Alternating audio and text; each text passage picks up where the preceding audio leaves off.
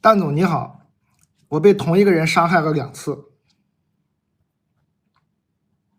对不起啊，泽恩，对不起啊，泽恩，王泽恩，对不起啊，把你名字念出来了，王泽恩，王泽恩啊，被同一个人伤害了2次。王泽恩去年7月份谈的，那时候呢，王泽恩真的能感受到他的真心。对不起啊。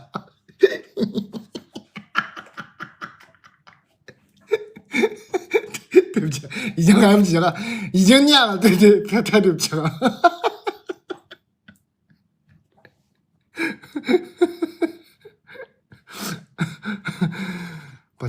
抱歉啊。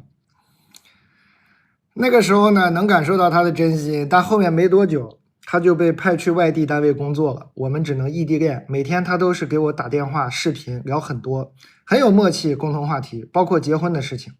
后面大概聊了半年吧，我们又聊到结婚的问题，我就问他什么时候，他就说等他回来再说。我就说那你回来之前就不要联系了。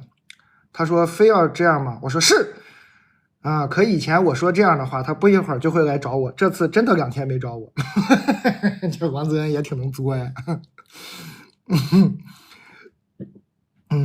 哎，这次那2天他没找我，我熬不住了。第3天我找他，故事来了，他要跟我分手，怎么说都没用，理由就是不想谈了。我难过了大概1个月左右吧，这段时间真的很难过。他还时不时给我发消息，但我都没有搭给他，反正我也不回。他就自己说自己的，就说因为工作原因他要去外地，这几个月都不要联系了，让我好好的，我也没回复。后面大概又过了1个多月吧，他又注册了一个新账号给我发信息啊，平台账号啊，说好想我，想和我重新在一起，还问我能不能结婚。我还是没回复，可是他每天都发，都打电话，憋不住的恋爱脑，最终我又上钩了。泽恩呐，泽恩，你是我这个放大头像看看，这是个兄弟还是个姑娘？这个泽恩语言系统打字非常乱啊，它这里头这个他一会儿是女字旁，一会儿是男字旁，我都看懵了啊！我不知道你这个谈的对象是男是女，我也看不出来你是男是女，有点懵。我接着往下看啊，又上钩了，就这样又联系了几个月，一直到7月2号他回家，回家当天我们就在一起啦，用词还挺阳光，挺开心，用的是那就在一起啦。第2天我就问他咱俩的事儿咋办呢？他犹豫了会儿说咱俩的事儿就过去吧。当时我惊呆了，我蒙圈了，我哭笑不得。我提前准备了几个月，就是为了回来这么一面吗？啊，后面我还是硬了头皮说了一些挽留的话，根本没有用。紧接着来了一句让我借钱给他，此时我的汗毛已经竖起，我没说借也没说不借，后面我就回家了。他好喜欢用这种字眼。回家之后我给他发信息，他还劝我放下吧，然后继续提借钱的事儿，还有我选择性回答问题。回家以后我就去上班了，发了个朋友圈，我说我上班了。他问我上班了，我没回。过个几个小时又给我发了一个图片，我也没回。我发朋友圈他就评论。最后我想问蛋总，这是要干嘛？这不就是要借钱吗？赶我走的时候开口借钱，绝杀，我 hold 不住啊！我内心深处爱过他，这几天时不时有点波澜起伏，眼角常含泪水。我该怎么办？求命！求救命！哦，这不是王泽恩的故事啊，真行啊，王泽恩，王泽恩带人投稿，你是古代是帮人写信那一块的，不是王泽恩的投稿。王泽恩最后有一个括弧，说来自其他平台的真实困惑，让我帮他给蛋总投稿，需要匿名。行，我也不知道他啥名啊，我就念个你的名，你人还挺好。你这搁别的平台还给我，你这，哎呀，你这还带信回来了，你不空手跑一趟是吧？你这去别的平台剪我直播片段了吧？你肯定是去别的平台剪我直播片段，你这还收上信了，你还挺有礼貌啊，不空手来。这家从别的平台给我带回一封信来。我真服了。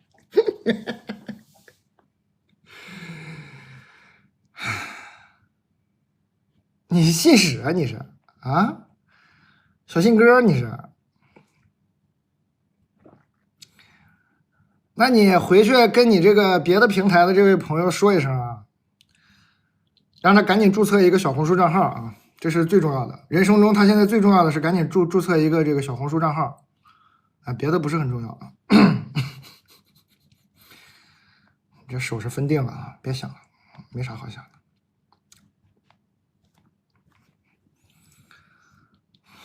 真行啊，王泽恩，你不会把我挂咸鱼了吧？王泽恩，你不是每天截我这个视频片段，最后在闲鱼上说2块钱写一封，2块钱问一次信这种，你不是把我挂闲鱼了吧？王泽恩，我现在上闲鱼不会搜到我自己吧？什么李诞小卖部读信一次收费2元什么的，我不会看到这种让我伤心欲绝的画面吧？王泽恩，不要这样对我好吗？不要这样干啊！再这样干可要生气了啊！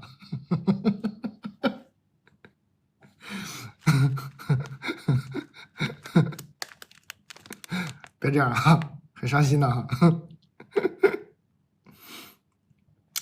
欢迎各位朋友，你看这玉米汁儿肯定是该回购的，400箱了，这玉米汁儿根本就没咋讲，400箱了，这大家都憋坏了啊！配料只有玉米和水哈，而且它这个玉米的甜还不是水果玉米的甜，它是那种老玉米、糯玉米的香甜。然后白花汁也有了哈，喝完了我已经，白花汁也有了，朋友们，就这个经常喝酒的、吃肉的、嫌腻的，就这种甘甜、清爽、清香，一喝就是那种感觉复活的那种感觉，可以买点白花汁啊，这都是老朋友回归。我天，好长！来，蛋总你好，2年前我陷入了一段狗血的三角恋，本身呢我也已走出困境，但是前任回来找我，让我很困扰，并且有应激反应。于是我把三角恋的故事整理成了一篇3000字的小论文，发给了我喜欢8年的白月光。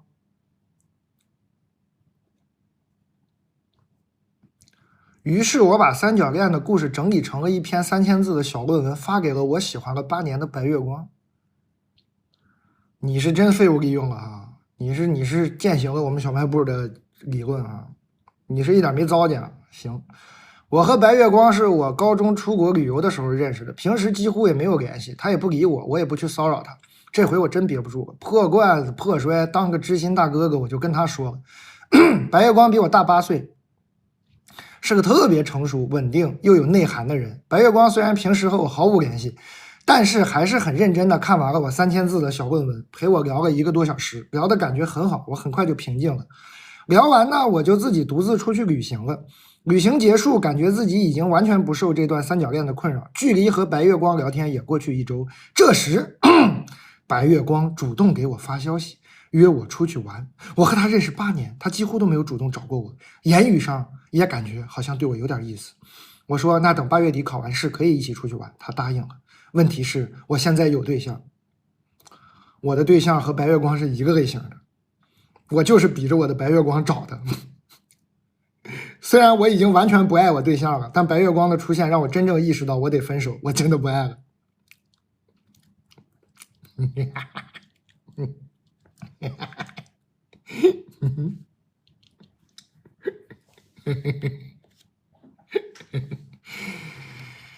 哎呀，爱谈三角恋吧？我看你是啊，你是三角恋资深爱好者吧，姐妹儿？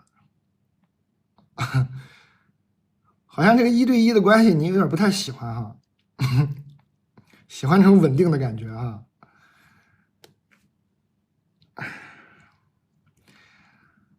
我本身吧，条件在世俗意义上算还可以，长相、学历、家境都还可以，白月光也是。我不知道该怎么办了。我想考完试直接和现在的对象说明说我喜欢上了别人，我也不爱他。但现在的对象呢，是个从头到脚无可挑剔的人，我是他的初恋，他其实也清楚我不爱他了，但还是愿意对我无条件付出。请问蛋总，我到底该怎么处理这乱七八糟的关系啊？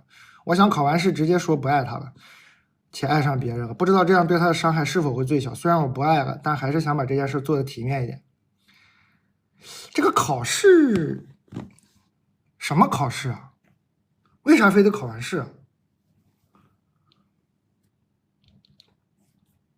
咱们这个考试，你是说怕了你是还怕说了影响你考试是吗？你是你是跟人家分手，你还怕影响你自己考试成绩是吗？是这意思吗？你等着考试干啥呢？你现在就说，明天都不用等啊，太阳都不用等它升起来，今天就可以说了哈。马上拿起这个叫手机的东西，这个东西有吧？应该有啊，不然咋给我投的稿呢？然后在通讯录里找到你男朋友，是吧？摁下悲伤的发报键，我不爱你了，我们分手吧。啊，这很简单哈，非常简单啊。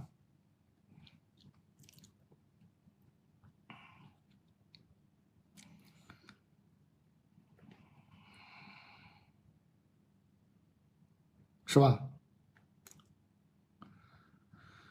我到底该怎么处理这乱七八糟的关系？你既然已经感觉到乱七八糟了，那就是快刀斩乱麻，所以要快，越乱越要快，剪不断理还乱，是吧？是离愁，别是一番滋味在心头啊！不要整那出，快刀斩乱麻，搞快啊！好的，玉米汁马上就没有了，玉米汁还有170单，卖完就没有了。下次到货时间还未定。行，我真是服了这个 Fit 8的老板，我真服了。行，还有170单，大家随缘吧，买到就是买到了，不知道下一次什么时候还有，我真服了。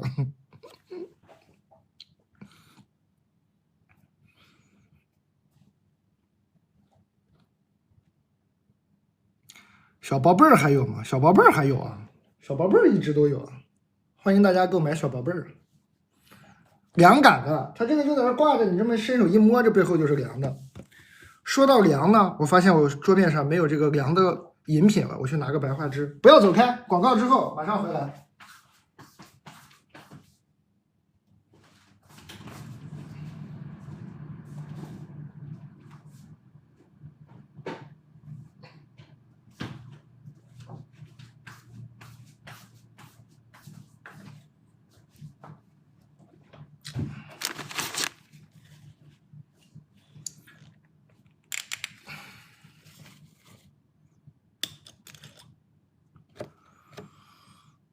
他回来了，白桦汁，他回来了。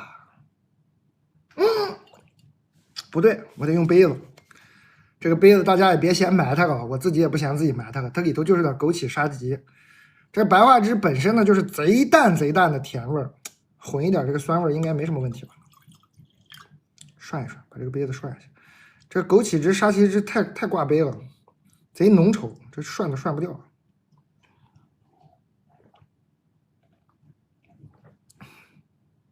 您别说，这么喝还真不好喝。哎呀，好怪，这样混在一起，不行，我不能这么喝，还是这么喝。哎，好难喝。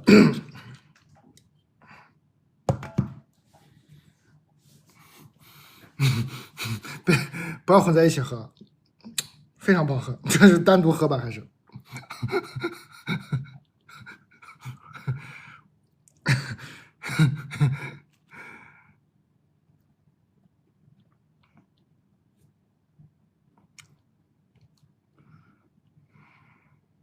受气了，得嘞，玉米汁卖光了。哎，我真服了。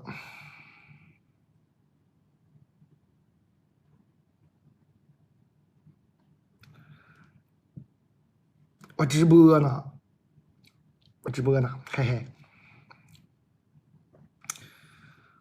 昨天喝太多了，昨天在徐志胜他们家跟徐志胜，昨天我徐志胜、呼兰、Kid，我们喝到5点。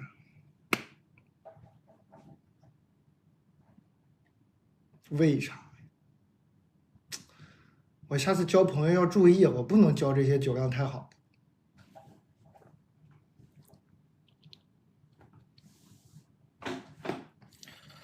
唉，健身，对啊，喝酒不又不累，我是白天健的身啊。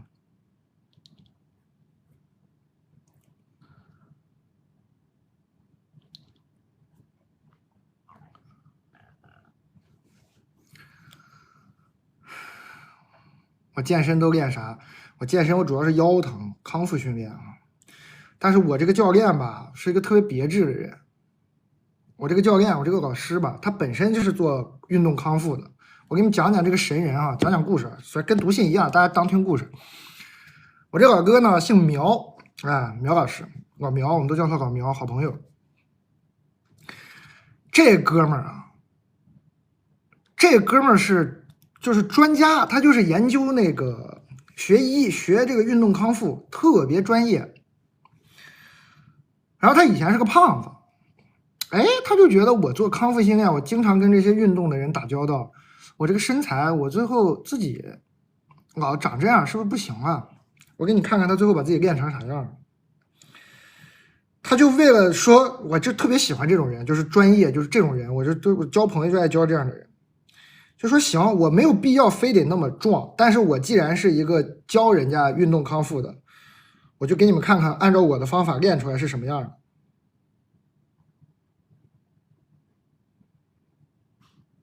老苗神，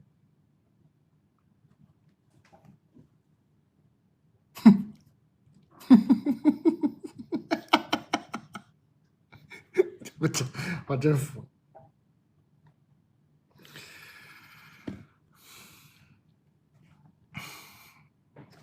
服不服？他一天的训练量，我看着都哆嗦，太吓人了。他一天就在那儿，我说我想做会儿有氧吧。他那个健身，他不开健身房，他其实现在的工作还是运动康复，他不开健身房，他就有时候帮朋友做私教，然后呢，主要是做康复。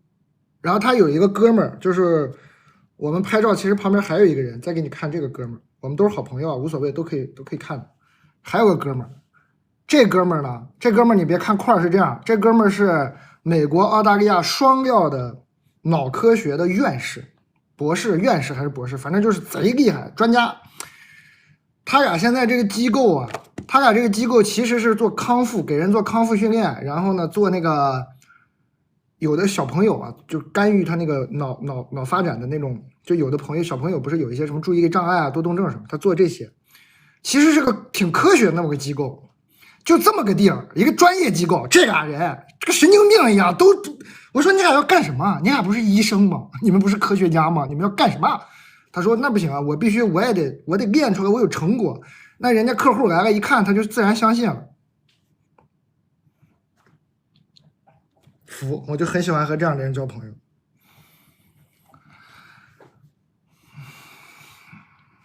还有5分钟发券。上链接，上什么链接？上链接。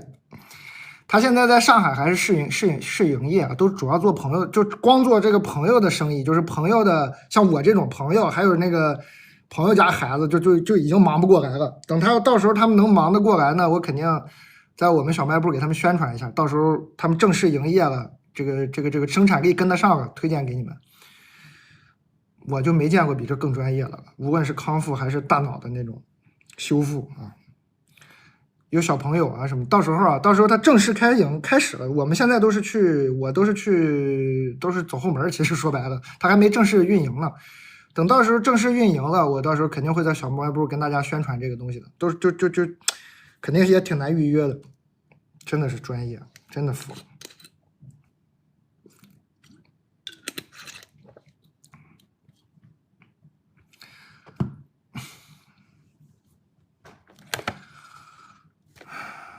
欢迎大家啊！感谢各位。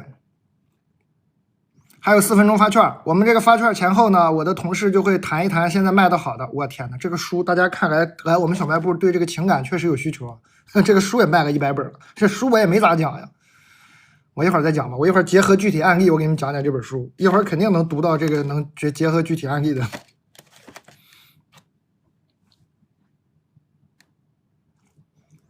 欢迎各位啊！对，我们这凤梨酥也有了，凤梨酥也可以买了。那个卤味白茶卤味也有了啊，这个补上货了。白茶的这个鹌鹑蛋格外推荐了，也可以买了。牛脆脆也有了。哎，感谢各位，还有3分钟发券，还是佛学入门。行，我们这个佛学入门呢，不光是可以佛学入门啊，还有30天看理想那个平台里的所有课都可以听一下。我这2天在听那个一个历史的那个课，哎，真挺好。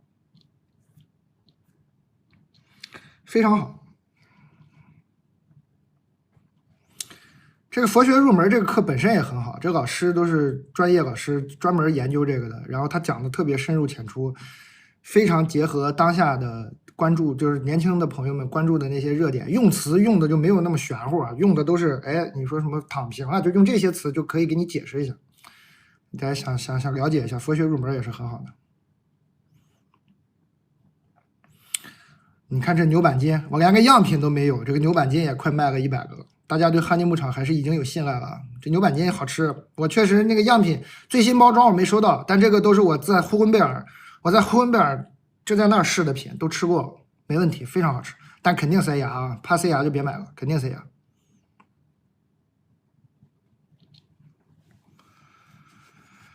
这个《情感无能》这本书呢，你在靠谱讲书多，我在靠谱讲书，我那天刚录个事实，我不是在靠谱讲书嘛，录制。然后这本书不是在我们小卖部卖的贼好嘛？这本书在我们小卖部嘎嘎卖断货嘛。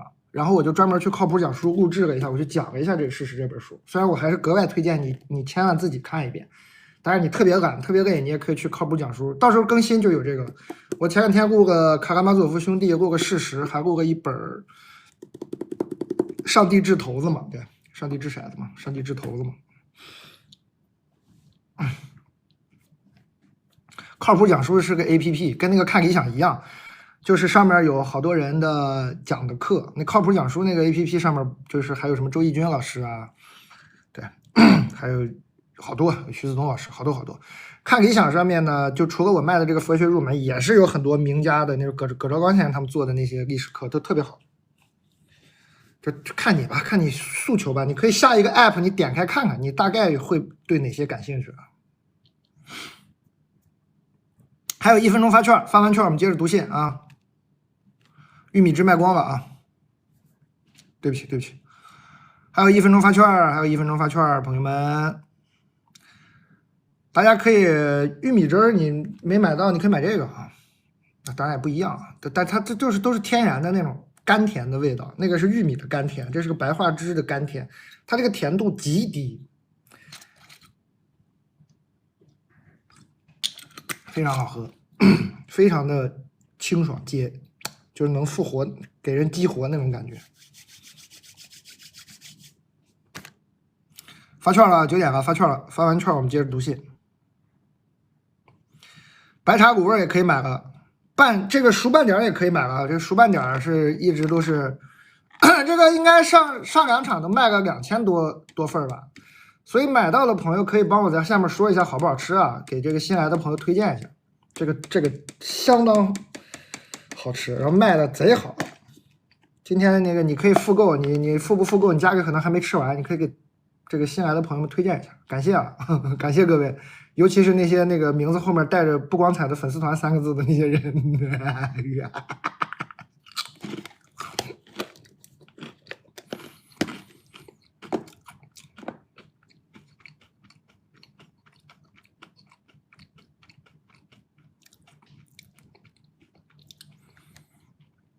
发券了，这券比较少。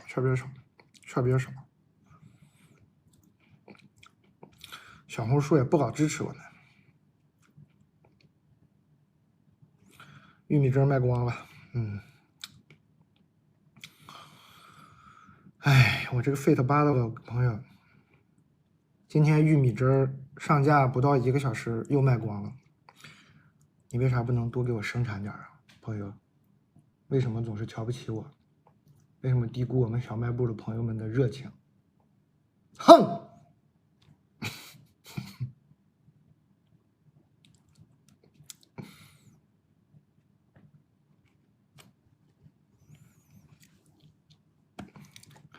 银耳还有。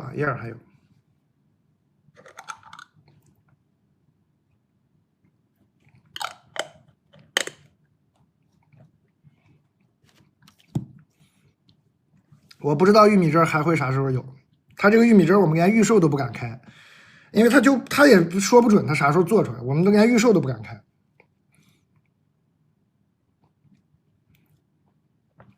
我刚播的时候还展示了一下老苗的照片，等他到时候开业了，看看在我们小卖部可以一起播一下，然后呢帮他宣传宣传。他现在也不用宣传，他现在这个他现在光治咱们这几个朋友都治不过来。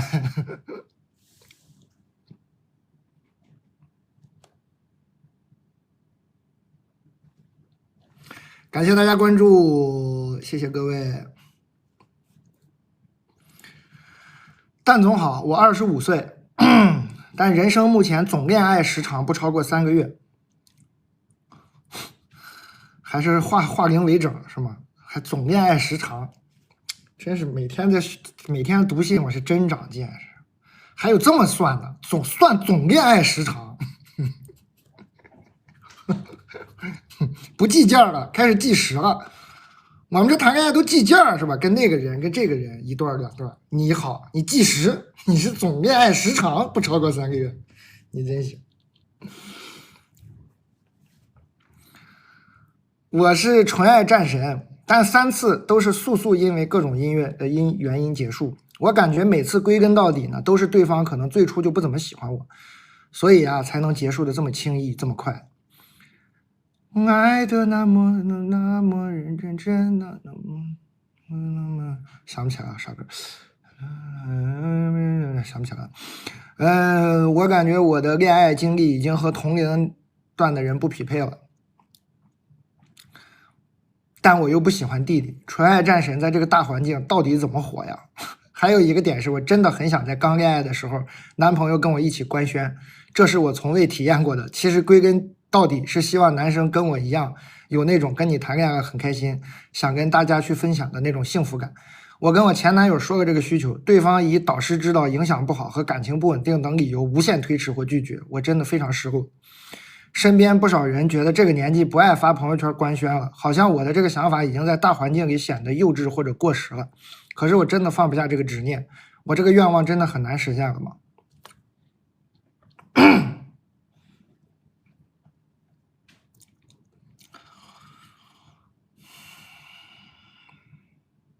你这个愿望不难实现啊，但是你这要求别人呢，人家也完全有理由不答应是吧？完全可以不答应啊，这跟年龄没啥关系。这确实有时候蛮尴尬的，是吧？发个朋友圈说，我谈恋爱了，这有的人他会觉得有点尴尬，就这个性格问题吧，主要还不是说跟你感情咋样，他主要还是个人性格问题。他有的人别说发朋友圈官宣了，你有没有注意到他朋友圈都不怎么发呀？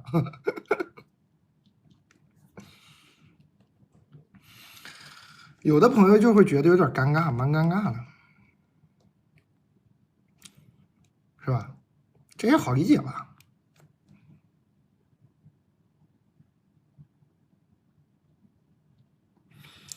加速吧，把这个加速生产起来。哎，你既然新做一批玉米汁，你能给我做点这个特别版本吗？就是你在这个包装上写一个什么李诞小卖部特供版、特别版本啥的，好不好？这印俩字不增加成本吧？我随意一说啊，给你增加成本就算了，我就随便说啊，你别往心里去啊。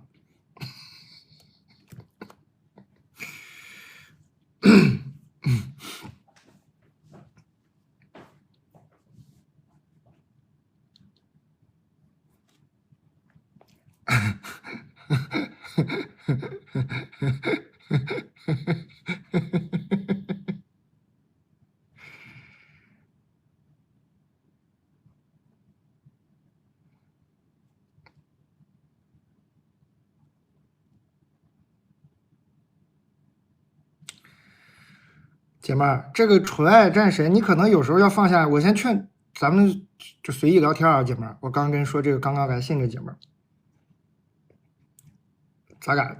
咱们就当自己人聊哈。我可能话说的会有点那种，你可以不同意啊。我的感觉就是，你这个可能得改改，就是这纯爱和发朋友圈官宣呢，它没有必然联系，就不是说非得发朋友圈才叫爱你，不发就是不爱你。你老有这种期待，老有这种预期呢，那可能会一上来吧，就确实会给对方感觉压力有点大，我感觉啊，我没说你错了，而且呢，我也相信你一定能遇到那种比你还热情的，还逼你发，说你赶紧发朋友圈，我也祝福你，我也相信你能遇到。但是如果你信任我呢，你想听点我的建议呢，我觉得这个你要先从心理上把这个东西克服一下，就是跟这个纯爱和非得发朋友圈官宣，你别给他绑定挂钩挂死，说不发朋友圈官宣就是不纯爱，就是不爱我。你老这么想，你碰不着纯爱了哈，你对你自己不好。对不起啊，我那个说话那什么了，我就小小的建议啊，小弟一点小小的不成熟的建议，你完全可以不予采纳。但是，一旦采纳呢，你就会发现生活会变得比较轻松。没必要啊，没必要非得逼对方发朋友圈，因为这个呢，确实还是两个人在一起归在一起。哎，我这么说你能理解吗？就是朋友圈，你还是理解为他的一个财产。就是两个人在一起啊，刚在一起的时候就，比如说两个人刚在一起的时候说，哎，那我就花你的钱，你就花我的钱，没有吧？没有吧？是吧？这刚在一起也得处一段时间，说哎，这个钱可以混到一起用。你把这个朋友圈也理解为成他的一个财产，就是说这就是他的财产，你不能说一上来就对他的财产指手画脚，我觉得这个会有点怪。他都不是说爱不爱你，你就指挥他，就等于其实就跟说你要把钱给我花，哎，把你车借我开一下，你家我住2天，其实就这种感觉。说朋友圈你帮我发一下，这会有点怪，就是你可能觉得朋友圈你就误会了，你觉得这是跟财产有什么关系？其实是很重要的个人财产啊，朋友圈是非常重要的个人财产，你不能这么去干扰人家这个。我的建议啊，不成熟啊。不成熟啊，不成熟的建议啊！午餐肉很好吃啊，午餐肉买那个减盐版本的啊，买那个减盐版本可以空口吃的，我那个减盐版本的啊，这儿减盐25的这个可以直接吃的。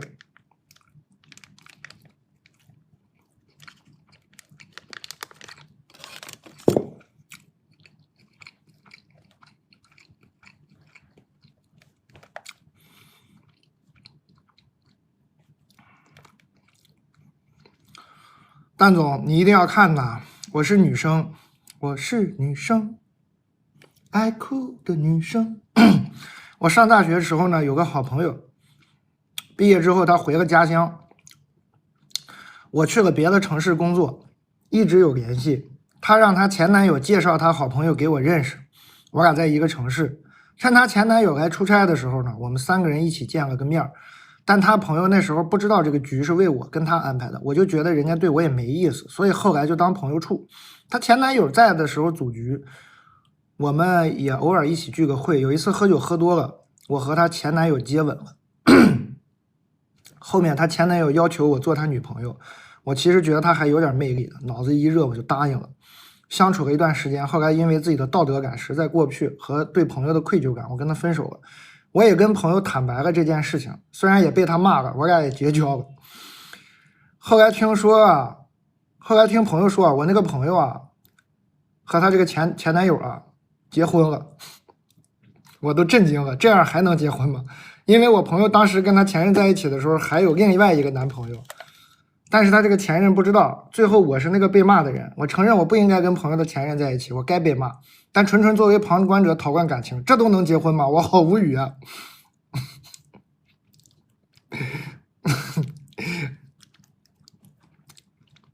我有点不懂到底什么是感情，什么是婚姻。眼睛里可以揉这么多沙子吗？这是有多爱呀、已经把自己比喻成沙子了是吗，姐妹儿？已经把自己比喻成沙子了，眼睛里能揉这么多沙子吗？你就是沙子本人呐，这合适吗？咋把自己比喻成沙子了呢？姐妹儿，不合适吧，姐妹儿？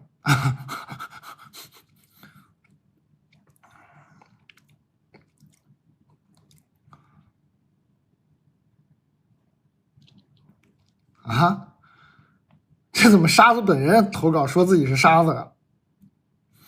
祝福吧，那咋的呢？你管人家呢？人家就是眼睛，就是人家的眼睛是特殊材料制成的，就是耐磨，人家就是能结婚，你管人家呢？送上祝福吧。啊，不过你们也都绝交了，绝交了挺好，可别掺和了啊，太吓人了。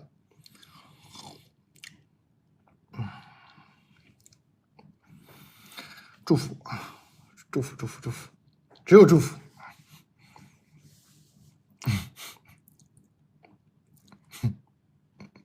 可别掺和啊！以后尽量也少当沙子啊，尽量吧。你是风儿啊，我一直就没明白我是沙是谁，原来整了这么多年，原来你是沙，这歌是你写的，哈哈。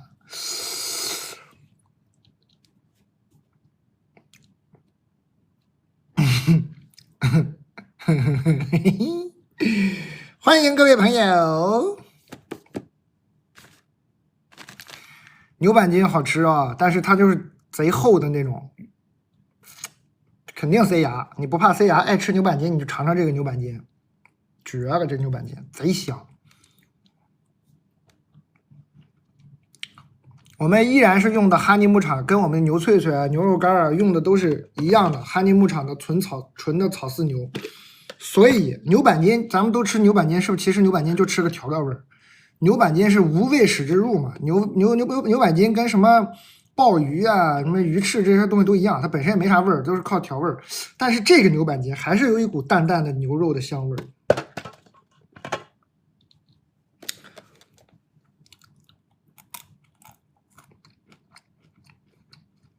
牛脆脆完全不塞牙，你可以买牛脆脆，牛脆脆完全不塞牙，牛脆片完全不硬，完全不塞牙，牛脆脆长这样。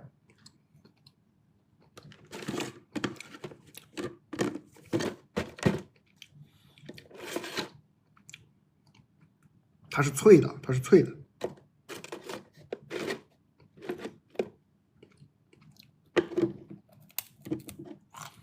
牛板筋最新包装我没拿到，我这没样品，抱歉啊。牛脆脆我找一片我掰过的，我不想都掰了，有点浪费。大片的牛肉，薄薄的，风干烤干，脆的，完全不硬啊。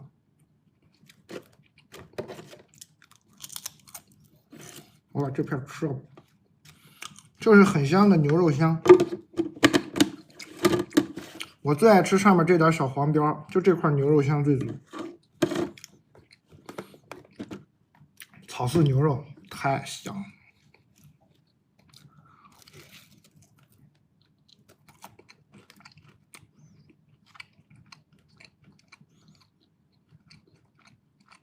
玉米汁没了，确实没了，啥时候生产出来我都不知道，完全没有了。牙口不好就吃这个牛脆片，非常好咬，脆的。牙口好买板筋，买这个超干条；牙口不好就牛脆片。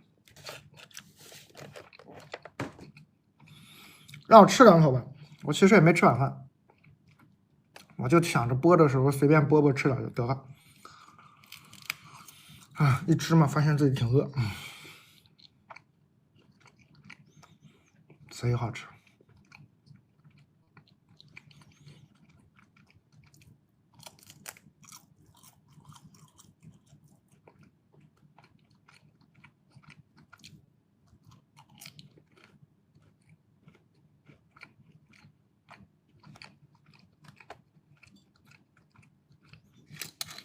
来一口白花汁，这玩意儿就是吃肉喝酒的时候喝这个，特别的清爽甘甜。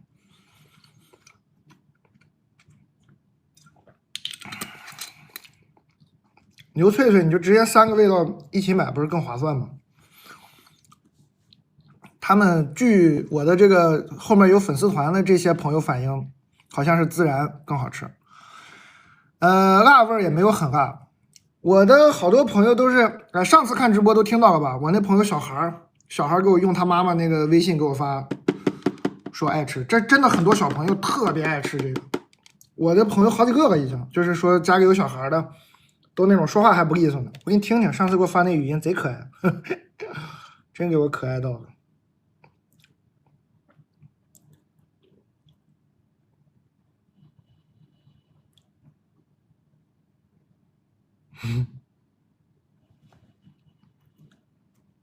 这小朋友说的，教我怎么卖牛脆脆。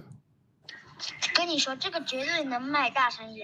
到时候你直播就这样，香脆，这形容它，我形容香脆浓香，可以当零食，一边看电视一边吃。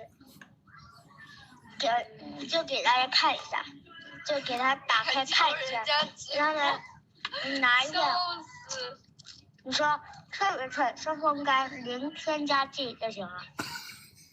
教我怎么卖呢？太可爱了。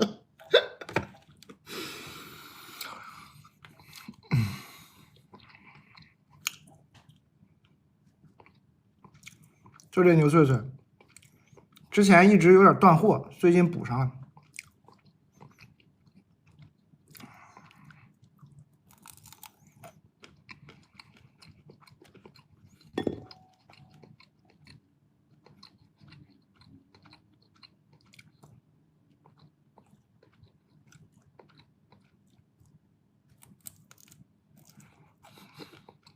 好的。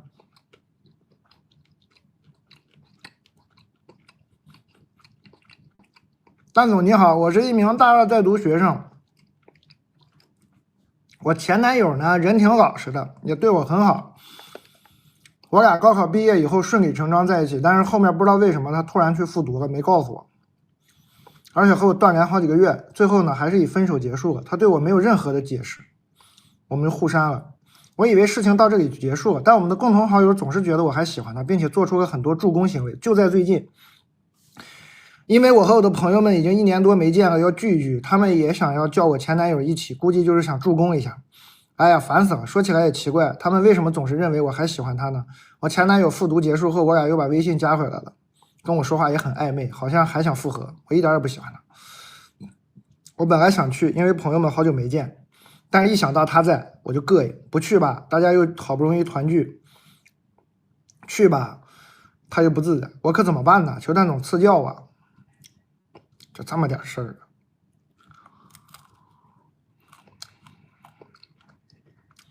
我感觉有1万种办法啊，但我一种都不想教给你，自己想办法。就1万种办法我都不想教给你，你这么点事儿就给你难住了，你这大学上的不能教你啊，你自己练啊，自己想办法啊。你这么点破事儿自己想办法自己解决啊，不能帮你，这帮你以后可咋整啊？这大2了都，这点事儿都解决不了，自己琢磨啊。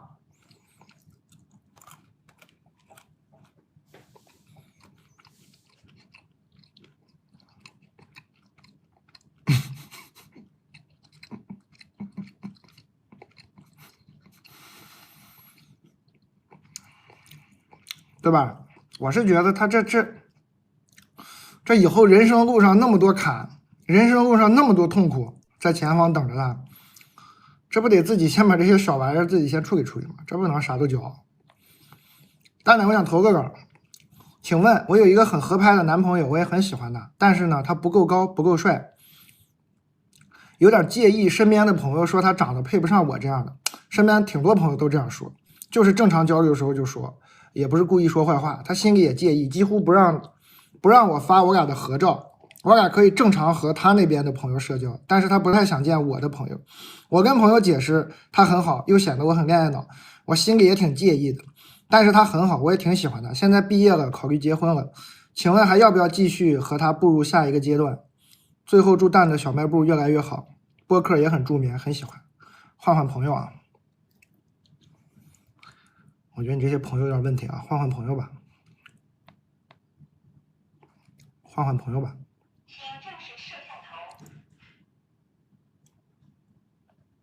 什么情况？换换朋友吧。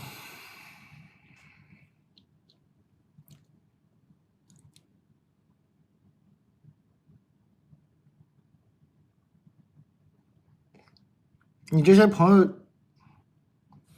这个英语很喜欢说叫有毒的环境，说你身边的环境是这有毒，你咋说 ？toxic 是吧？有毒的那个单词怎么拼啊？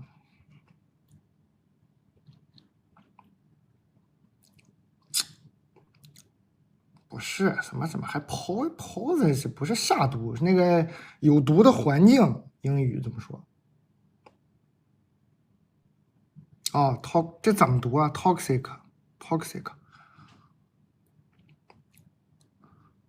对，我听听怎么读。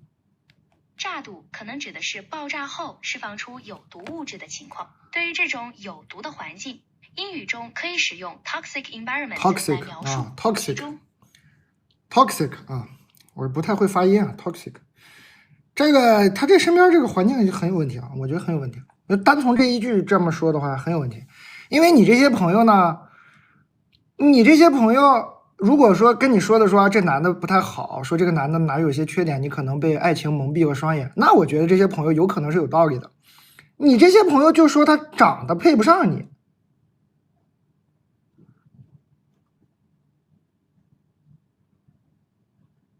换朋友啊！我觉得这朋友非常的糟糕，这样是非常糟糕的。本来这样点评别人长相的就有点不礼貌，完了这还拿你当朋友呢，这朋友的男朋友还当着人家的面说长得配不上，非常没有礼貌啊，也特别不好啊，他们的价值观也有问题啊。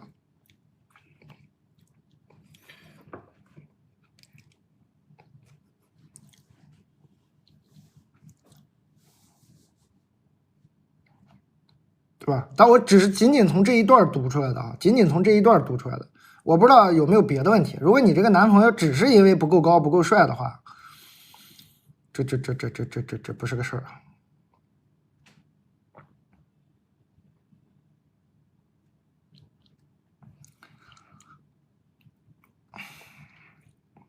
李诞代入了，确实，哎呀，对哦，我也不能说，不行，我也有利益相关啊，姐妹儿，我刚说的你就别听了，我有利益相关，我可能有一种那种天下丑男皆是兄弟那种感觉，有点那种一下没控制住，有点那个利益相关了。对不起啊，别听我的，听你朋友的吧。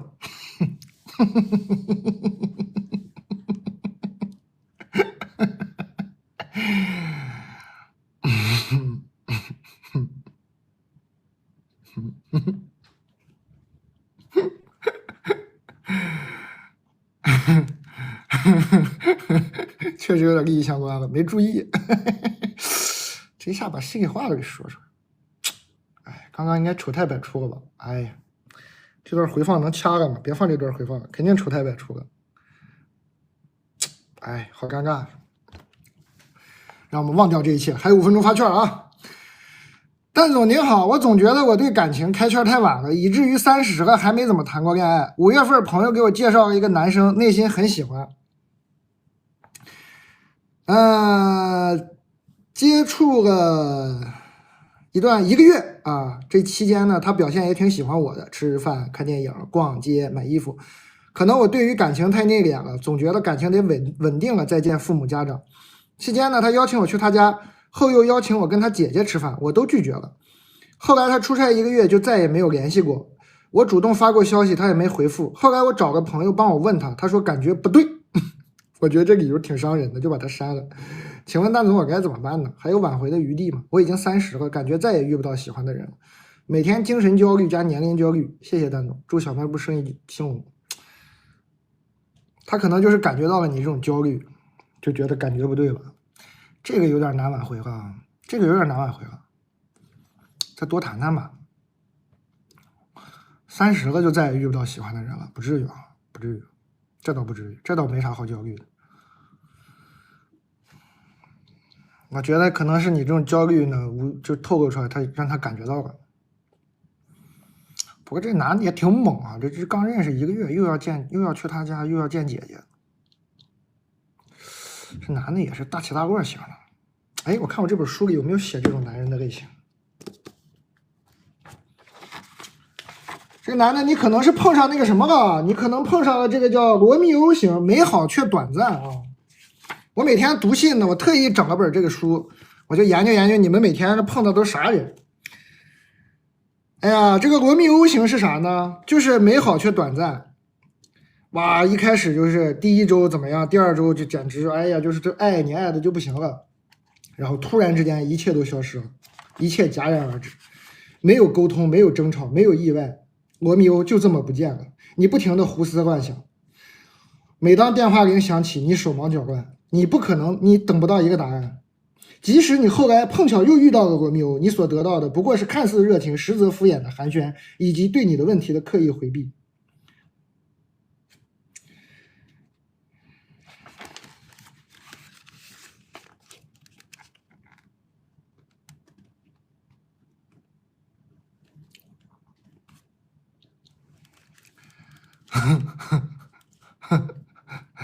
怎么样？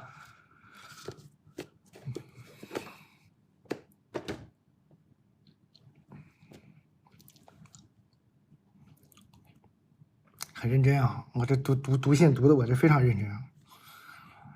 有可能是碰上这个罗密欧型了，反正他都觉得这个都不主动找你了，感觉不对，你再找回来也没有用啊。你不用想什么30个就遇不到喜欢的人了。哎，我嘴里有一些得罪人的话，我能说。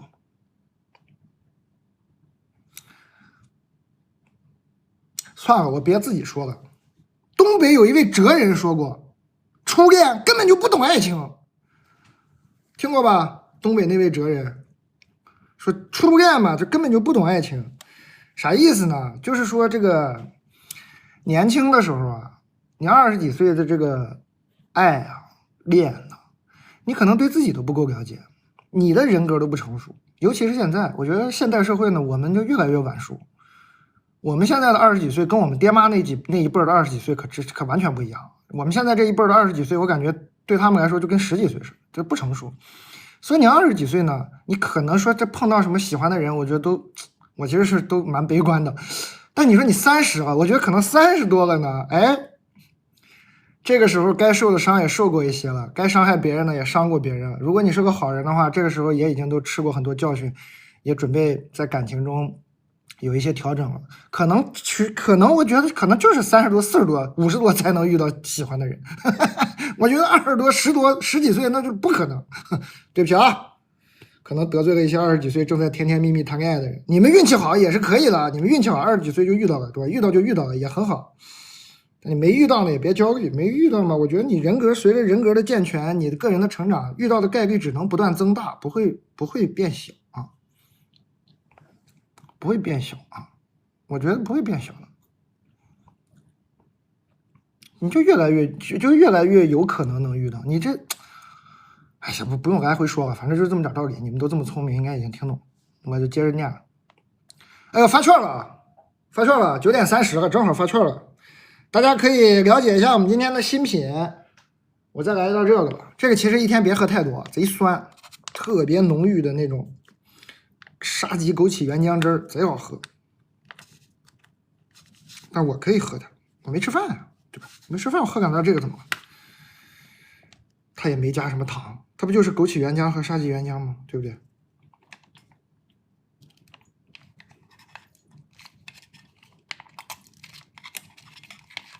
酸啊，怕酸别喝啊，贼酸。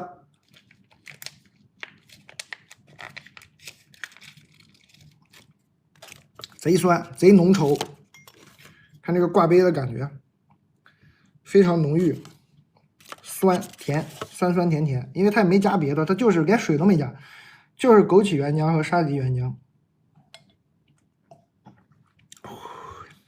我喜欢这种酸的感觉，你不喜欢就算了。其实你看了，朋友们跟咱们也这个隔空相处这么久了，看了我那么多小卖部直播，你没发现我卖的东西我喜欢的不就这种吗？我那番茄也是，但我这番茄放的久了，你看变红了。其实我爱吃它那个更绿的时候，更酸那种感觉。我这桃，你看这给大家做实验，这桃放了很久，你看现在就变得软软的。这个桃呢，刚拿到就是硬硬的，现在就是贼软贼甜。这桃和番茄也都推荐，卖的很好。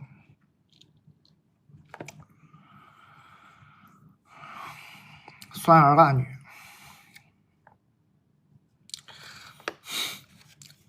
好的，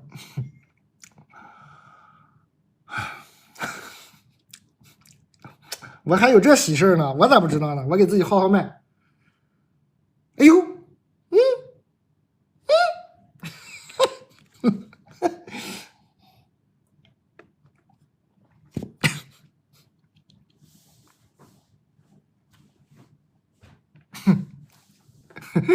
真行啊你们！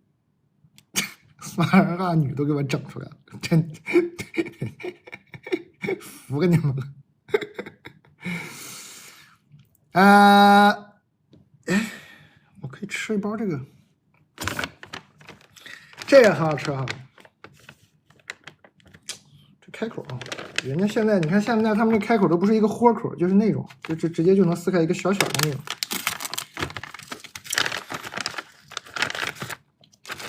吃个这个，这很好吃，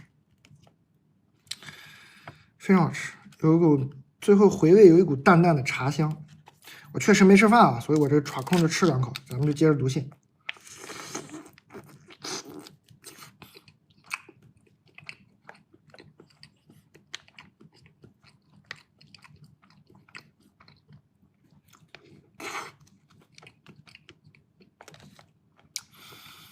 我们之前承诺的、答应的衣服都在做，但这玩意儿需要时间，它没那么快容易做出来。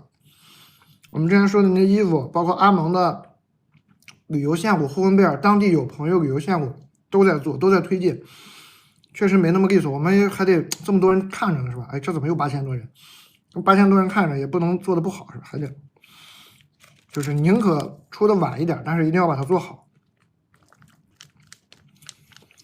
吃这午餐肉买这个减盐版本的哈，贼好吃。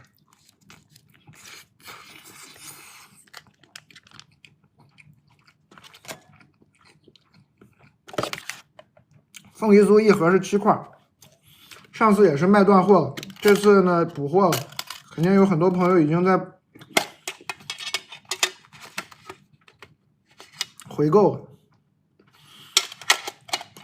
这个去过厦门可能都见过他们下线店，这很多在线下就黄眼堂在厦门有很多线下店，很多朋友都拿这个当伴手礼，因为它这个铁盒怀旧的很可爱嘛。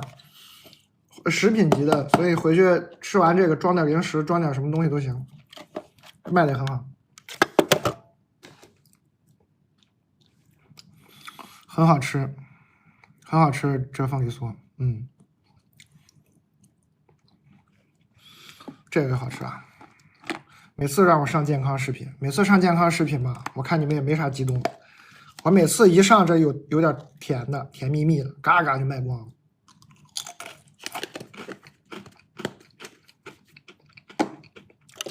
铁盒啊，铁盒。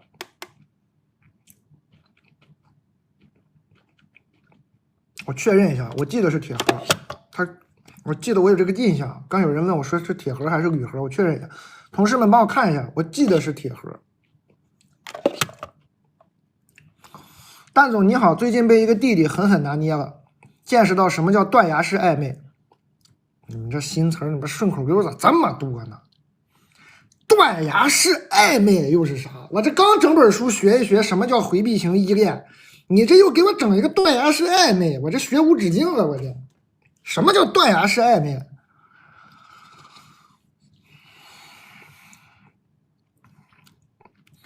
我们认识3个月，冷了1个月，热了1个月，现在又进入了冷冻模式。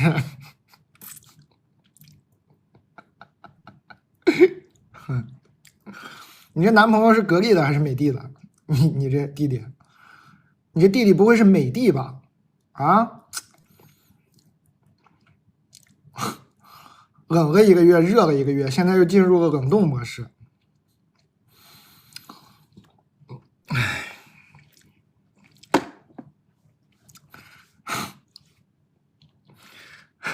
这弟弟全名叫美的是吗？我们都能见到的那个是吧？这个美的的老板，格力的老板。看到我了吗？可以欢迎这个赞助啊！你看我们这有时候读信都能 Q 到你们，你看这净整这断崖式暧昧，我的妈！真的是前一天还什么都分享，第二天呢就嗅到了不一样的味道。姐妹文笔还不错，行，我喜欢这个文笔的啊，是铁盒啊，确定啊，这个是铁盒啊，铁盒，9000人了，哎呀，好的，看看今天能不能播到1万人，欢迎大家啊！刚开始我还以为是我多想了，后面发现敏锐如我怎么会想错呢？后来得知是他工作上发生了一些变动，善解人意的我就为他这段时间的冷漠找到了一个借口，工作问题嘛，哪有时间想这些乱七八糟的啊？然后就断断续续聊个几句。当然现在绝大多数时间呢，还是我先发消息，他就不咸不淡的回复几句。我有发消息困难症了，每次跟他发信息之前好像跟领导要谈心一样，觉得自己又要去争取了，本能的很抗拒这个事情。这个周末我辗转反侧，想要不要约他试一下蛋总的秘籍在干嘛。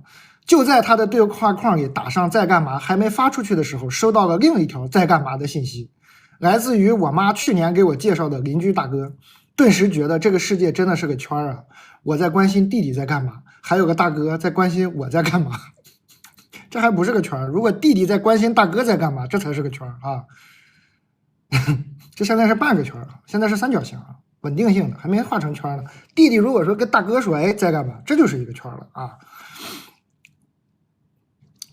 插一句啊，这个大哥呢是在我认识弟弟之前认识的，现在已经处成朋友了，也已经明确表示了不喜欢他。在收到大哥的信息后，不争气的我选择了去跟大哥去公园遛弯。弟弟对话框里的在干嘛我也没有发出去。周日我想着不行，不能怂，一不做二不休，我把在干嘛发了吧。这在干嘛这么大个事儿吗？现在这在干嘛都已经这么大个事儿了吗？需要下这么大决心吗？这跟高考填志愿似的，你不会还得跟张雪峰连线说，老师张老师，我这个在干嘛到底什么时候发比较合适？哎，对，我是内蒙的考生，我能发这在干嘛的吗？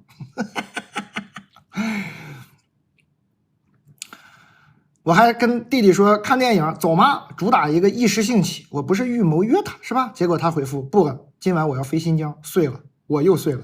现在就是说一会儿觉得呢，我这30出头的年纪难得遇到心动的人，要冲啊！女明星还失恋呢，这谁还当舔狗呢？哎呀，这差点念出来，就别给我挖这种陷阱啊！这咔就给我写个名字在这，我差点给念了。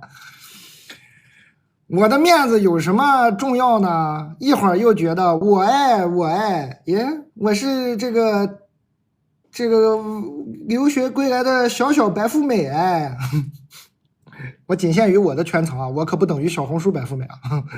我居然在给一个弟弟当舔狗，蛋总，我该咋整了？你飞新疆吧，你咋整？你已经疯了啊！你飞新疆吧。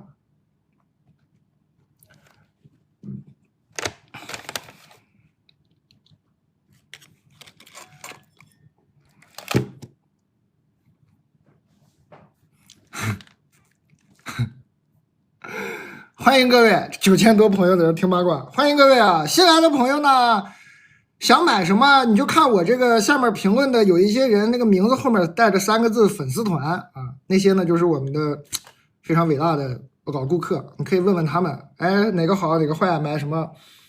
新来的从来没来过，第一次来的就推荐这个牛脆脆啊，还有番茄是我们的经久不衰的超级爆款。老朋友呢，今天有新品，就是沙棘枸杞汁儿和这个老品返场白桦汁儿都很好喝。完整的牛肉片儿，薄薄的切，风干烤干，贼好吃。上面这块油是特别香的牛油的味道，我很喜欢。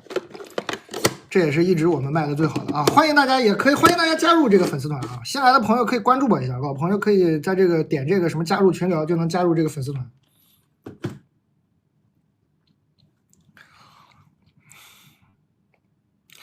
欢迎各位，感谢各位。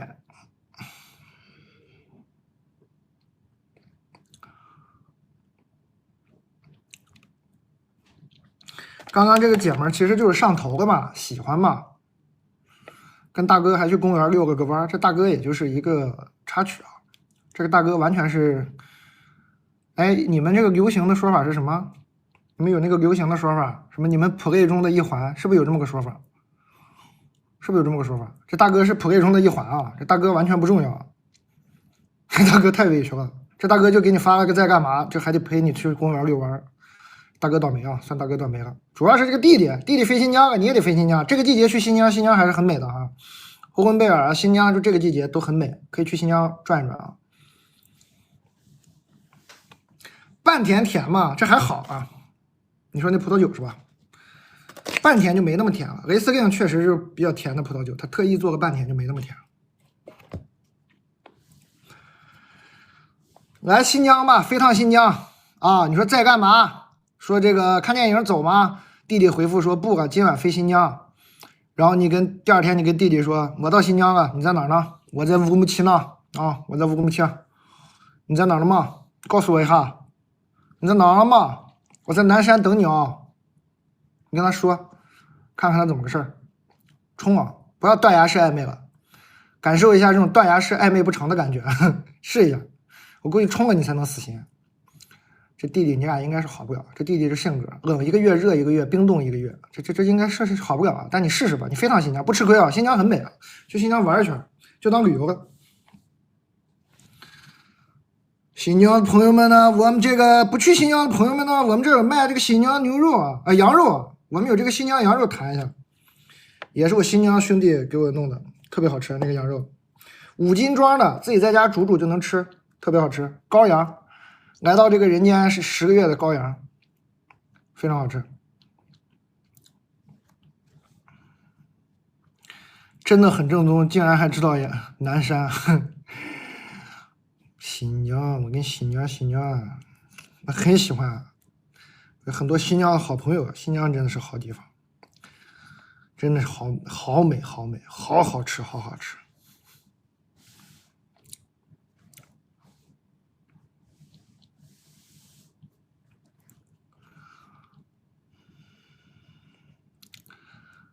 新疆，今年是不是又可以去了？也可以再去啊！新疆真的是魂牵梦绕。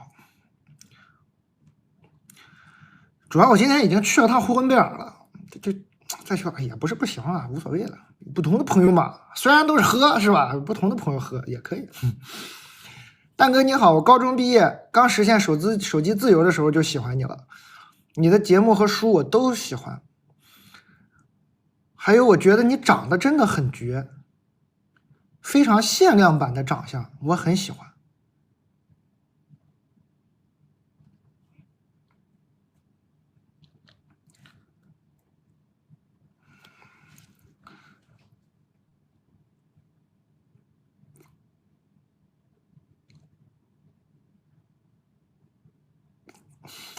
就是现在咱们这个中文已经被可以这样使用了吗？中文现在，这还是我擅长的那个中文吗？咱俩用的都是中文吗？我觉得你长得真的很绝，非常限量版的长相，我很喜欢。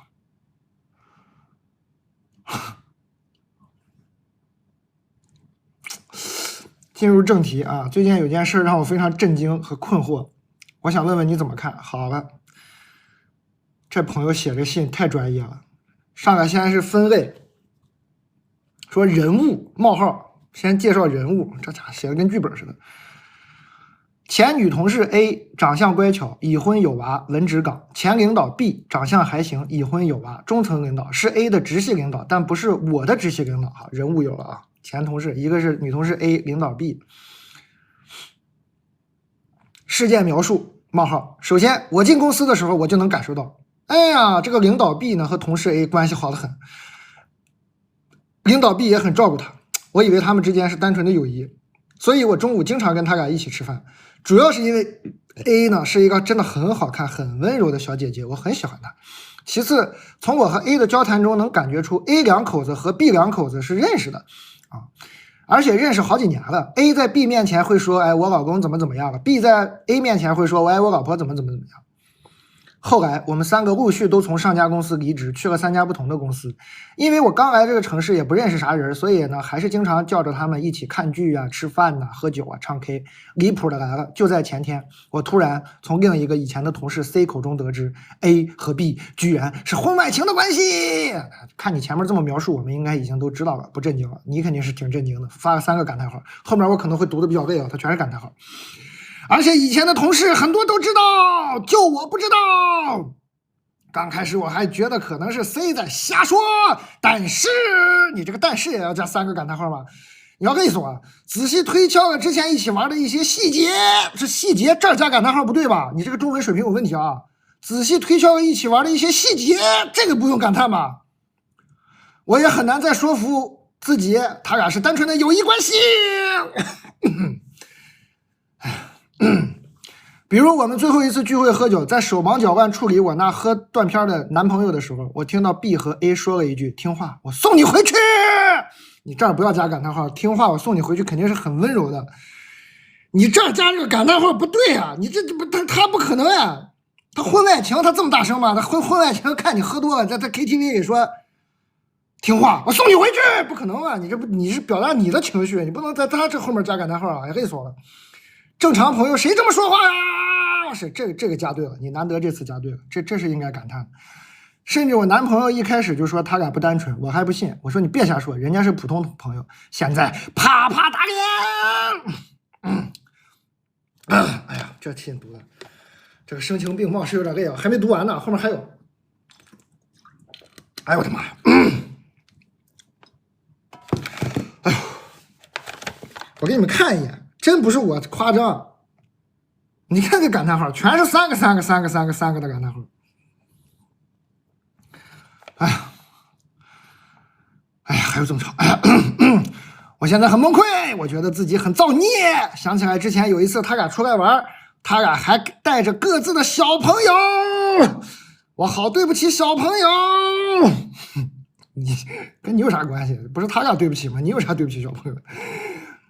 他俩应该也不是因为想跟我玩所以出来的，他俩就是想见对方才出来跟我玩。我给他俩制造了好多的机会啊！我有罪，你有罪，你发好多感叹号也是有罪的啊！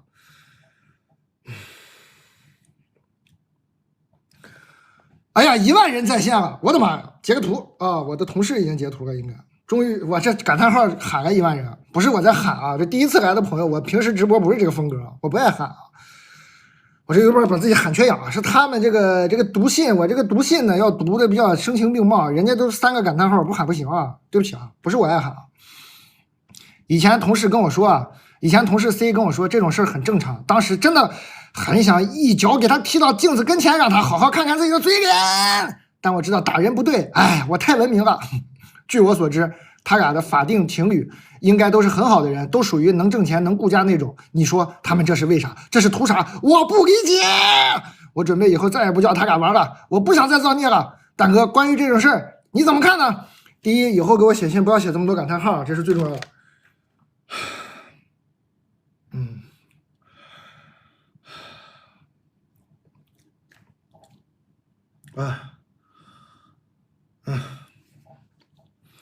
他们的死活我管不了啊，你心疼心疼我吧，他们爱咋地咋地吧，我管不了啊，你少给我写这么多感叹号。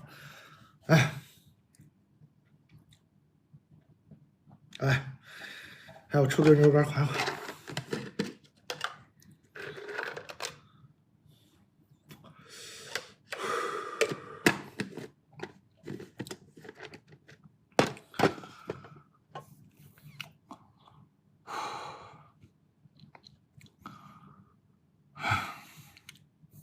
1.1万，真行！这是小卖部直播以来人最多的一回，欢迎各位朋友，新来的朋友可以关注一下，老朋友可以加一下这个什么群，还有9分钟发券，这个来了就可以等券了，一会儿发券了，还有9分钟发券。新来的朋友你就奔着那个我们这个货架上有一些，哎，咱们把那个分类给分一下吧，我们这个分类有一个叫新的。我们加一个分类叫销冠吧，就是以前卖的很好的那些产品，伟大的同事们加一个分类，因为今天有这个好多肯定是新朋友，新朋友呢可以都是你呼麦呼来的，谁呼麦了？我没呼麦啊，我不会呼麦啊，呼麦是个很厉害的艺术，我可不会啊，我不能侮辱这个呼麦这门艺术，好多人呢，11000，天哪！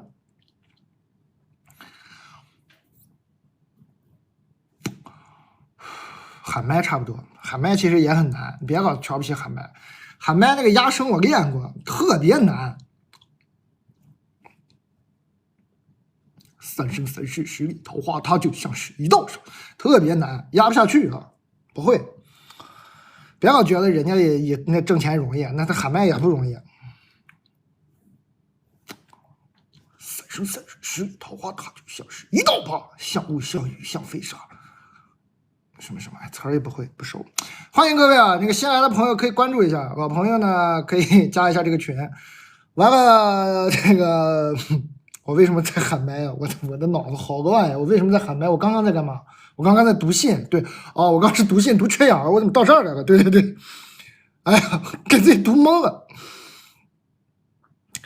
我们这个小卖部分类里呢，这个分类里有一个这个一会儿加一个分类叫销冠，新来的朋友可以看看我们这个之前卖的特别好的那些东西。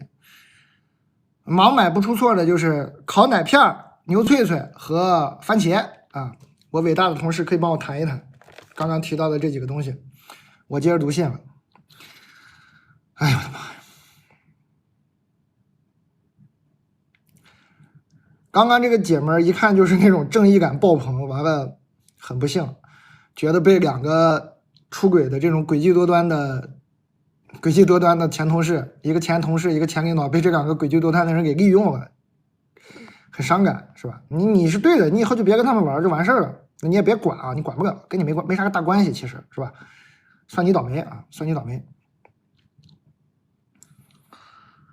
你管不了，这管不了，这真管不了。你就少跟他们玩就行了，然后你给我写信少写感叹号，我真是，哎呦我的天！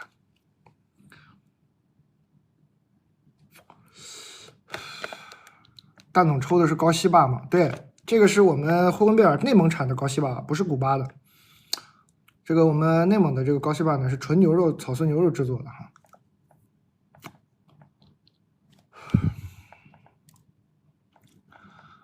我喜欢上了我的吉他老师，你是不是来过？我记得读过一个喜欢吉他老师的呀。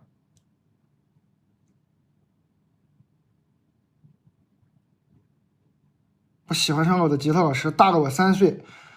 我约他去看演出，晚上我没忍住，我亲了他一口，他也没拒绝，说明是有反应。后面呢，我们还是普通师生一样相处，手机上不聊天，只有约课的时候说一下。我跟他不见面还好，一见面我就心动，我知道我是喜欢他的，但是没有可能，因为我觉得他没看上我。表白的话呢，让接下来上课会很尴尬。你亲他上课就不尴尬，表白以后上课会尴尬。你是看演出吧唧亲他一口不尴尬。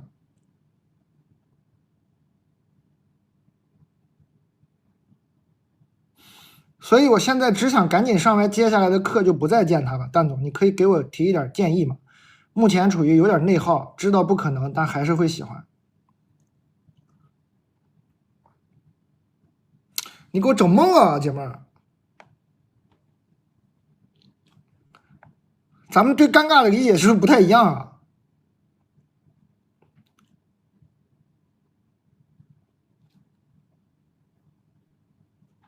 实在不行，你觉得实在表白，你是表白搞不了的话，你要不就再亲他一口。你等上课那时候，不是你俩就一样吗？下课的时候你就跟没事人一样，是吧？你下课的时候就跟没事人那种。下课刚学完弹琴，把琴一放，走过去，不身边亲2口是吧？亲2口更像礼仪是吧？左边这样，右边一下，就那种脸颊那种。亲完就走，你这么坚持一段时间，要么呢他就跟你表白了，要么呢他就给你拒绝了。哎，你这么坚持亲一段时间，应该就有答案了，好吧？坚持亲一段时间，亲个3、4天差不多吧。啊，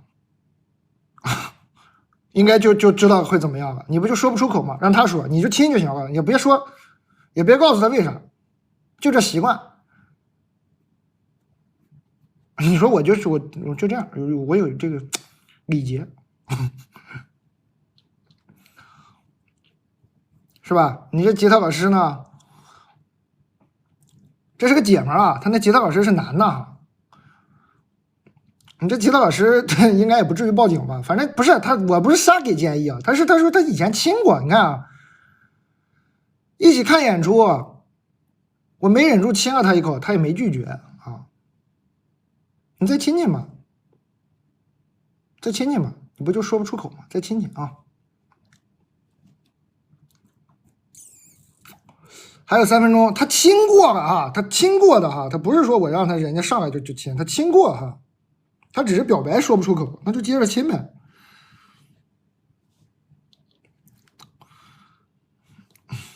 多亲亲就好，多亲亲就有答案了。欢迎各位朋友，感谢大家关注。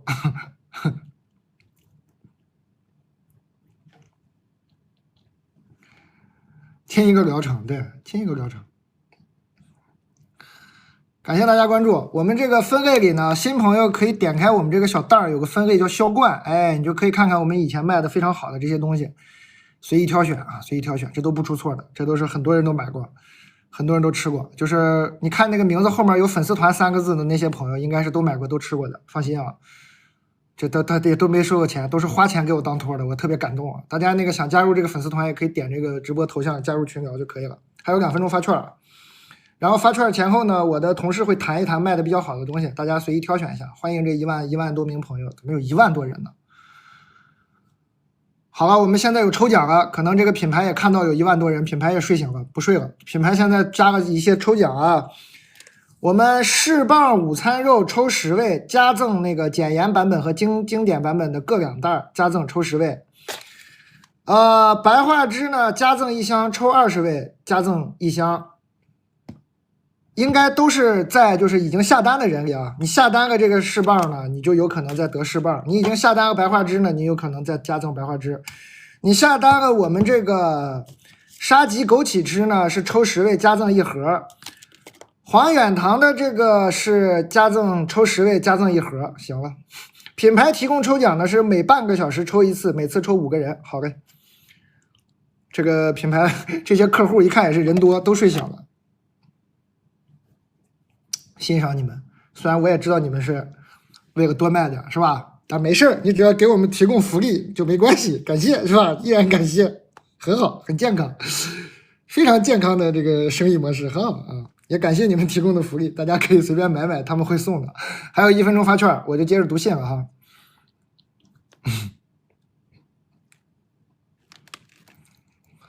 这品牌方对我都很好，非常感谢，很感恩，感恩。但这个柿棒呢，这个柿棒确实是我上赶着，这个柿棒是我自己平时就吃呢，然后哎，人家也还愿意跟我合作。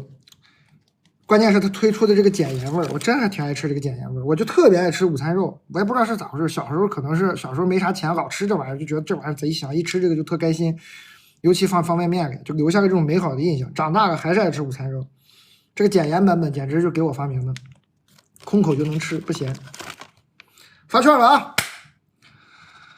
大家随便领领，随便买，我接着读信喽。感谢各位，感谢各位。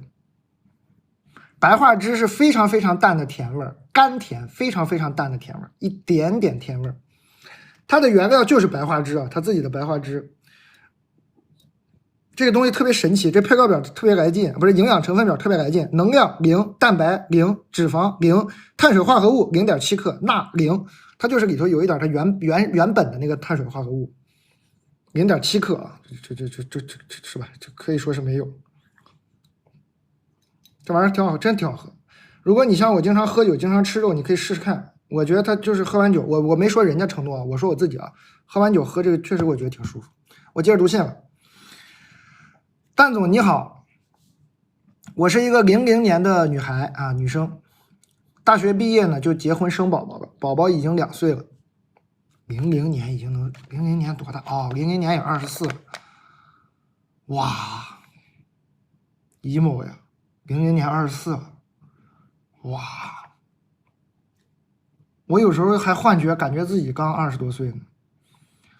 天呐，00年都24了，宝宝已经2岁了，好头晕呐！我经常觉得自己还是20多岁，经常有这种幻觉。我现在在某一线大厂工作，因为整体的形势呢，我薪资一般吧。我的苦恼是从谈恋爱开始，我的男朋友就被我发现过出轨。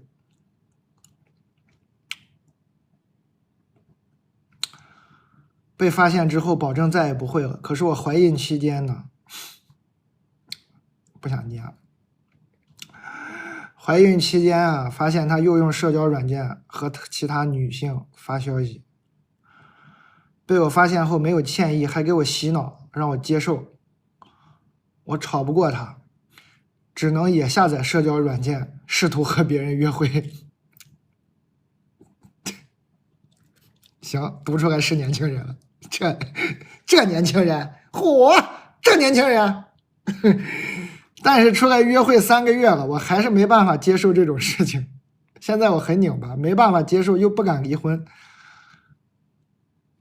一个人养小孩会很辛苦，而且他确实也没有因为这件事影响家庭关系，他还是会陪伴我和宝宝，也给我们钱花，但我抑制不住的心情很差，该怎么办呢？我也不敢跟我爸我妈说。你跟我说，你指望我给你啥答案呢？你跟我说，我还能劝你别离啊？你跟我说，你跟我说和跟你爸你妈说应该效果是差不多的，赶紧给我离！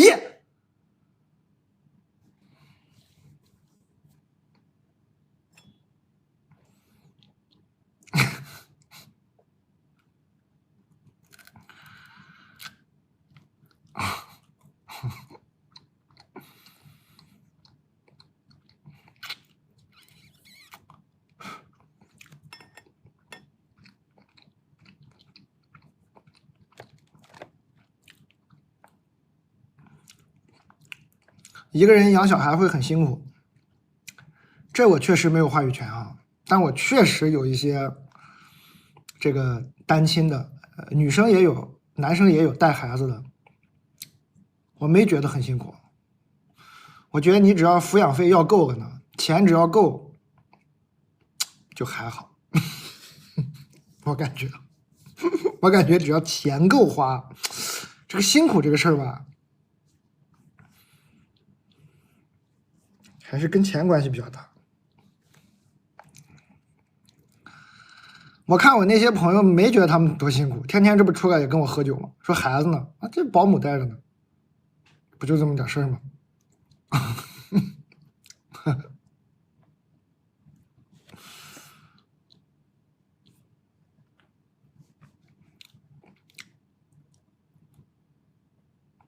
我可能说太直接了，你不是他这个婚姻关系呢，确实很复杂。我别的不说了，我其实就这一句话呢，我就劝他离，是这句话啊，我抑制不住的心情很差。他抑制不住的心情很差，孩子才2岁，你天天心情那么差，你带个小孩，你觉得能带好？你觉得这么带孩子不辛苦？你觉得你天天抑制不住的心情很差，带一个2岁的小孩，你觉得你这孩子能健康成长？你这就不辛苦啊？心里苦才是真的辛苦啊！你心里不苦啊，肉体那点辛苦，就花点钱呗，想想办法花点钱，你这可能还能要到抚养费，对吧？你这不都掌握了很多证据了吗？我看，你这不就也能要到很多抚养费吧？应该，心里苦才是真的辛苦啊！心里不苦了，其实没有那么辛苦了。心里不苦了，小朋友也不苦了。你看小朋友健康成长，你也就不苦了。哎呦，加赠的这个5位那个士棒啊，恭喜！坚果脆哪个口味？看你吃夏威夷果还是吃这个爱吃这个山核桃？我爱吃这个山核桃，好吃啊！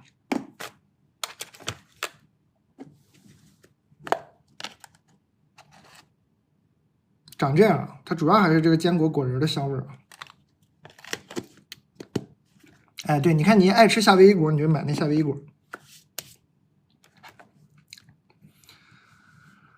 很脆嘛，很脆。怎么提升执行力？怎么现在突然下面有人发弹幕跟我问怎么提升执行力？我就回复你一下，大家写信还是投稿给这个蛋的小卖部普通店员，这个人我正好可以回复你。提升执行力的方法特别简单，不要再问了。你天天喜欢发问，你解决不了。提升执行力的方法最简单，就是去执行。经常有朋友问我说，怎么提高自己的阅读理解能力？你去阅读和理解就能提高你的阅读理解能力。怎么提高执行力？去执行，你就能提高你的执行力。貌似是废话，但你仔细想想，大家呢为了逃避真正的方法，会想很多很多的别的方法。这些别的方法貌似比那个真正的方法省了一些力气，但你省的那些力气将来都要还回去。最笨的方法，最直接的，不绕的，看似最艰涩的，像废话一样的方法，那就是真的方法。你今天躲过了，你今天在上网上花个8800什么899买门课，怎么提高执行力，在家咔咔看3天，学会了，做一堆听课笔记，执行力没有任何提升。你就听我的，你现在就去执行，你就有提升执行，你执行力就提升了。在那绕，我也喜欢绕，都是人，我有时候也是绕，觉得麻烦，这是这么办麻烦，有没有什么偷懒的办法？我的人生经验告诉我，你偷的懒呢，将来都会还回去的，偷懒是没有用的。还不如当时就直挺挺的就冲着他去，给他办了就办了，办了以后呢，也就一劳永逸了，也就爽。感谢大家关注啊，老朋友可以加这个什么，点这个头像有那个粉丝群啊。新来的朋友可以点开那个购物袋看看这个卖的好的这个销冠爆品，就以前我们卖的非常好的，你就随便挑选啊。感谢大家，我就接着读信了。刚这个姐们儿啊，就劝你好好的，就多要点钱，然后好好养孩子。你要真的为孩子好，我觉得你要是天天抑制不住的心情很差，这孩子养不好的啊。我确实没什么资格，我也没带过孩子，但是我就是最简单的常识出发吧，我不相信你天天心情差能带好孩子啊。投稿蛋总，我是一个96年互联网公司的 HR， 我从没谈过恋爱，我的性格活泼，也很搞笑幽默，身边的朋友挺多，但是都是女生，在男生面前呀，我就变得拘谨不自然，并且本人有些社恐，基本上就是日常上班的生活中的一些很熟的朋友玩一玩，也不太想要相亲，感觉很尴尬，但是又觉得不应该一直这样单身下去了，毕竟年纪也不小了。之前一直坚信恋爱看缘分，有缘分会自然发生，但是27年了，缘分还没来，想听听你的建议。不对吧？96年27吗？我这个数学已经破碎了。96年是27吗？啊，无所谓了，反正你岁数也不算大哈，岁数不算大。岁数不算大，首先你这个别太焦虑啊，你岁数不算大。然后呢，这个坚信恋爱看缘分啊，缘分会自然发生，你是对的啊，缘分会自然发生，但是你得给缘分发生的场合。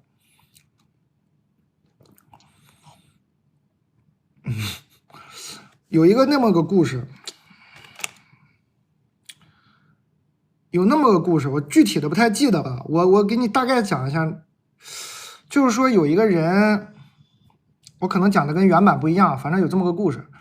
哎，就有一个人呢被困在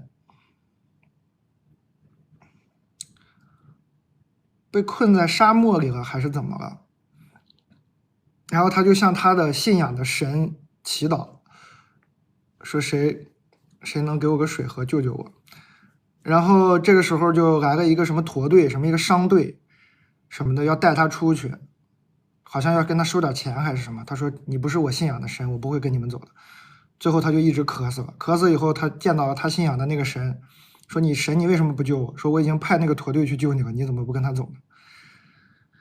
大概就是这样，你相信缘分会发生的，但你得给缘分发生的机会哈。你没有说缘分发生的时候，也不是说突然有一个人就站在你面前说我爱你，缘分不是这么发生的啊。你得给缘分发生的机会哈。你不相亲嘛，你也可以出去跟朋友这个找点唱唱歌是吧，玩一玩，逛逛公园，你得给缘分发生，给他机会哈，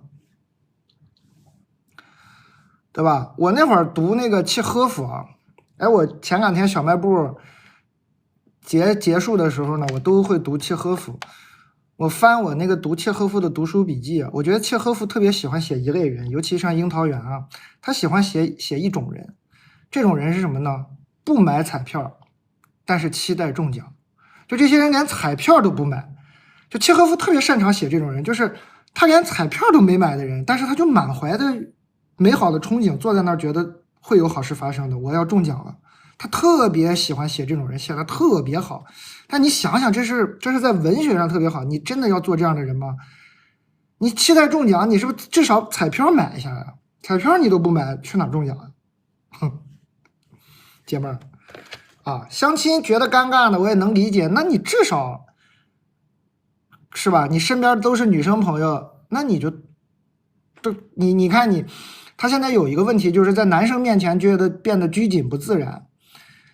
你别单独在男的面前嘛，你跟你这一帮女生朋友，你在你这些女生朋友面前不是说性格活泼也很搞笑幽默吗？没问题啊，你就一帮人嘛，你这儿做俩闺蜜，这儿做俩闺蜜，你跟他们这儿讲两个段子，这边来搞笑两下，这儿再演一个即兴喜剧，性格幽默活泼全部展示一遍，桌子对面坐个5个男的，他们又不瞎。说哦，哎，这姑娘挺有意思，这不就看见了吗？你不用非得跟他们表现，你不是有点害怕吗？你跟你这姐妹们开玩笑不就好了吗？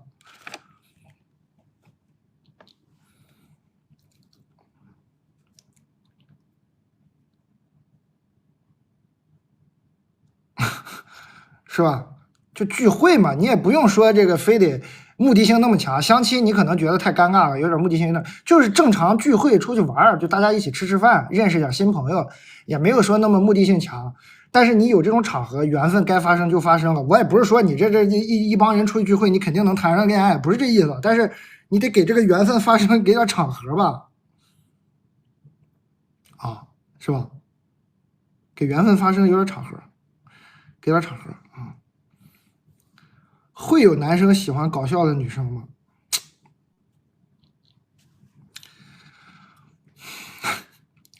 这是什么问题啊？幽默搞笑，这不是应该，这还分男女吗？我觉得这不是很好吗？为啥不喜欢？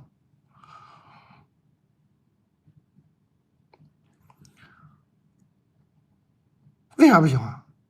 喜欢啊！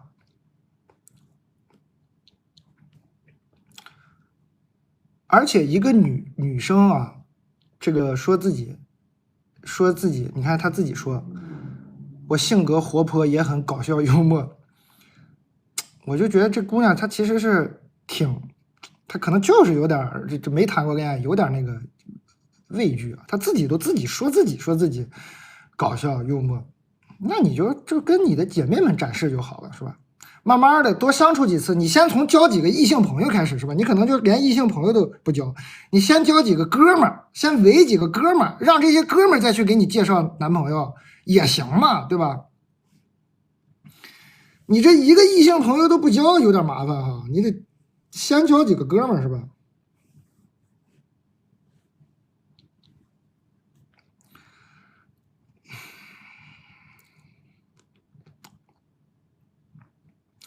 我觉得搞笑的人哈，无论男女啊，搞笑的人，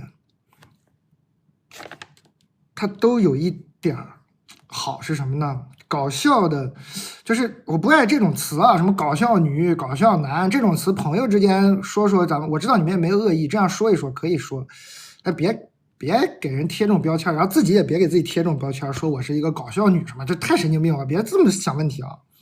开玩笑可以说自嘲一下，说大家开玩笑，你别真的说我是一个搞笑女怎么样，这太神经病了，别这么想问题啊！我觉得搞笑的人呢，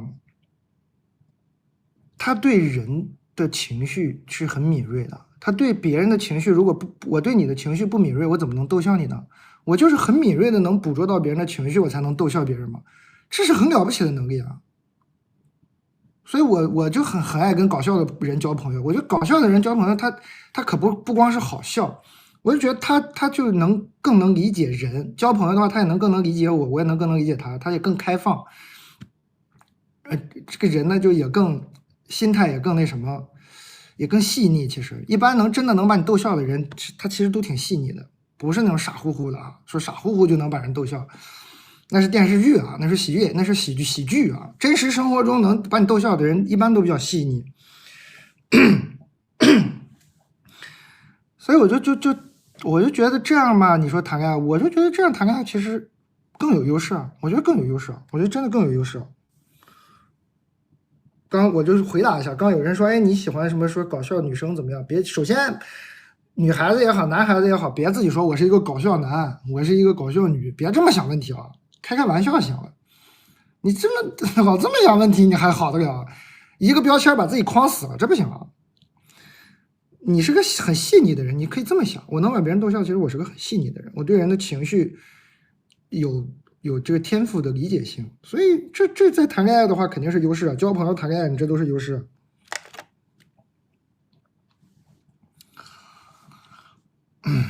欢迎各位啊，欢迎各位，有这个1.1万，今天怎么稳定在1.1万了？我觉得我还刚以为这1.1万也就是昙花一现呢，怎么还稳定住了？这个新老朋友可以点开这个新品看看，新朋友点开这个分类里的销冠看看，随便买点了，感谢各位，我就读谢了，大家自助下单啊，感谢。蛋总，我来投稿，我去年11月和前男友分手，他是我第4个男朋友，分手原因是他犯了一些错，但是那以后呢，2个人还在互相联系，他会给我买特产，开车2个小时来找我吃饭。2个人呢还是吃饭看电影，但从来没说和好，甚至我嘴硬说你不要以为我和你和好啊。他也说了会和我拜把子。我们2个也会彼此讨论这段时间有哪些接触的对象进展顺利不顺利之类的。我也和朋友说，本来觉得呢和他结束是及时止损，结果没想到满市场都是损，一谈一个不吱声。刚那个想谈恋爱的姐妹，你也可以听听这个信啊，一谈一个不吱声。所以呢，我现在对我这段关系也很迷茫，我有点不舍得，但是又觉得2个人不合适。脑子清醒的时候就觉得这是怎么回事，别搞了，我罪不至此。但是脑子糊涂的时候又觉得男的都这样，差不多得了。毕竟我分手后也接触了20-30个了，都那样。他说了个脏字啊，脏字我就不念了，都那插样啊，就说个脏字。我分手后接触了20-30个了，都那样，我该咋办呢？蛋总，一丝淡淡的荒诞，2丝淡淡的忧伤。谢谢，拜托读我的信，我买牛肉干了，抽到我会再买的，也不用了。祝蛋总头发越来越多，我真谢谢你。唉，这头发多我不还得剃吗？你要那么多头发干啥呀？你这效率挺高啊！去年11月和前男友分手，我分手后也接触了20-30个了。刚那个姐妹你学人家，刚那个姐妹，刚那个27了，一直没缘分，谈不上恋爱的，你看看人家至少努力了，不过努力的结果也是说，是吧？20-30个都那样。所以说这个世界呢，是吧？你看，各有各的苦啊，这个世界各有各的苦。你可能在你眼里觉得这个姑娘已经很猛了，是吧？觉得说，哎呀，我怎么不能像她一样，可以那么快认识很多异性，然后在男生面前也不怯场。你看这个不怯场的，能认识这么多20-30个的，这不也是一个都没看上吗？还想跟这个想拜把子的前任和好呢。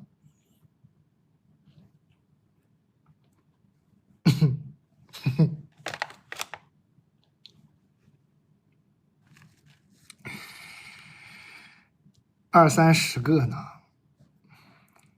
你问我，其实我的建议是呢，继续试下去。20-30个貌似不少，其实还是不够。你想想这世界上有多少人？你就想想你的城市里年龄合适能跟你谈恋爱的一共有多少人？20-30个还是远远不够啊！接着接触啊，样本量给它弄得大大的，这个样本量还是不够啊！20-30个，你以为你就吓到我了？你以为20-30个就算多了？我只是读这个，我为了给刚那个姐妹儿展示一下，至少要努力到20-30个。但是对于你，我看好你啊，我很看好你。你既然已经有这种魄力了，再给它涨乘以10啊！先往这个200-300个上去试，先接触啊，还是量还是不够，20-30个你别觉得就多了，不够啊。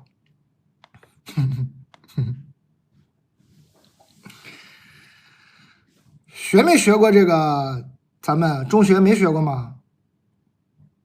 量变产生质变啊，学过吧？多接触接触啊，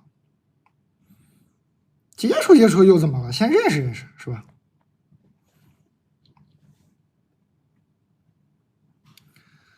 记得统计下来做记录，要发 SCI 了，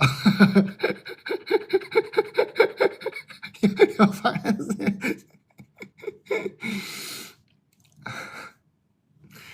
我觉得20-30个量是真不够啊，因为他已经说出这种话了。我脑子糊的时候觉得男的都那样，差不多得了，他就有点想跟他这个拜把子前男友和好，他这意思，这姐们想得到我的支持，我不支持啊。我觉得你量还是不够啊，你20-30个得不出说男的都这样这种结论了。你等有200个，你都认识了有200个的时候，你再跟我说这个，我认真的思考一下。你现在这不行啊，你这得出结论还为时尚早。我主要是觉得你要跟你这个前任拜把子和好有点扯。我劝你接触200个也是开玩笑，但是我这么说的有点极端的意思，就是你别跟他和好，别跟他和好，你敢和好你会很后悔的，你会很后悔的。你这个性格不是个这样的性格，你这个性格还没到没看出来你要靠岸的意思。你这个现在你想凑合，你这凑合呢，你凑合最后也不会有好下场的。这姐们儿就是，其实你看这个姐们儿，就短短一封信，我已经大概感觉到一种英姿飒爽，我已经在脑海中有她的样子了。她就是一个，比较潇洒的这么个性格。但是呢，可能这20-30个下来，对这个男的有点绝望嘛，突然又要靠岸了。但是这个岸吧，他也不满意，想凑合，别凑合了，你这凑合会很后悔的。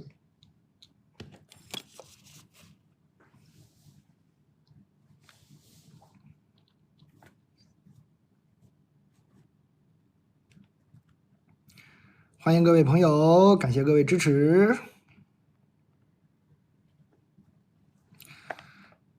这姐们儿一看就是这种姐们儿，有点潇洒的，有点伤心了，有点绝望了，是吧？谈了4个男朋友，其实你看她就不经意的谈到这些细节都能读出来。她这前男友是她第4个男朋友，然后接触了20-30个，都那样，脏话加个感叹号，就是有点，觉得这样下去呢，好像也不会遇到什么好男人，要不我就跟我这个拜把子兄弟我再和好吧。你这么想，他一定会后悔的。你不是这种性格的人啊。你一看就是不甘心，你不甘心嘛，又怕自己这么勇敢向前冲，万一一直遇不到呢？那万一一直遇不到就一直遇不到了。宁可为做了的事后悔，不要为没做的事后悔。就这个事儿呢，我们做了，没成功，没得到想要的答案 ，OK， 我至少做了，我为这个后悔也可以。我没成功，我后悔我没成功，你没去做，我后悔我没做，那个后悔可是贼难受，那种后悔是最难受的后悔，至少要先去努力过。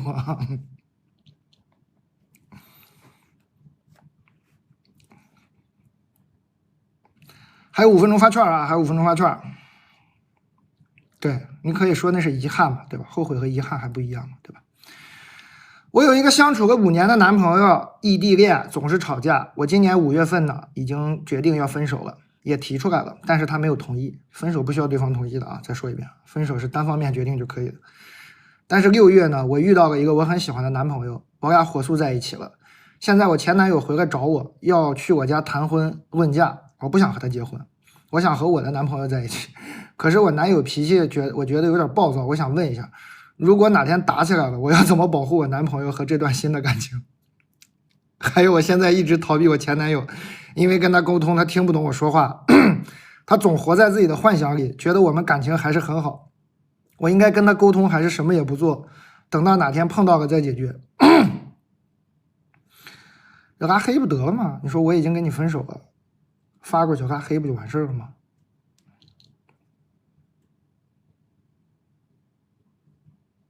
他如果真的如你所说那么暴躁，你就不应该见他，还等到哪天碰到了再解决。你也不应该碰到他，离他远远的哈。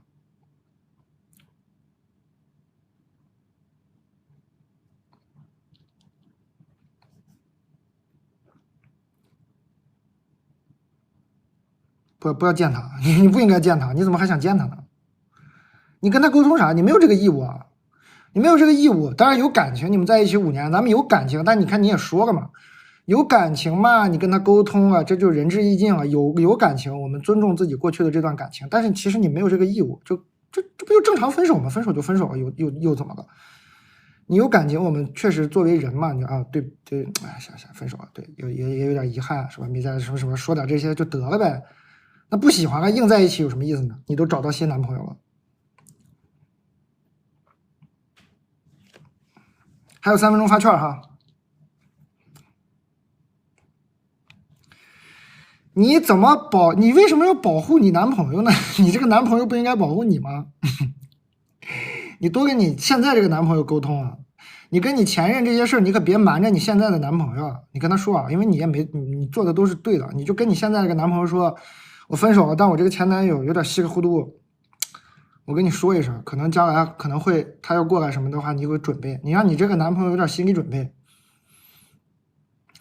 然后就别联系了。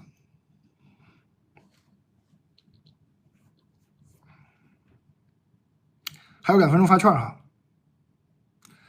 你跟你这个男朋友说清楚，让他有个心理准备。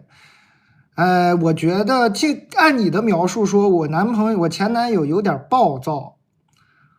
如果哪天打起来了，我听起来就还好啊，应该他这个前任相处了5年的前任嘛，应该不至于是那种反社会、心理变态那种人哈，就是有点脾气大吧，不应该不至于，我也美好的祝愿不至于啊。反正你让你这个现在男朋友有个心理准备吧，那就别联系了，你话仁至义尽说清楚就好了。你要实在还想那什么呢？他听不懂我说的话，总活在自己的幻想里，觉得我们感情还很好。他不是听不懂你说的话啊，你这个前男友是不想接受。感谢大家关注啊，还有1分钟发券，你不关注也抢不了这个券。感谢大家关注一下，老朋友可以加一下这个什么粉丝群什么的。你这个前男友只是不想接受这个他不喜欢的结果，但这跟你没关系啊，是他不想接受。他只是不想接受，他没啥听不懂的。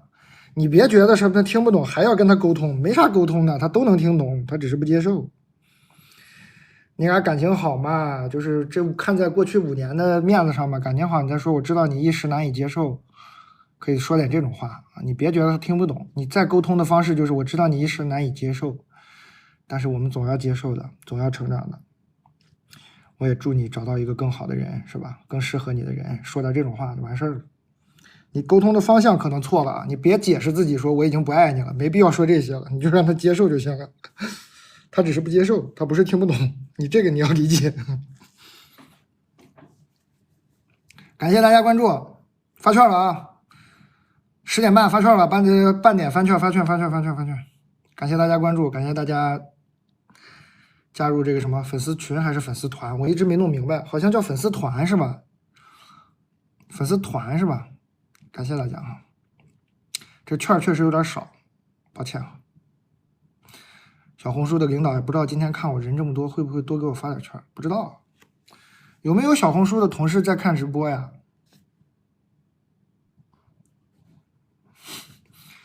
有没有小红书的同事在看直播呀？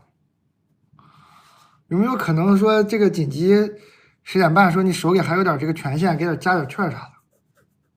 有没有这个可能啊？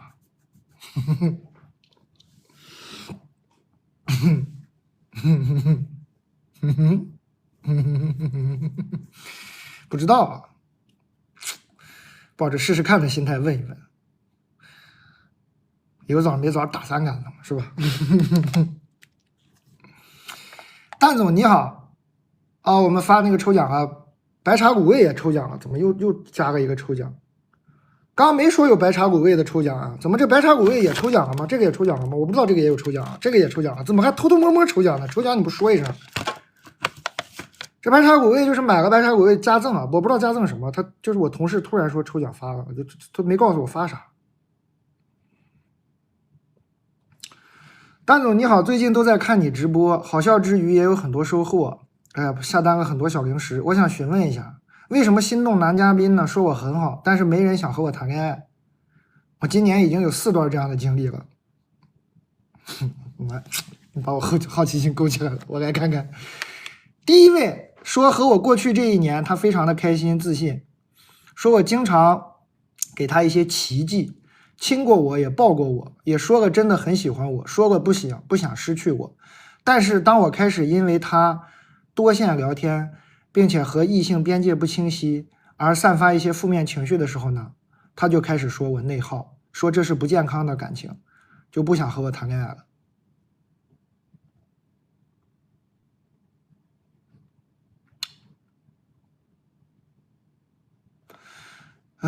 第二位和第三位都是先线上认识，然后线下见面聊天的，互相欣赏，也都聊得很投机，给我很多情绪价值。在我以为我们有些真实的东西的时候，才渐渐发现他们只是想跟我发生关系，同时说我有能力找到更适合的伴侣。这么缺德吗？这些兄弟现在说话都这么难听吗？说我有能力找到更适合我的伴侣。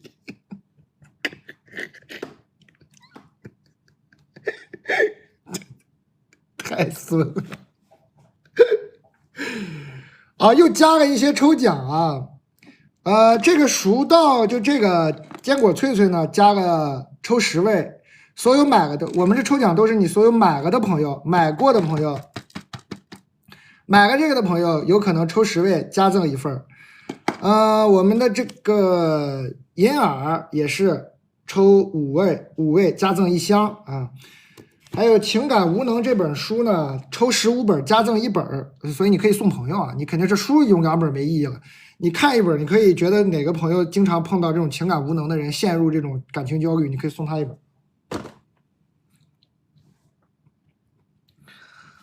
现在进行时的是第4位，认识了大半年了才约我出去，一开始说想和我合作，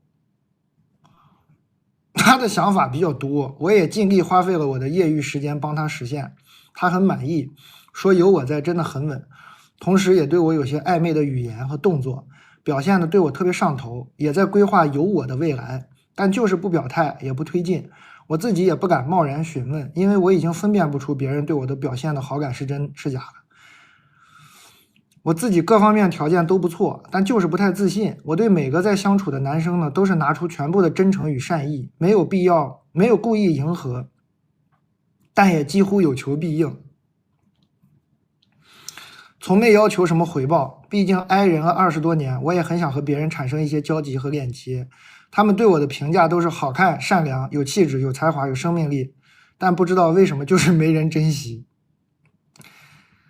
我应该怎么正确识别别人的目的以及进入长期稳定的关系呢？请教蛋总。你认识这些人的渠道是不是有点问题？你都在哪儿认识的？第2位和第3位是先线上认识，线下聊天。第4位认识了大半年才开始约我出去。你都在哪儿认识的人？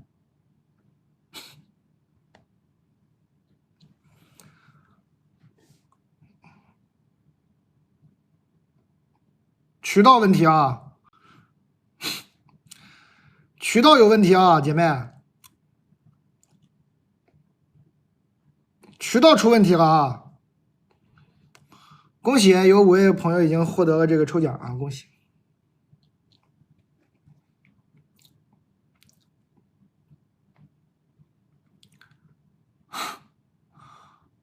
渠道有问题啊！你看这第2位和第3位就特别明显了。我以为我们有些真实的东西的时候，才渐渐发现他们只是想和我发生关系，同时说我有能力找到更适合我的伴侣。你换个渠道吧，爷们儿。你第一呢，先换一个认识人的渠道；第二呢，你试一试别那么有求必应，行不行？我们做人好啊，不是说有求必应才叫做人好。我们做人好就是只要有反馈就可以了。就对方提了一个要求，我听到了，我跟你有反馈，但这个反馈不是说我保证这事儿交我了，我给你办了，这不叫有反馈。反馈就是我听到了，你有这个需求，哎呀，但我可能帮不了你，哎呀，真的挺遗憾，就可以了。你怎么还有求必应上了呢？你有求必应，你确实有点难了哈。别那么有求必应哈。有求呢，就有回应就可以了，不用说都得答应啊。有回应，不要都答应啊。你有求必应，你可以都回应，不用都答应。我感觉你是都答应了，你都答应嘛，然后你又这个渠道又很怪，你认识了一些怪渠道来的怪人，那他觉得得来全不费功夫，那他可不觉得没啥好跟你再相处的了。先换渠道，然后把自己这个毛病改改。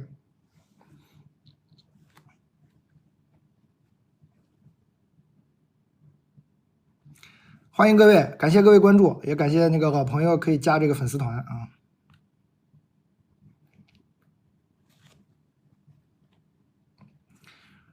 把这个改改，把这个改改。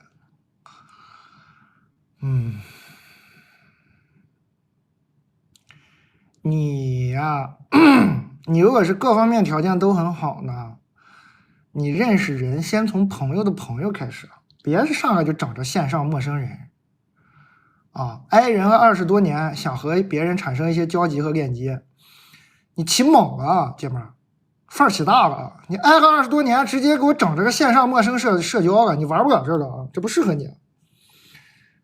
线上陌生社交不适合你，你这一下劲儿起大了。你这挨了都20多年，看出来你压抑了，也不用起这么大范儿了。挨了20多年，想和别人产生一些交集和链接，你就给我整这个线上陌生交友去了。你先整点身边熟人给你介绍点不行吗？朋友的朋友还知根知底的。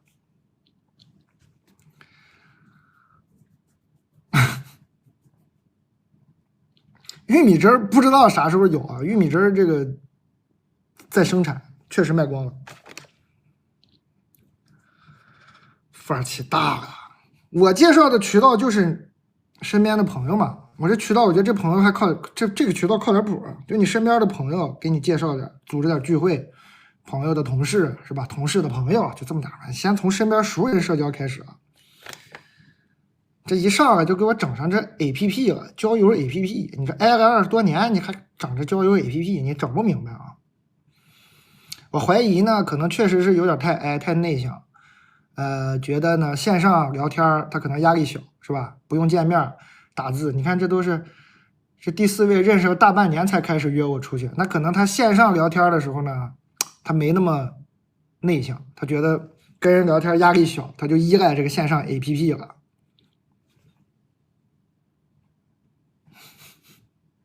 不要，你整不了，你搞不了。那上面那这些，你又等于是新手村都没出。直接打 boss 了，不行啊！你先找点新手村的同学玩一玩，啊，找一些新手村的朋友一起这个打怪、练级啊，把这个游戏先玩一玩，把这个游戏先玩明白了，再去挑战这些高手。你这个游戏没玩明白，你就给我打 boss 了，是吧？你先这身边这个新手村先玩明白啊，玩一玩啊，这个游戏大概是怎么回事啊？说跟人交流是这样的啊，是这样说话啊，他对我人对人有好感是这样的。哦，原来也不是说每个人都对别人提那么多要求，从人家身上占便宜，是吧？先新手村先好好训练，先好好玩一会儿。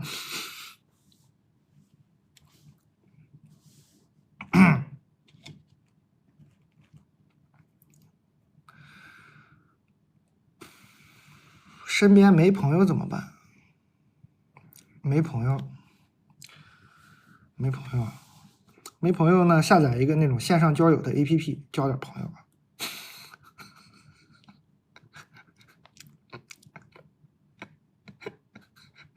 那咋办？那咋办？那能咋办？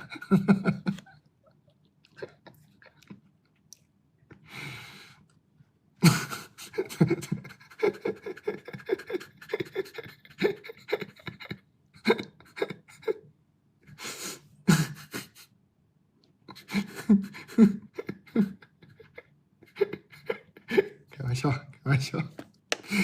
你好，蛋总，我是一个01年的女生，在事业单位工作，是一个独生女。在工作中遇到了一个男生，条件啊和我相当，长得也帅，我还蛮喜欢他，蛮想和他谈恋爱，但是感觉我现在的心性不太稳定，怕把这么好的人给作没了，但是我又觊觎他的美貌，怕错过了找不到这么帅、条件又适合的。而且我对于现在的生活有些不满意，感觉呢一眼望得到头。我想用几年的时间提升一下自己，可能以后呢就不会在现在的城市，怕追求了谈了以后也是大梦一场，不如降低情绪成本，根本不要开始。所以现在的纠结是谈一场未知结果的恋爱，还是未来稳定之后再去谈稳定的恋爱。难怪01年信了啊，你肯定是01年。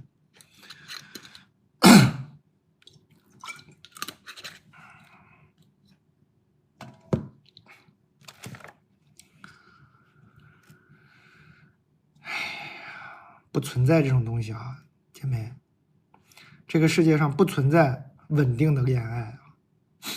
未来稳定之后再去谈稳定的恋爱，这个世界上没有这种东西啊。你当谈恋爱跟你考试是一样的，是吗？我每年定期开考，我只要达标了以后，我过个线，我就会有一份稳定的恋爱在那边等着我。没有啊，你将来怎么能谈到好的恋爱呢？哎，就是一段一段谈恋爱谈过来练的。你想用几年的时间提升自己？提升自己，你觉得提升自己只是说收入提升、工作能力提升叫提升吗？跟人的交往，对人和人之间关系的理解加深，算不算提升自己？算不算？我这么说你能理解吗？我更能理解人和人的关系了，我更能掌握、享受、理解、感受一段关系了，这算不算提升？我觉得这是相当重要的提升，有时候比钱的提升还重要。那怎么能提升呢？谈恋爱呀，又帅，条件跟你相当，你跟他谈恋爱就是在提升自己啊！你跟他谈恋爱可能比你这个努力在那儿学习提升还大啊！这就是提升自己，好吧？欢迎，感谢这什么奇思妙想的谁？感谢敲我脑袋这个，谢谢啊！不用送礼物，大家随便买点东西就行，不用送礼物。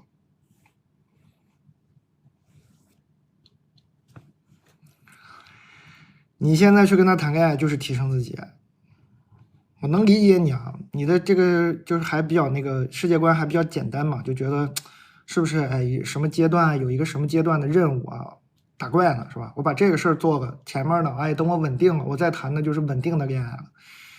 你稳定了，你钱赚的多了，人呢是吧？什么职务上升高了，你觉得你稳定了，你再去谈恋爱，发现自己是个新手，到时候你又得给我写信。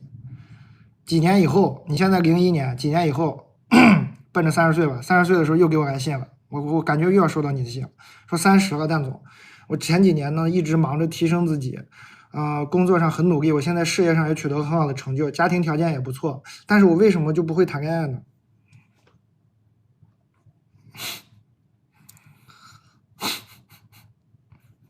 你天天在这小卖部蹲着，你没听到我读这些信吗？那些30岁的姐姐、30岁的哥哥，没听到这些信吗？要变成跟他们一样吗？想以后再过几年还给我来信？没必要吧？现在抓紧谈啊！现在抓紧谈，将来就不用再给我写信了，是吧？自己就解决了。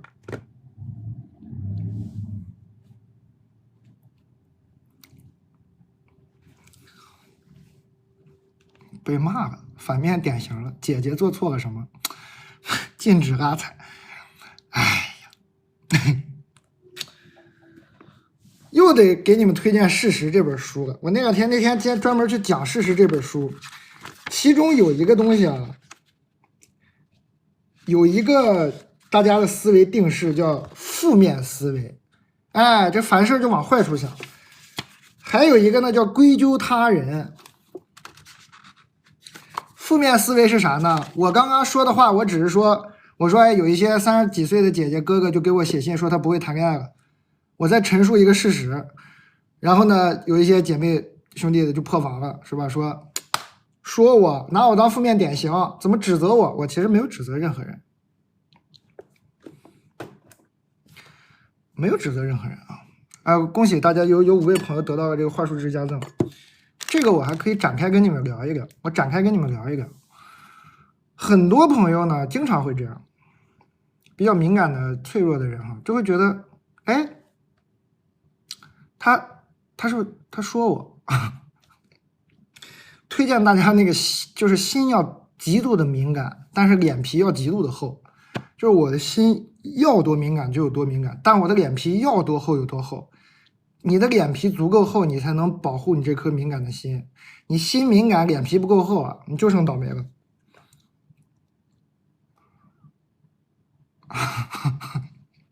何况我还没说你，我的性格是啥呢？何况我还没说你，我的性格是别人说我都当没听见，我还等他说，我还猜他是不是说我，他是不是说我，跟猜都不猜，他说我，他当面骂我都跟没听见一样，扭头我就走。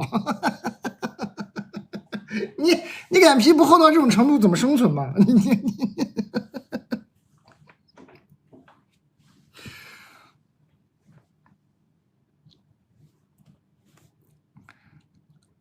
你没有一个厚的脸皮，你这颗心早晚要遭殃的，要倒霉的。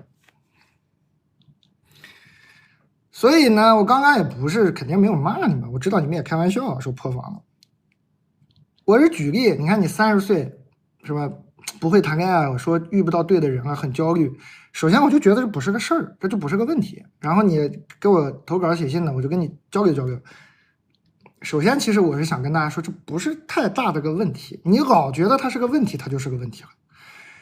30岁，人生在世遇到一个相爱的人是个小概率事件。为啥大家都觉得你命中注定一定会碰到一个那么合适相爱的人，你爱他，他也爱你的人呢？如果这种事儿是一个大概率事件，那咱们还看过《罗密欧和朱丽叶》吗？咱们还看《泰坦尼克号》吗？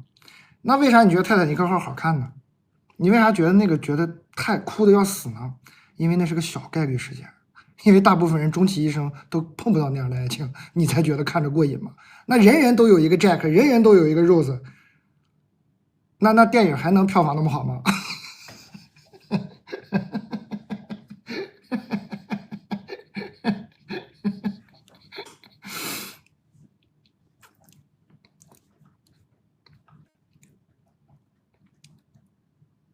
是不是？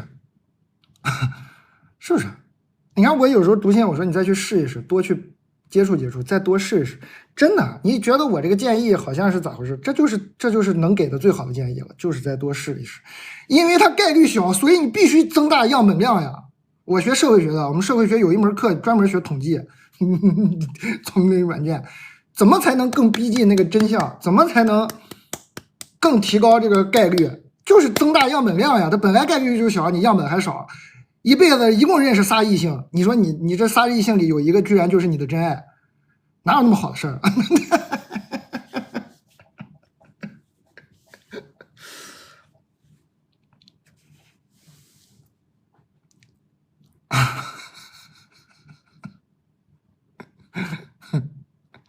对，用 SPSS， 对，我们那会儿还学 SPSS 软件呢。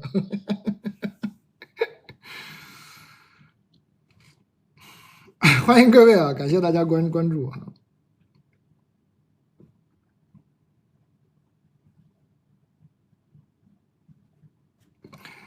对吧？真得增加样本量，多谈。你说你，然后跟我说30岁了怎么办？其实30岁怎么了呢？就好像怎么了似的。你30岁现在开始谈啊，这很晚吗？30岁怎么了？现代人都很晚熟啊，我觉得现在30岁没怎么了。完，刚这个信为啥扯这么远？刚这信是这小姑娘说她是01年的，01年现在就23岁嘛。23岁我就有点着急了。她跟我说遇到一个挺喜欢的、很合适的男生，完了她要提升自己。她说我这几年我要用几年时间提升自己。我在纠结，我是谈一场未知结果的恋爱，还是未来稳定之后再去谈稳定的恋爱？我就有点着急了，说的有点多了，赶紧谈啊！你现在不谈，你将来不就又是后悔吗？还得给我写信，我将来还得再读你一封信。我为了将来不再读你一封信，我就跟你说明白点，抓紧谈啊！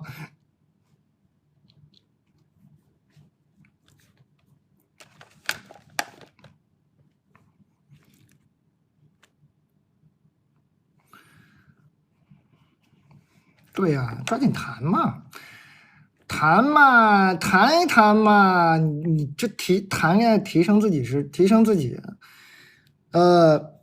是 Google 吧，还是哪个互联网的 CEO 他说人生幸福有3个要素啊，我觉得这3个要素大家可以自己思考一下，我觉得这3个要素说的特别好。第一呢，拥有选择的自由，这很奢侈啊。他选择的自由也不是说得特别有钱，他关键就是你在职业上、工作上你有选择的自由，这就很难了。当然他说的是人生最幸福的状态，这很难，大家可以拿这个指标考核一下，就是去这样追求选择的自由。2叫良好的关系。3是每天都有成长的感觉，当然这个可能是他们这个搞 IT 的朋友会特意强调这个。你看啊，这个人人生最重要的3件事，他觉得完美的人生的3件事，他可是排名第2是良好的关系啊。大家别老觉得说我有钱了什么就好了，我将来事业成功了我就都好了，我躺平了就都好了。我们是人。他人不是地狱，他人是一切。别学一个一句半句的天天用啊！他人不是地狱，他人是一切。我们是人，我们就是为了别人而活的。良好的关系就是非常非常重要的。你老想着说自己什么有钱啊，什么什么玩意儿，想那些，最后良好的关系搞不定，良好的关系搞不定，你的人生幸福感就是不会好的。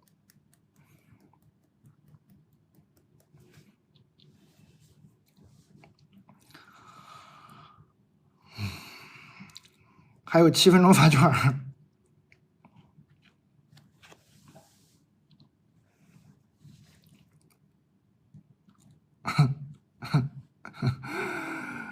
是吧？良好的关系很难，难才要练习呀，对吧？良好的关系是非常难的，那你不就趁着年轻的时候开始练习吗？那恋爱、爱情关系当然是良好关系中很重要的一部分，还有友情，是吧？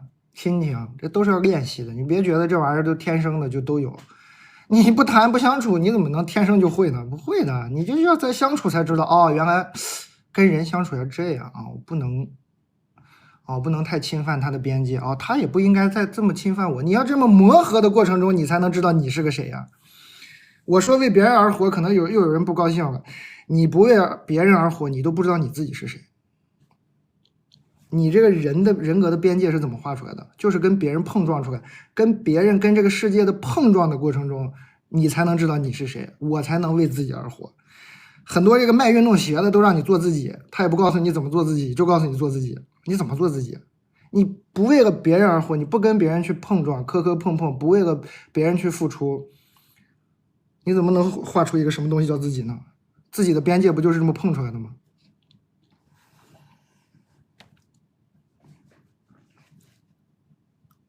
怎么样脸皮厚？脸皮厚也是一样的，脸皮厚就是多碰撞就脸皮厚呀。你这跟人的交往的过程中，交往多了，你就发现脸皮薄呢，除了自己痛苦，对人生一点帮助都没有，慢慢脸皮就厚。这是碰撞出来的。我怎么教你啊？我教你教不会的，让你看书也没用的。就是去自己出去碰撞，吃亏挨揍，被伤心伤别人的心，这些事情都体验过，就 OK 了。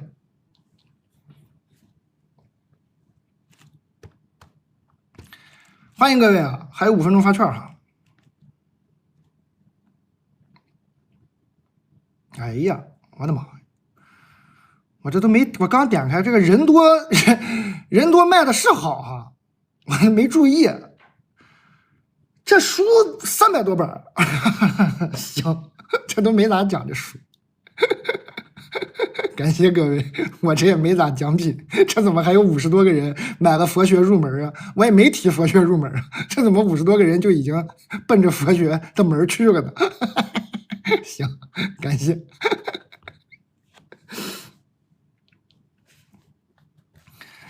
感谢啊，感谢各位，还有4分钟发券，还有接着读信吗？说多了，扯远了啊，刚可能有点扯远了。因为确实我知道很多年轻的，我能后台能看到数据，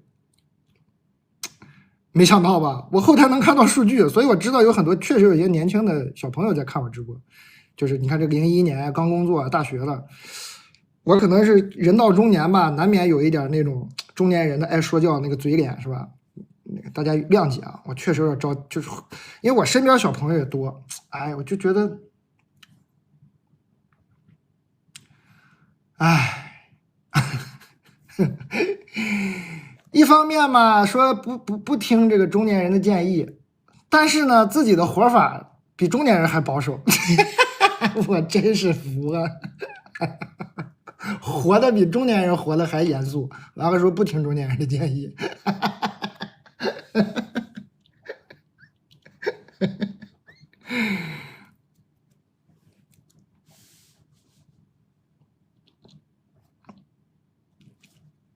你们身边有没有这种年轻小孩？我身边有我身边就有这种年轻小孩，一个叛逆的小孩啊，一个活得特别燥的小孩。你看我给他建议吗？我从来不给他建议，冲是吧？随便是吧？你就那种特别猛的，天天就是动不动就是什么我又在非洲又潜水了，就那种特别猛的那种人，我根本不管，跟我没关系是吧？我身边确实有些小朋友活的那个拧巴呀，那个就是那种。纠结啊，那种痛苦啊，壳那种厚厚的壳把自己一包，哎呀，跟人交往也不敢了，出去试试也不敢了，辞个职找个工作这也不敢了，那也不敢了。这种时候呢，我作为一个中年人就会多说两句，是吧？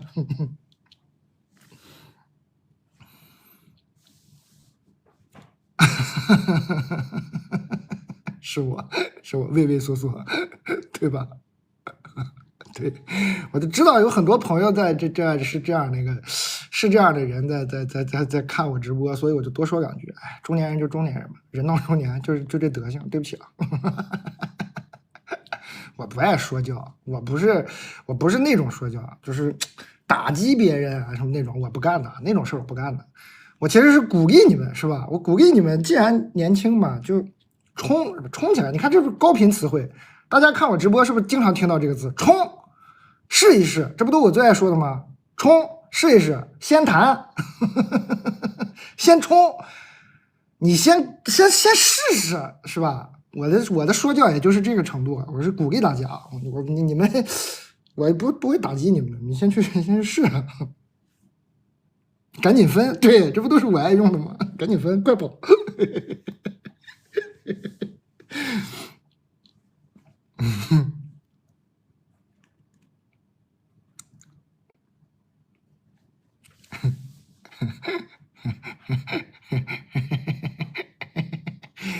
诡计多端的中年男人啊！还有1分钟发券了啊！这个现在在谈的呢，都是卖的比较好的，抢到券的朋友可以试一试啊。蛋你好，请你给我点播一下吧，点播一首什么呢？想听什么歌？我和老公结婚7年了，平时感情特别好，他经常会在睡梦中吻我的额头。23年9月份，他查出了强直性脊柱炎之后，他就变了，出轨了一个大他10岁的女人，还借了10万网贷和老小三儿一起投资。姐们，这词儿用的也挺难听，老小三儿。对不起啊，我不应该笑，这是个悲伤的故事。但你这个词真的逗到我，对不起啊，姐妹。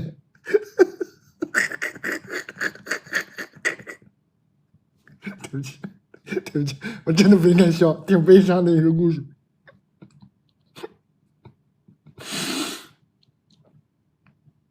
对不起。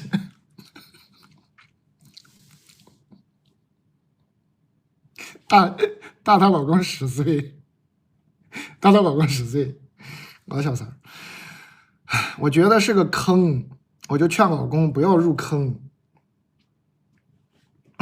他却觉得我阻挡了他发财的路，还哭着暴怒的说不要毁了他。之后我就死心了，想离婚，因为有个孩子呢，都劝我不要离婚。可是我觉得我不离我会掉坑里，真的好难啊！能给点播一下吗？离呀！不光要离，跟你这些劝你不要离婚的人都离他们远点了。不光要离婚，还要离这些劝你不要离婚的人远一点。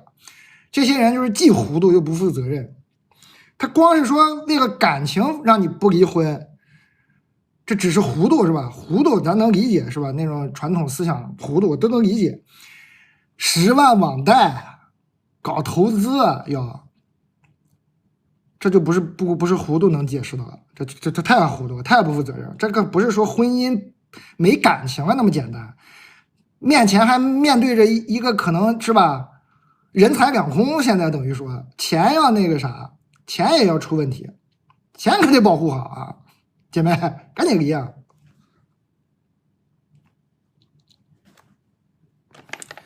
这奔着人财两空去了能行吗？赶紧离，让他跟他那个老小三过吧，感觉挺好的，感觉他遇到真爱了。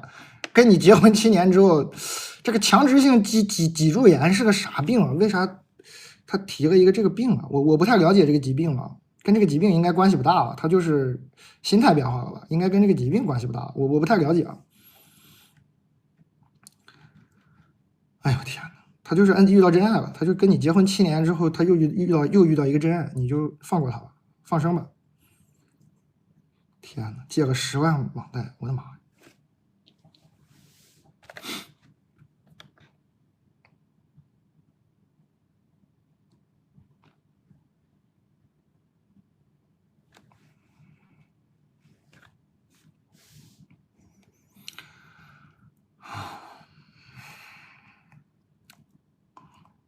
但你好，我天天看你直播，感觉跟疯了一样。你们夸人不要这么别致好吗？刚刚有个姐们过来夸人说，李诞，我觉得你长得很绝，非常限量版的感觉，我很喜欢。这个是我天天看你直播，感觉跟疯了一样，这是好话吗？最近我遇到了1000年难得的感情问题，你还挺高兴？你遇到1000年难得感情问题，你是觉得终于能给我投稿了是吗？你还挺高兴，还加个感叹号，你是跟疯了一样。人家碰到感情问题都特痛苦，你可好？这回我能给李诞投稿了，真好。你高兴啥？你美啥呢？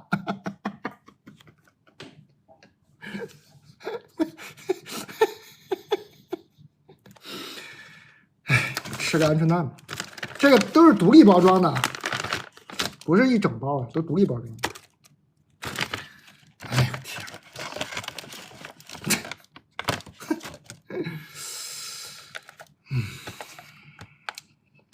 一般播到几点？一般来说呢，我个人的愿望呢是播到12点，但是我一般12点的时候我说不要下，然后底下的人就开始骂我了。就各种威胁我说你要敢下就怎么样，我说那好吧，那就12点半。12点半的时候我说真不行了，你要敢下，你又开始，就尤其是那些 ID 后面带粉丝团3个字那些人，说话非常不客气，说你要敢下，一般呢会被在他们的要挟下播到1点，播到1点就苦肉计了，说腰实在疼，腰真的疼，有时候不疼也得说疼了，这太疼了，1点吧，差不多就能下了。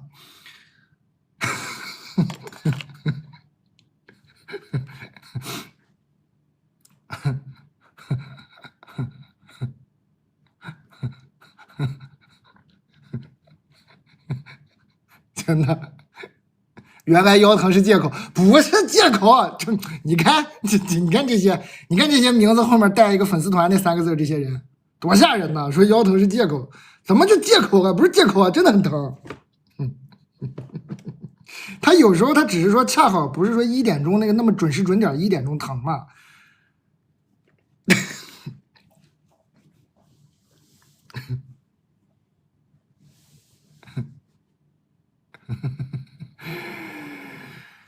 感谢各位啊，可以关注一下或者加一下这个粉丝团，你也可以有这3个字啊。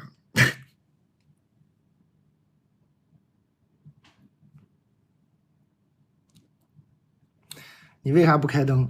这也是个经典问题，老有人进来说你为啥不开灯？不是朋友啊，这个光啊，光学是这样的，光呢是通过物体的反射到你的眼睛里，你才能看到我。如果这个光没在我这儿反射，你是看不到我的，所以这肯定开灯了呀。它有光啊，没光你怎么能看到我呢？怎么老有人问我为啥不开灯啊？肯定开灯了呀。牛顿光学反射这一块啊，画过这种线吧？入射角、反射角啥的，有光啊，开灯了呀！哎呀。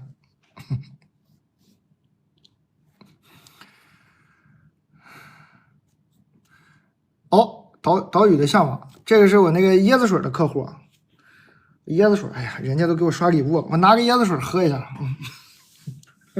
很卑微。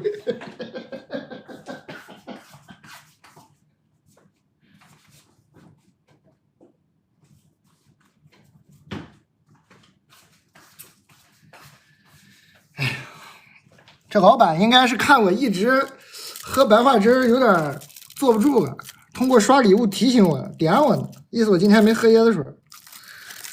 知道了，收到了。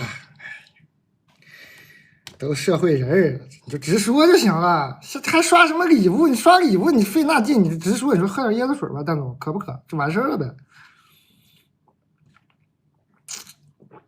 好喝啊！再刷一个吧。要不你自己买点椰子水也行。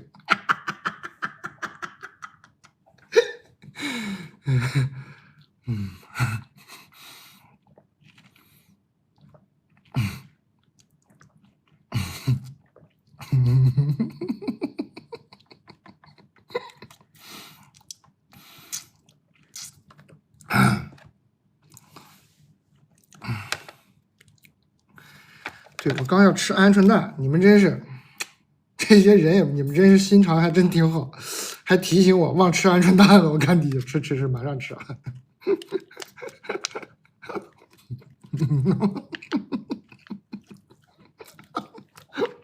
我这直播，我有时候我都不知道我在干嘛。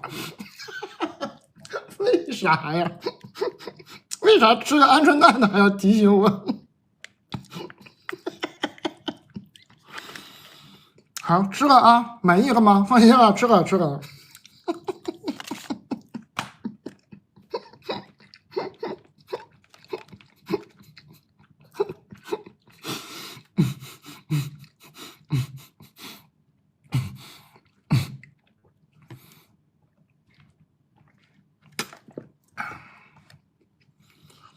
哎，逗死了！我还看过那种直播，就一个人，就特别蔫了吧唧，一个人就坐在一个破房子里，在那坐着，然后他在那个直播那列一堆东西，说什么送一朵花，他就蹦一下，什么刷一个什么东西什么礼物，他就把自己关在柜子里1分钟，然后出来以后再刷一个什么礼物，他就我的天呐，那真有人刷，我真的给我看傻了，你好精彩！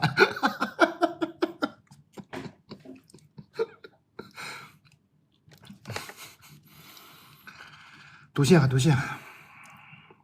啊！刚就读到说，最近我呢遇到了一个千年难得的感情问题。我是个26岁的牡丹，他是我8年前一起留学班认识的。8年前在留学班认识的，我认识他的时候他还有女朋友，但是他出国了呢，就分手了。他聊天的时候还和我说过，想不明白为什么女朋友要和他分手。然后以前呢是属于他和我聊，我就跟他聊，因为大家都是学美术方面的，我有不懂的也会问他，因为以前我还小，真的只是单纯问学术问题。8年前，每次聊完后我也没放心上，大概6、7年前吧，突然有一次他问我要不要做他女朋友，他说因为我们老家都是一起的，各方面都很匹配。我因为自认为和他还不熟就拒绝了。他呢大概4年前回国了，我今年才回国。回国后我们俩又聊着，哎呀，就觉得他人呢各方面都比我成熟，居然呢慢慢发展成了我喜欢的样子。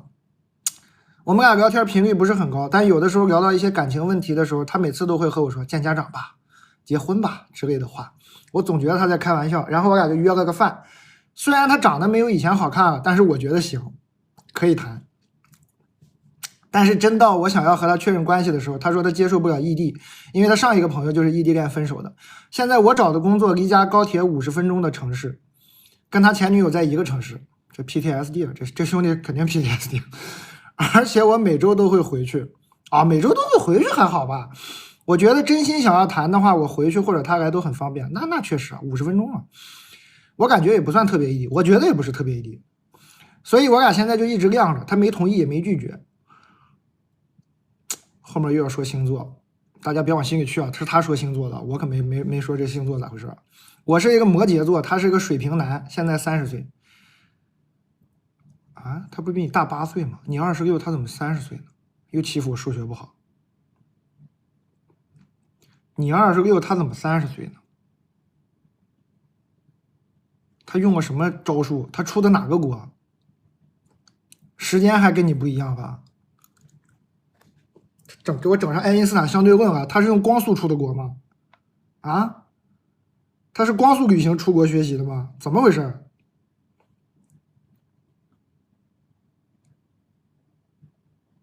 哦，没有啊，我看错了，8年前认识啊，我的错，我脑子坏了，我的错，就是大4岁。对，我就一直在那别扭，我是咋回事？我看错了，他是8年前一起学日语认识，没说大8岁啊，就是大4岁，大4岁。得了，我错了，对不起。我觉得我已经够主动了，我朋友都说我配他呢，绰绰有余吧，这个长相，我真无语啊。他为什么要和我说那些话呀？他又不谈，他跟我说见家长，他又不跟我谈，他到底什么心理啊？给我整不会了。其实我还挺想和他谈的，这该怎么要用什么手段呢？还是直接跑路呢？不要攻击星座啊！不要攻击星座啊，朋友们！有事说事啊，我就知道不应该念星座出来，每次念星座出来就开始上升到对星座的攻击，不要攻击星座。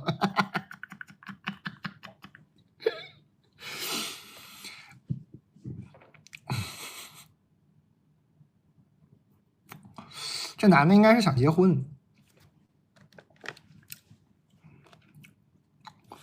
想结婚嘛，他应该也不会为了你换一个城市。你呢，离家高铁50分钟。我觉得你可以，你要是很喜欢他，他说他挺想跟他谈的，你要想跟他谈呢，你就这么跟他聊，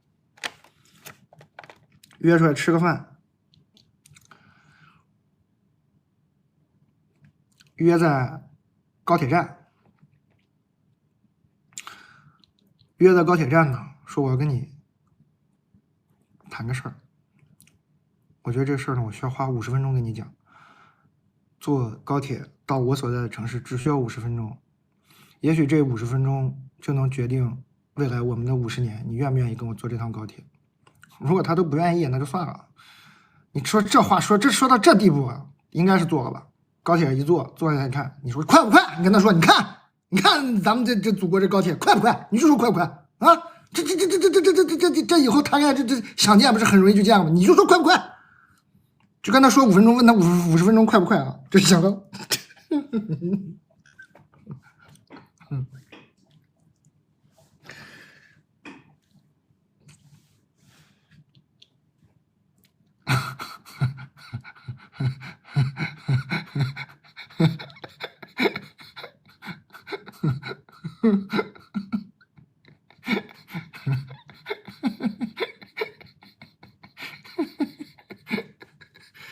你坐一趟，你说快不快嘛？这不朝发夕至吗？都不用夕至，这早晨出发，晚上都能回去。这50分钟高铁，这不就给咱俩的爱情建的吗？咱俩这异地恋能这50分钟高铁解决不了？凶一点啊！凶一点呢，其实表现你很喜欢他，很想跟他谈恋爱就可以了。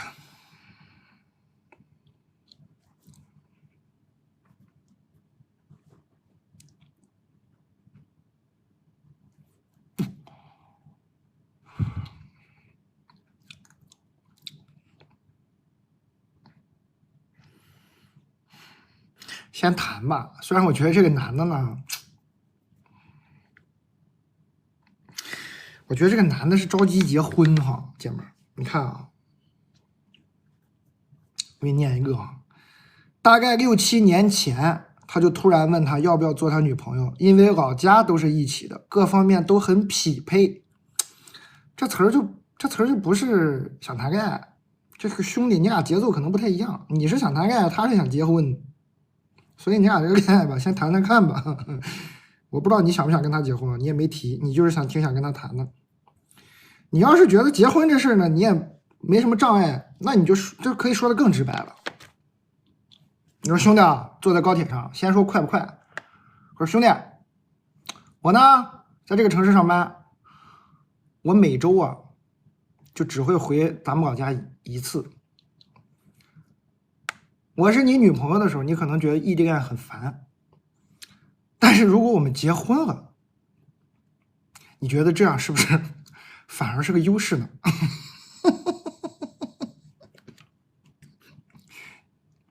你觉得咱俩天天见面不烦吗？啊？我看那么多人都离婚了，好像就是因为天天在一起。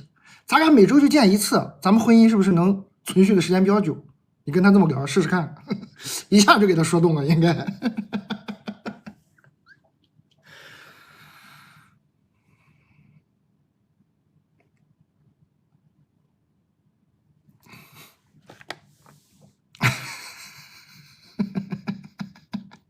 开玩笑，开玩笑。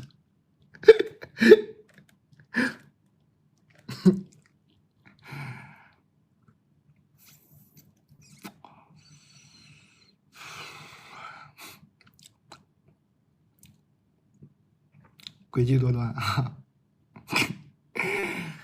我不知道这个姐们儿想不想跟他结婚，但是呢，你就用这种思路，你跟他聊天，这个恋爱你应该是先能谈上，先谈呗，谈谈再说呗。你这不是想谈，这姐们儿就是想跟这男的谈恋爱。你先用刚刚我这一套稀里糊涂的，你别管你是这么想还是不是，你先给他一顿就给他说懵了，快不快啊？结婚以后咱每周就见一次，婚姻是不是能维持很久？什么什么，就跟他说这些，一会儿头就晕了。火车一到站就开始是吧？上车的时候还是两个孤独的男女，下车的时候是一对幸福的新人。50分钟成就一段爱情，很好，感谢高铁。下一个。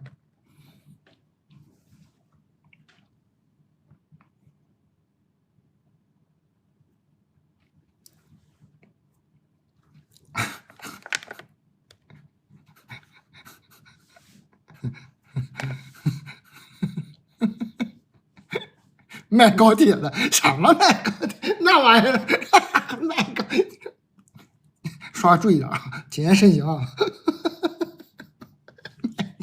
啥呀？啥呀？说啥？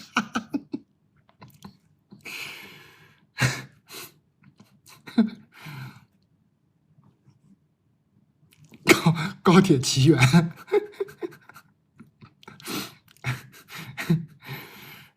李诞你好，先跟您和小卖部朋友们的乳腺说一声抱歉。哎呀，做好准备啊！事情是这样的，我有一个朋友的朋友，之前一直没有谈过恋爱，但是家里一直催婚，经不住拷打就去相亲了，半推半就下找了一个男的谈恋爱，倒也谈不上多喜欢，结果前段时间怀孕了。本来想要去打掉，结果男方说不行，要告他妈，真的很没品。但是这一告，全家都不许他打孩子，现在就计划结婚，而且这个男人呢在西藏工作，也没打算回来，又上感叹号了。他动动嘴皮子的事儿，这个女生现在准备去西藏生孩子了，老天爷呀，有没有人管一管呀？他周围的家人都让他生下来。他本身的性格也比较软弱，我们的声音太弱小了，想让蛋总和小卖部的姐妹们一起骂醒他呀。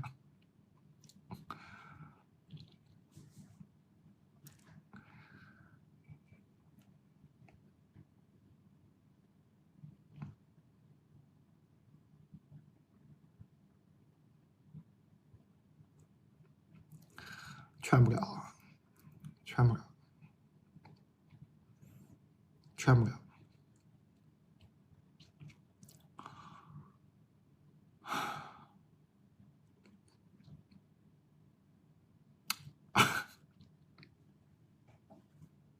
哎，好头晕。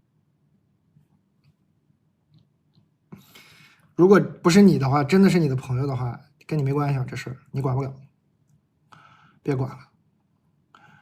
人家将来在西藏生一堆孩子，回来探亲的时候看到你，给你一个白眼，除了给你一个白眼，啥也不会给你的。你别管啊，跟你没关系这事儿。他要是我朋友，我那就是我们的事儿了。但是是吧？这没法管啊，没法管，管不了。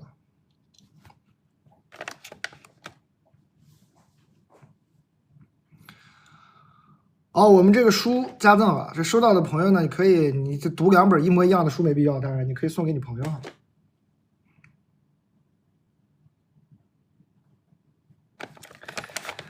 祝福吧，只能祝福吧。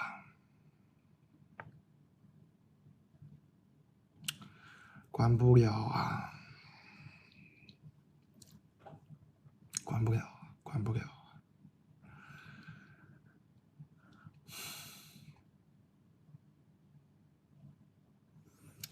唉，倒霉，这姐们儿也真是倒霉。唉，这男的确实有点问题，我觉得。搞他妈！哈哈，哼，哈哈，哈哈，哈哈，哈哈，真有出息。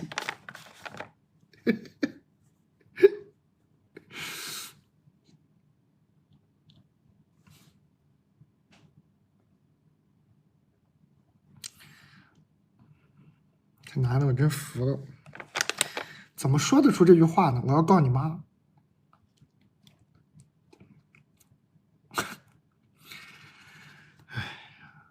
这个怀孕啥这些事儿，咱更人家私人的事儿就更管不着了哈，这不能管了。他就仅从这个男的这个态度上呢，他俩确实不太会幸福。这男的，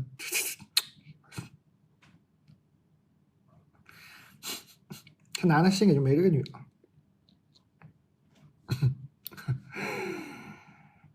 没事儿，哎，但是这是他的命运，咋办呢？又不是你，这要是你呢，我肯定给你一顿骂。但这不是你啊，这是你朋友啊，咋整呢？整不了啊，你也别管，管不了。个人有个人的命运。哎，我的妈呀，这男的可真行。看总好，也祝小卖部越来越好。最近情绪低落，下单了一根牛肉干抽一下。这真的是新型的饮用进食方式啊！最近一直在看你直播，也来投稿。我在一个电影院看电影遇到了 crush， 他坐我旁边，我就是被他外表给吸引了。他是 INFJ 绿老头，是个非常非常被动的爱人。这光看外表就能看出来吗？你看电影身边坐个男的，你看一眼就INFJ 绿老头，这玩意儿能看出来？这 MBTI 不得做题吗？你已经可以这个就是人工识别 MBTI 了。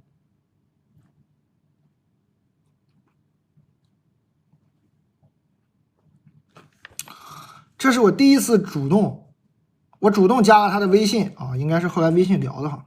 我本来也是一个很被动的人，然后我们加了微信，我就天天找他聊天，我会主动跟他分享日常，但是他基本不跟我分享，但是句句有回应，我不清楚他是礼貌还是怎么样。我之前约他在备考期末考试，他是医学生，很忙。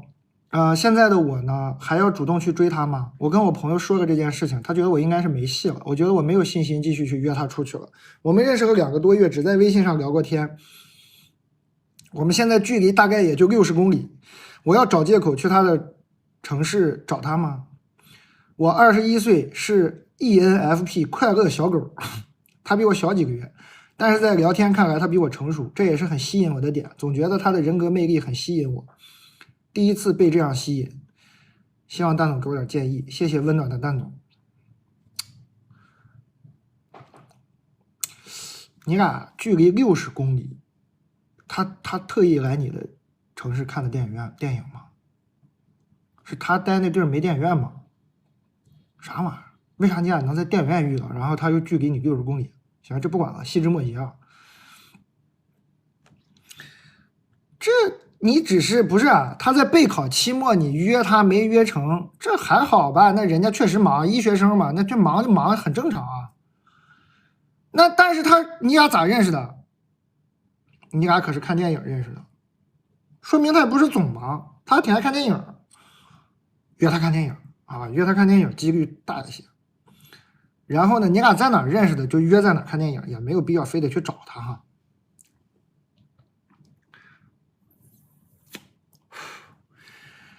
去找他呢，非要找他呢，你也注意安全啊！你别老觉得什么比你小几岁怎么回事，你还是安全第一啊！你要是非要去找他呢，找他也是电影院人多的地方，看完电影就各回各家就好了，再接触接触。你确定知道他是个知根知底以后再说啊，你别那个。还我要找借口去他生活的城市找他们也可以，也挺浪漫的感觉。你就去他城市呗，你说，哎，我来了，你能请我看个电影吗？说我当时我就看电影跟你认识的，你能请我看个电影吗？他说你在哪？我说我在你的城市，挑一个你喜欢的电影院，我看个电影，我请你吃爆米花。他说爆米花糖太多了，我准备的是无糖爆米花。啊，可以准备点这个零糖的爆米花啊，哎，这还那个什么挺不一样的。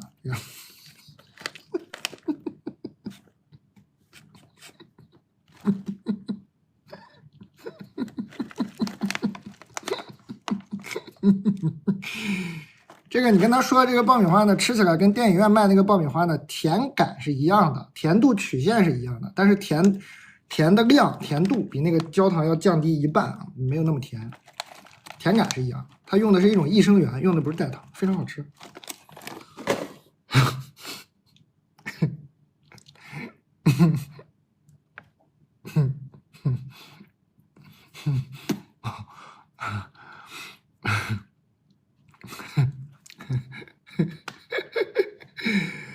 对不起啊，这稍微那个，稍微允许我稍微插播一点广告。还有2分钟发券了，朋友们，稍微插播一点广告。怎么现在卖货的？我现在卖货，我明明是个小卖部，我怎么现在卖货怎么还有羞耻感了呢？这不对啊，这不对啊！我不应该跟你们说抱歉啊，我不对啊，我不就是卖货的吗？我这是小卖部啊，我不就应该卖货吗？我怎么卖个货，怎么整的自己还羞羞答答的？零糖爆米花啊，大家可以买啊，这很好吃啊，我大大方方的啊，这很好吃啊，大家还有2分钟发券啊。对呀、我怎么还害羞起来了？好奇怪啊，为什么？我不就是在卖货吗？我害羞什么呢？太奇怪了。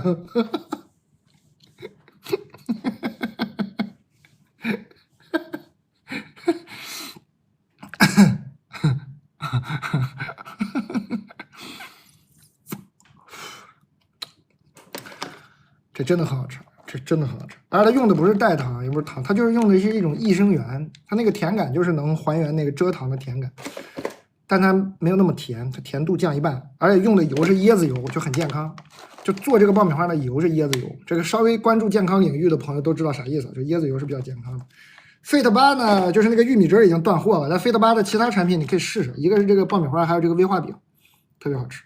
它就是健康，用了一些健康的东西在里头，比如白芸豆提取物，就阻断碳水吸收的这些东西，用了很多健康的东西在里头，那吃起来就比较健康。的味道呢，就跟威化饼一样，就是威化饼还挺好吃的。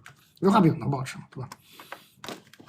当然我知道你们说健康都是嘴上说说，你们就想来这个坚果脆脆，上面一大颗果仁，山核的果仁，就吃去吧。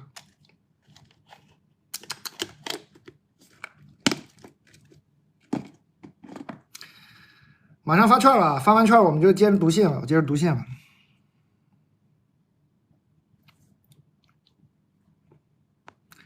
感谢各位，欢迎各位，这书卖了400多本了，真行。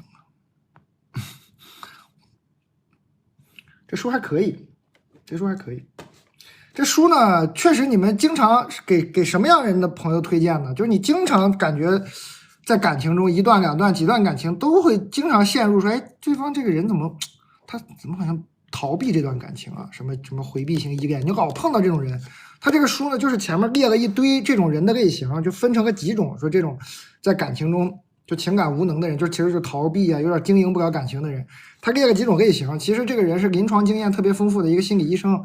他就是教这个人，你怎么能识别出这些人，以后别再中这个计，别再上这个当了。他甚至后面还教了怎么和这种人相处。他说，如果你们在一起，你的伴侣就是一个这种情感无能的人，但是还是可以有跟他相处的办法。他教了很多。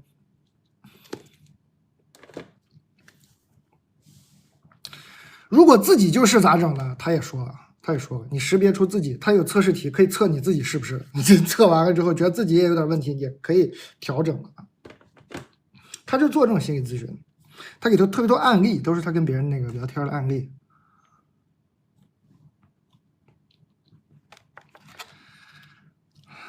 感谢各位。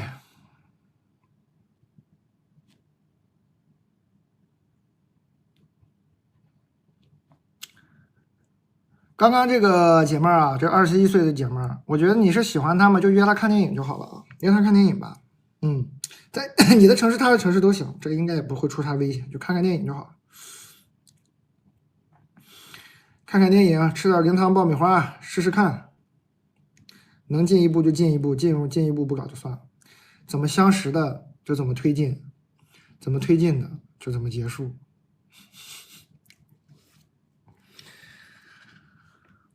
感谢你为中国电影票房做出的贡献。蛋总好，我好蠢。结婚前我男朋友家里需要钱，但我男朋友当时刚买房没钱，我就把自己的存款借给他，他给他家了。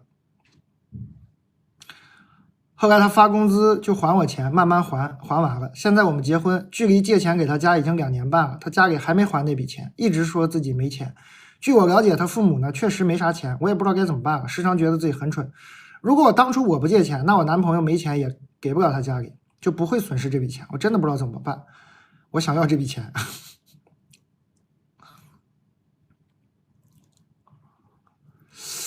不对啊，我再品品啊。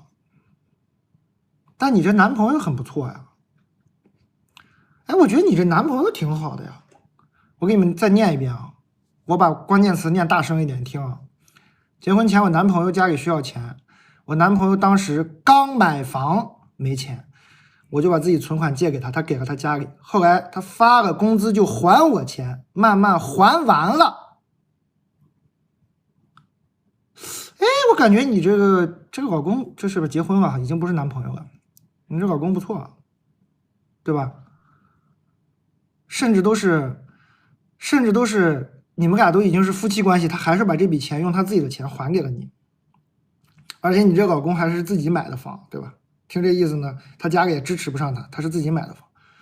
我听起来你这老公是个相当要强，然后挺好、挺靠谱的男人哈。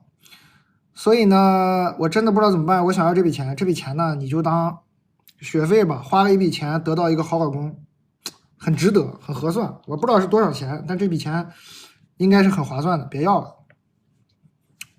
你跟你男朋友，就跟你老公都离他这个原来这个家远一点就好了，是吧？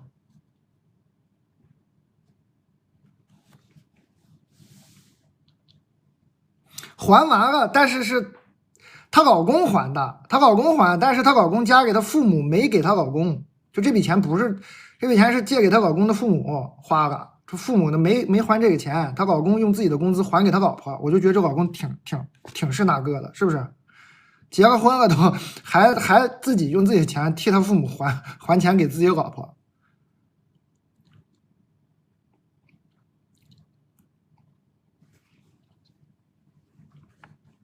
这老公挺好的，哎，这种事说不清楚啊。那人你老公都替他父母还了，那还咋说呀？说不清楚就别要了啊。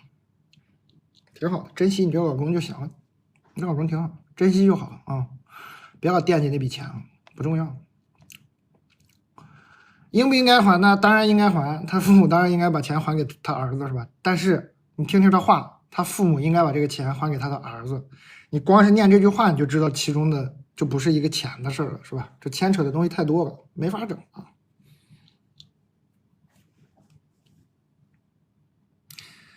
我推荐呢，最好就不要再记挂在心上了。你这个事挂在心上，除了让你闹心，不会有什么帮助的。你就珍惜你这个老公就好，看到这个事物阳光的那一面。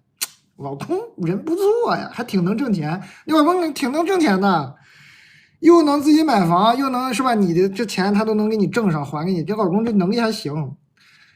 那未来发展呢，不出什么大事，应该未来会越来越好。所以呢，我推荐你就别老说这些闹心的事儿。你们家里呢有一个良好的家庭氛围，大家齐心合力继续挣钱，未来应该很快就会挣比这个钱多得多得多。你要老弄这个事儿，弄这个事儿膈应，你老公心里也膈应，又跟他父母膈应，这个人心态一影响以后挣钱。有时候你觉得这笔钱道理上这个钱他父母肯定应该还，那这个世界吧，你有时候讲道理呢，你失去的会很多，你就不要讲这个道理就算了，认了，哎，未来钱就赚的更多了。有时候就这么奇妙，有时候就这么奇妙。你要跟我讲道理，我也能跟你讲道理，当然要还，但是这不是个讲道理的事儿啊。你就往前看吧，往前看嘛，那就大家有个好心态，接着好好挣钱更重要吧。你老纠结这一笔，可能不是一个好现象。欢迎大家，感谢大家关注，老朋友可以加这个点这个头像加那个什么群啊，粉丝群。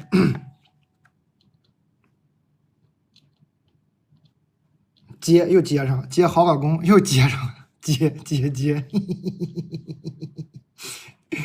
好的，姐妹儿，你可以听听佛学入门啊，把这些事情淡一淡，听听佛学入门，感受感受那种老纠结这笔钱不太好，会影响心态，可以听听佛学入门。蛋总好，最近感情遇到了一个瓶颈，喜欢一个比我小一点的男孩。哦，这个凤梨酥的抽奖发了。经常会在这个钱上，就是陷入这种过去发生的事儿，经常纠结，可以听听佛学入门，佛学入门会很有帮助。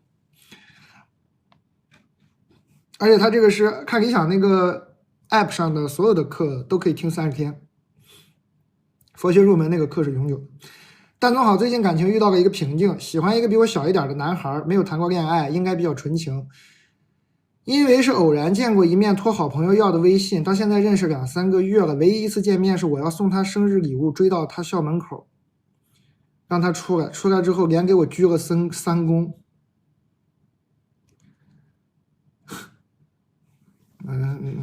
等一下，我喜欢上一个比我小一点的男孩，是不是小一点吧？是小一点，你是不是说保守了，姐妹儿？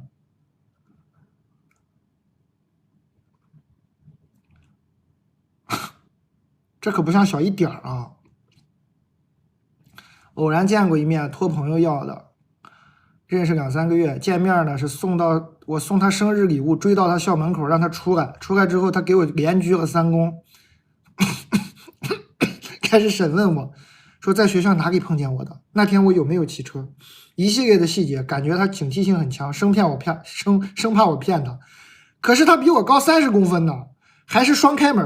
双开门啥意思？双开门是肌肉是吗？还双开门一拳能呼死我。自那之后，我们一直在线上聊天，基本是我主动找他。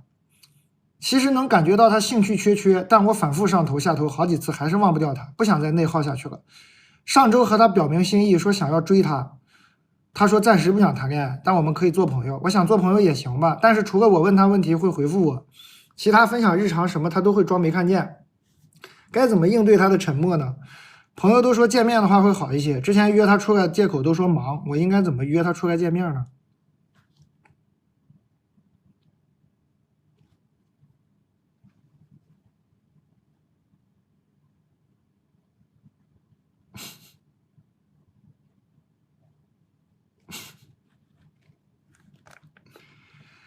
约他健身吧，沉默吧。虽然我觉得你俩没戏啊，但我看你是真挺喜欢这个男的呢。无论这个男孩呢，啥可能都腾不出时间，但他肯定是在健身嘛，是吧？你这意思是很多肌肉嘛？你别去学校门口堵他，你健身房堵他呀！你健身房堵他，完了你也健身，也不用聊天，那健身真挺累，我试过，真累，说不出话来。他练你也练，就在他旁边练，就欣赏他，就看他，就爱他。试试看吧，接触接触，日久生情，多接触接触。尤其人一健身特别脆弱，人在那种脆弱的时候，你突然给他递上一杯冰水啊，或者给他一根这个我们Fit8的蛋白威化饼干，可能一下就冰冷的心就融化了。正在那健身呢，崩溃了，脑子都整个不转了。然后你突然出现在他的身边，这回没有送礼物，他也没有力气再给你鞠3个躬啊，应该太累了。你掏出了一个这个燕麦的谷物棒啊，我们这个Fit8本来就是给健身人群吃的，弟弟。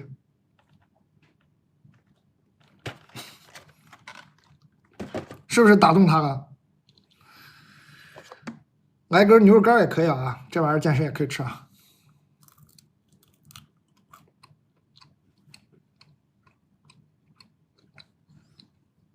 去健身房堵他吧，可以。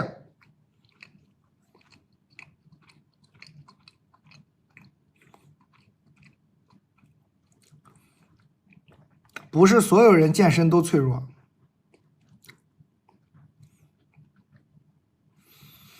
我健身那会儿，我真的，我那教练，我那哥们儿刚开播的时候，你们看回放吧，就是西安的跑，我那教练就那哥们儿，他给我练，我俩熟嘛，我说真是推不动，我说我这腿真不行。他们健身房的人，我觉得都有招儿。他说是行，没事儿啊，我今天我有点忙，我给你换个老师。他给我找了3个女教练，这仨姐们儿，这仨姐妹啊，这3个姐妹纯就是天天 PUA 别人的，那简直都练的炉火纯青。那玩意儿是啥呢？就是躺那拿腿推那个东西。这3个姐们儿，我明知道他们在 PUA 我，但你真受不了，就是哎呦，就开始哎呦上了，就哎呀，我真服了。哎呀，说，哎呀，没想到蛋总还能，我说姐们儿别来这套行吗？我说你看这上面有几个片，没几个片，我肯定能推动，别在这哎呦我了。但是人嘛，一开始还有理智，你真的推过一组10个，推完之后，人就脆弱了，就是理性就崩溃了，完全就是被人操控。那姑娘就突然拿了一个片就过来了，突然就往上，我说你干什么？说我相信你，再加一个片你肯定可以的，只要推得动就还能加，只要能做一个就能做一组。我说什么意思？我说他说你推，你看，这不起来了吗？你看3、4、5、6，本来就说做8个，7、8，好，再送我2个，再送1个。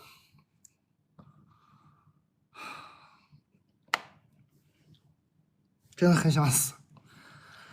我第2次再去的时候，我一进屋，那3个姑娘，她们肯定也没有看过这么虚弱的人。他们那个健身房不是个健身房，他这个健身房是个教私教课的，都是比较专业的运动员去那儿做运动康复，就没有我这么虚弱的人，就是那不是个健身房。好了，我一进去，这仨姐们就特高兴，全上了。哎，说你又来了，我说你们3个离我远一点，给我换一个男教练，你们3个消失，我再也不能上这个当了，累死我了，真的。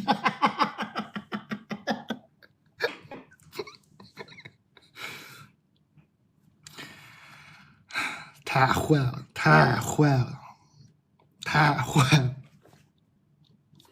怎么说到这儿了啊？对，我的意思就是健身的时候人真的容易脆弱，就是那个练着头就没有理性了，崩溃了。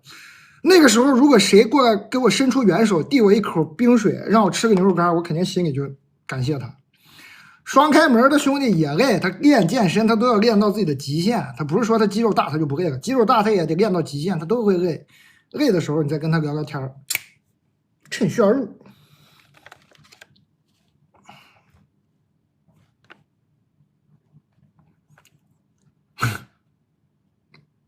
好吧，姐妹儿，找到健身房，带上我们这个蛋白棒，什么蛋白的那个威化饼干，不要去校门口堵人家，这有点吓人。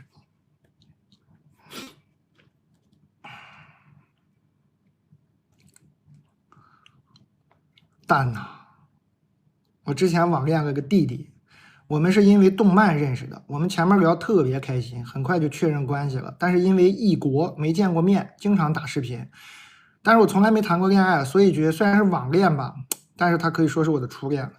然后因为我长得很漂亮，身材也很好，我目前的工作是平面模特，生怕我不信是吧？信，你前面说那2句，说长得很漂亮，身材也很好，我就信了，干啥这么见外呢？我哪有当外人？还括弧，目前我的工作是平面模特，没必要，不要这样。所以呢，这个弟弟渐渐开始疑神疑鬼，打视频总是要看看我周围有没有别人。有次我打视频的时候正好放电视，他非要说我家里有男的。之后我去海边玩，他非要说我是跟别的男的去的，闹脾气，冷暴力。之前我都是哄他，但这次我真受不了了，我和他说了分手，把他删了。但是我发现他没删我，我也不知道他怎么想的。其实我身边追求者很多，比他好的也很多，但我就提不起兴趣，我有点贱，我就喜欢不喜欢我的。哎呀，我就喜欢那些得不到的，我也不知道该怎么忘记他。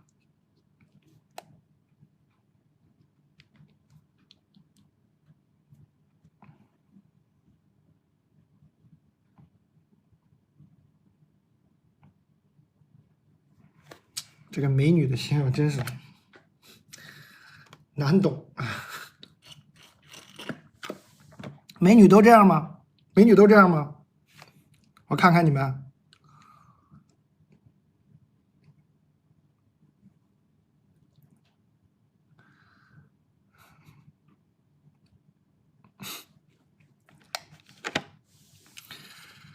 哎。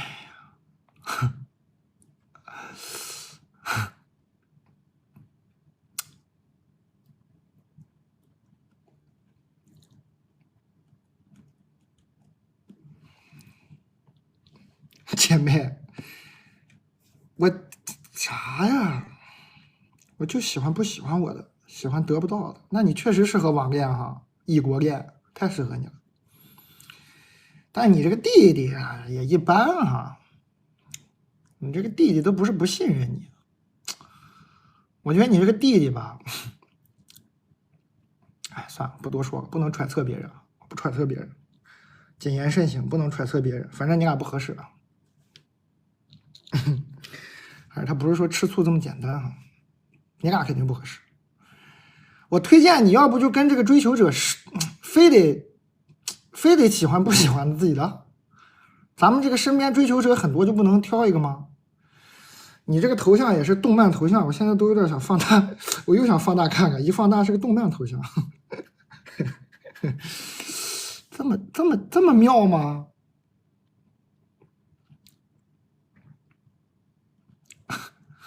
理解不了，也能理解吧。但是，咱不能跟这个追求者找一个还不错的谈谈试试吗？谈谈试试，可能这毛病就改了。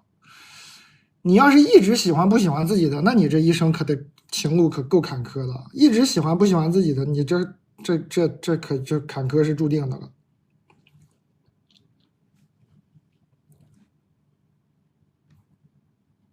姐们儿，你这情路是注定不顺了，咱就喜欢走这个不平的路是吗？就走着少有人走的路，啊，姐们儿，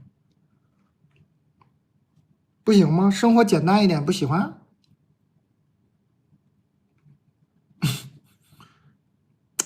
找一个身边的看得见、摸得着、知根知底的、熟的身边的人，不是网恋的，先谈一个试试，姐妹，我对你的真诚的建议啊，先谈一个试试，咱也不是说要怎么样，你就先谈一下试试，感受一下，就这种真实的。人能看到人的这种恋爱是什么样的，你感受一下，你没感受过呀。他说他从来没谈过恋爱，他第一个恋爱就是这视频电话网恋。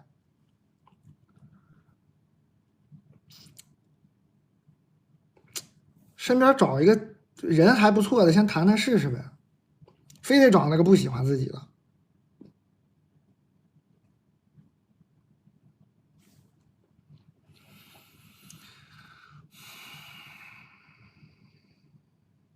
板筋塞牙嘛，塞牙啊，保证塞。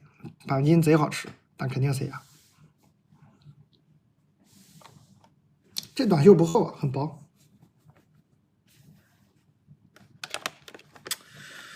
就喜欢不喜欢自己的，看看这个症状，这书里好像都没提到这种就喜欢不喜欢自己，这是什么意思？这是什么意思？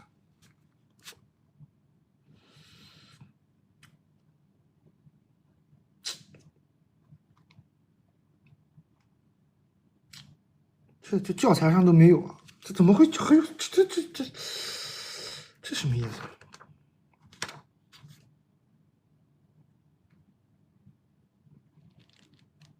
你是不是情绪压抑者呀？121页，避免任何情绪接触。我看看你是不是这个情况。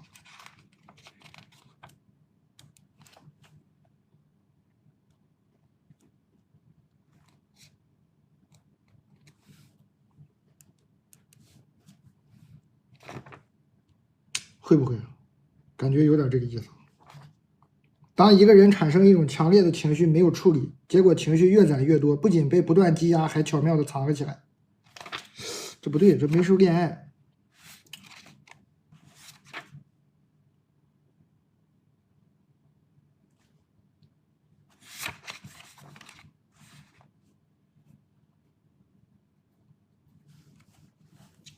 哎呀，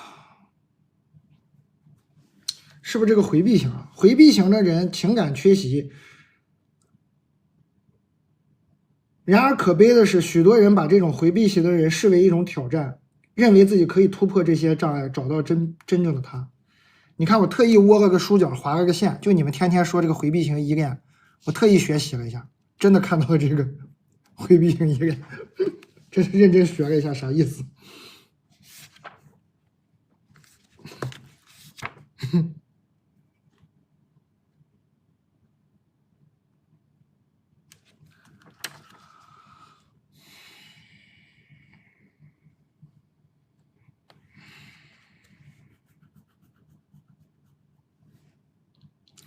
低配得感，建个群，有群啊，你可以点这个就加那个什么粉丝团、粉丝群啊。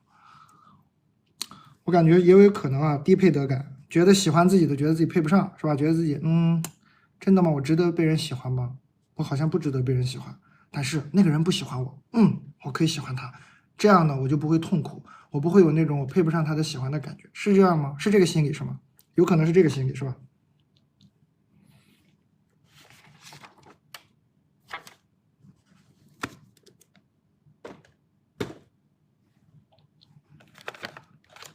不是，哎呀，分析不出来了，姐们儿，我的建议就是咱们也不用太这个心理分析了，不用整那么专业，你就赶紧找个真人谈个恋爱，感受一下啊，跟这个喜欢自己的谈一次，也许你就会发现还是喜欢自己的好，对吧？试一下。还有7分钟发券啊。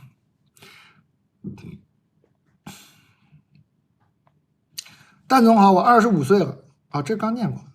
我投个稿，今晚我在吃棒冰，我对象感冒不能吃，我就在他面前嘚瑟，结果对象和我说：“你吃我买的刨冰，还敢怎么嘚瑟？”这话我听到的时候血压就上来了。他之前还说他的都是我的，他要把他所有的都给我，结果现在因为一根棒冰对我说这种话，这种人我真的很讨厌，该不该跟他分手？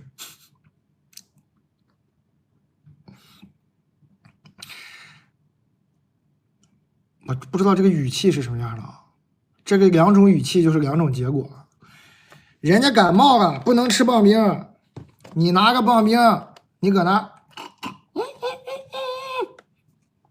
棒冰好好吃，然后他说，哎，你看我买的棒冰，你还嘚瑟，我这感冒你趁我吃我这我明明我买的，这就不是个事儿，是吧？如果是这种情况，这就不是个事儿。我怀疑大概率就是这么个情况，是吧？我难以想象你在那说，哎，你感冒了不能吃，我吃你棒冰。他说，不是我买的棒冰，给我放下。如果是这种情况，你肯定已经分了，这不神经病吗？大概率不是这种情况吧，应该就是这种打情骂俏吧。这个击中你了，这棒冰是很贵的那种棒冰吗？棒冰一般也不会很贵吧，还好吧。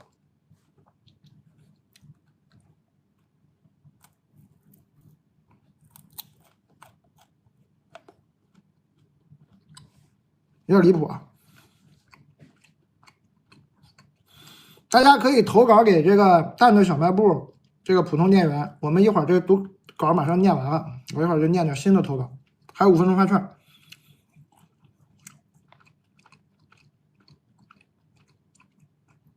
哇，好长呀！哇，好长呀！哇，好长呀！念一个这个长的吧。蛋好，纠结了一阵时间要不要投，决定还是先投过来吧。事情已经过去蛮久了，每次想起来都觉得很恶心。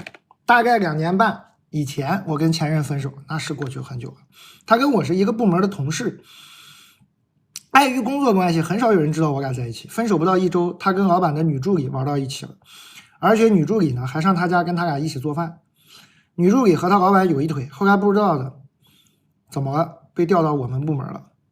于是我们仨这时是一个部门的。之所以知道女助理去了我前任家呢，是因为她发了一条炫富的朋友圈，彰显自己喝很贵的威士忌，里面的碗筷都是我前任家的。我就怒火中烧，发了一条评论，问他怎么会在他家里。你俩在一起吗？分手不到1周，这不是分手了吗？好吧，行，你怒火中烧了，问他怎么会在他家里。这条评论被公司所有同事包括领导都看到了。精彩。还没等他回复，我就把他拉黑了。后来我们在钉钉互骂，哎呀，他还他还什么找我前任，说我误会他，两人一起骂我，再次怒火中烧的我，干脆在办公室当着面笑着问他，吃我吃过的碗，喝我喝过的杯子，开心吗？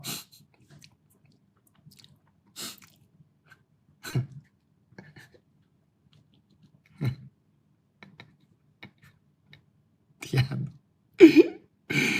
当时没人拍下来吗？哇，太精彩了！在办公室，这是能在办公室听到的话吗？我的妈呀！办公室能听到这话？他有没有用你用过的键盘呢？做你做过的 PPT 也都有可能哈。唉，然后他气疯了，他又找我前任说我欺负他，因为我受不了这两个人，同时还有公司出现的闲言碎语，所以我就辞职了。我前任也辞职了，这个助理后来因为影响部门关系还有工作问题被人事给劝退了。后来我前任回头找我说，这个女助理是自动找上门的，她没有理由拒绝，而且大概没发生什么。快30的人了，孤男寡女晚上在家一起做饭，完了说什么也没发生，哼，我是不相信的。我现在的问题不是感情问题，而是因为我在老东家属于工作比较出类拔萃的员工，无论在职还是离职，我的直属领导和公司高层都一再发信息挽留我，希望我可以回到公司一起工作。如果没有恋爱脑，我的事业脑一定可以长得更好。因为这2年也没有遇到合适自己发展的公司，所以现在考虑重新回老东家。尽管女助理不在了，但因为圈子的关系，大家都会有共同的好友和共同的客户，而且女助理现在还做个小红书的博主。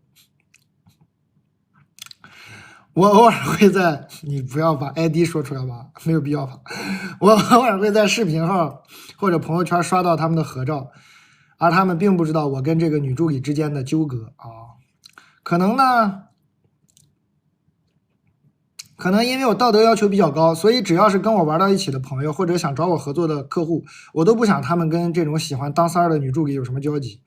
对于一些不知道情况的人，我有没有必要告知他们我的事情呢？因为只要一看到他们一起玩，我就会有一种想把他们一起推走的感觉。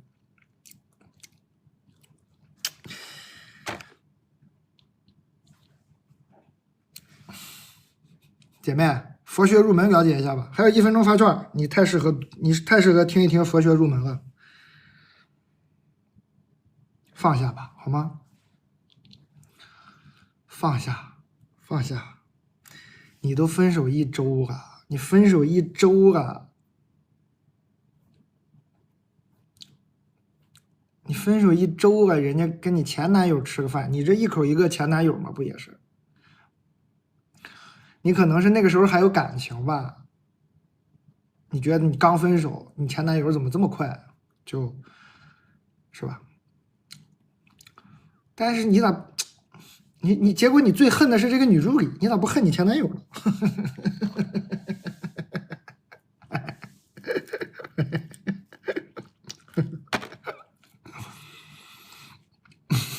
你为啥不恨你前男友？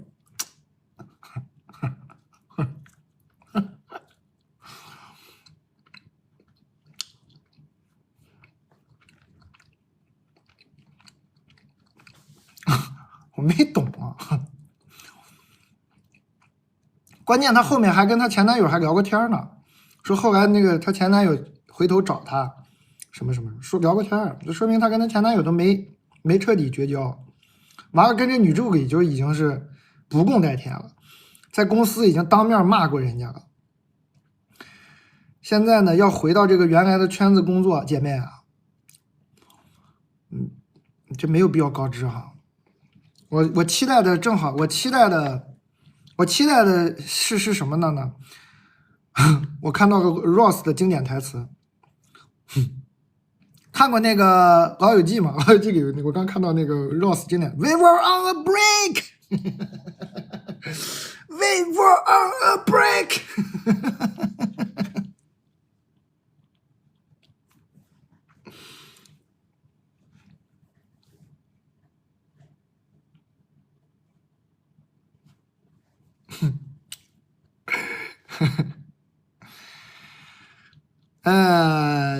姐妹儿是这样啊，你这个，我的理想画面是你读完这个佛学入门以后呢，你会去找到这个女助理，然后心平气和的坐下说：“对不起，我当年太冲动了，我不应该在办公室当着那么多人的面说那种话，让你很难堪。我想跟你对当年的我道个歉。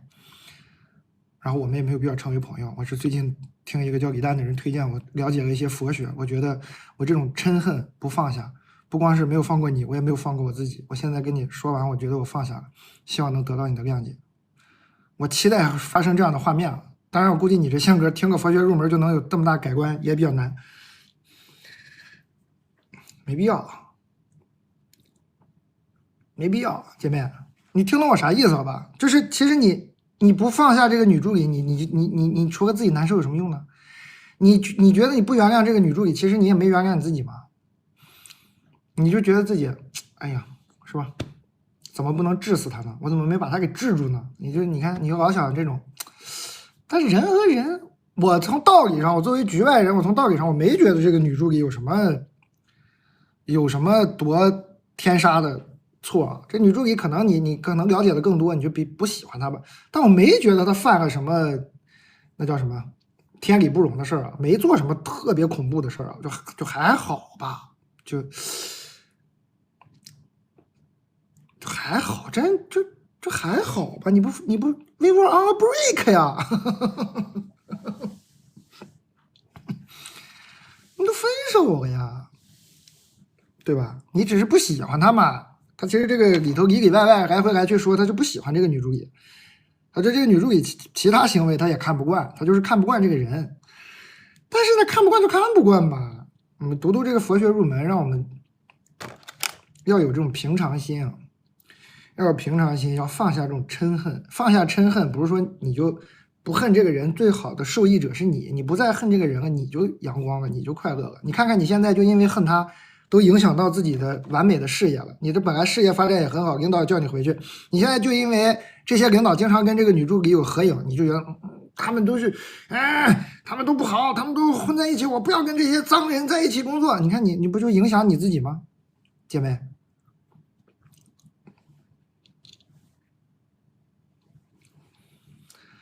咱们都不讨论这个女助理当年做的事对不对。我先说，我就说客观上来看的，我就局外人来看，我觉得就没有什么天大的事儿。你说这个玩意儿就涉及到很具体了。你说这个女助理完全没毛病吗？咱就不讨论这个了，是吧？咱们不讨论这个，不做道德评判，咱们也不是个道德法庭。我们不讨论这个女助理当年这个事儿对还是错。我只是跟你说，你要是放不下，倒霉的就是你。你得把这个恨意放下，你放下这个恨意，你就好了。他对错已经不重要了，都2年前了。你看看，你就因为一个2年多前这么个事儿，你影响到你现在，你还没发现吗？你还没发现吗？你给我写这么长的信，你其实应该已经发现了吧？你就因为一个2年半这种事儿，把你影响到现在，就那件事对错已经不重要了，赶紧忘掉，放下，好好工作。完事儿了。如果你居然真的能跟他道个歉，那我觉得我也是有一桩好的这个功德。你不能跟他道歉的，你就心平气和，也不要提这些事儿。你跟你的领导提这些事儿，人家都会觉得你会有点怕你的，会有点怕你的。你比如说这些合作的客户跟这个女助理合个影，然后你跟他说这个女助理当年啊当小三什么什么什么。你这样，这些客户会害怕你的，会觉得，哎，他跟我说这个嘛，这有点不职业，其实这有点不职业，这不是职场上应该发生的事情，你这有点不职业了，就影响到你的工作了。人家就是来跟你挣钱的一个客户嘛，人家就，然后你突然跟他说，你为什么跟他合影？你不知道他当年啊，不好啊，这会影响你的工作的，姐妹儿，好好挣点钱。我觉得你确实还是有点恋爱脑，这也是恋爱脑的一种表现。都影响到自己挣钱了，还在这儿纠结，赶紧放下，好好挣钱，不要再想这些事儿了，好好挣钱，好好工作啊！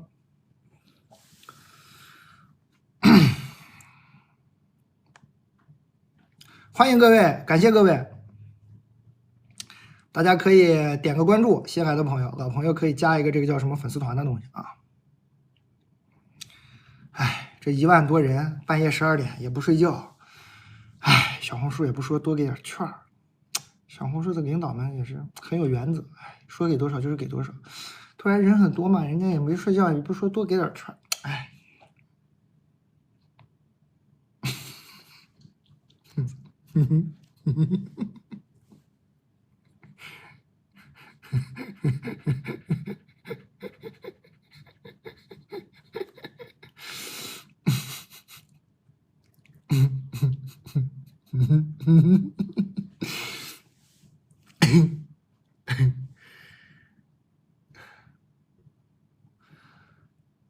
蛋总好，喜欢蛋总10年了，非常喜欢。一个人待着，也因为喜欢蛋总，也喜欢上了喝酒。哎呀，对不起啊，真不好，我真是啰嗦一句，我也卖酒，你们千万别，酒这个东西不好，酒是酒精是一类致癌物质啊，能不喝还是别喝。我是爱喝，但是我不推荐你们。哎呀，完了，被我影响了，一个人爱上喝酒。哎，希望你喝酒的时候是开心吧。如果你喝酒的时候不开心，我可太有负罪感。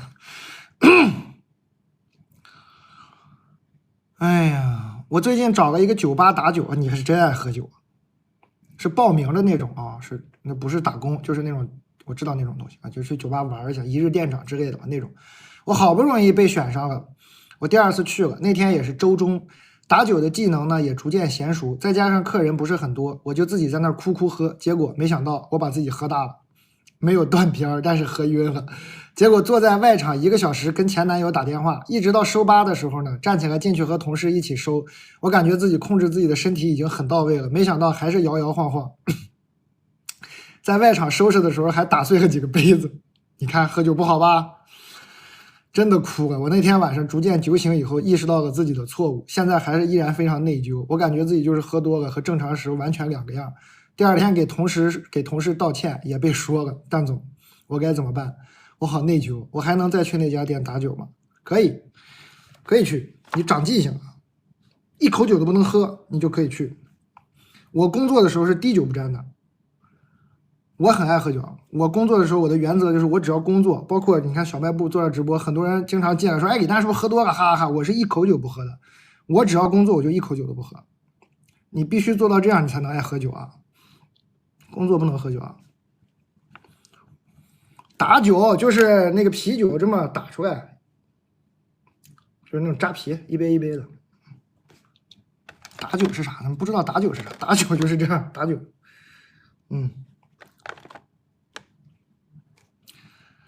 朋友，爱喝酒能控制得了，好好玩没事儿。但是上班工作，哪怕你工作的地方是酒吧，你也一口酒都不能喝，不能喝，这就是工作。下班之后哭喝，一下班一收吧台，跟请同事们喝酒说对不起，我上次我太混了，我上次喝多了，给你们添麻烦了。今天下班以后哪儿也别去了，我请你们喝酒，吃好吃的，就完事儿了，就这么点事儿，不是啥大事儿啊，不是啥大事儿。确实呢，错没错，你是错了，道歉，让人家原谅，没问题啊，交点朋友，没啥大事儿，谁喝多酒还不犯点浑呢？都有过啊，认识错误，好好道歉啊就好了。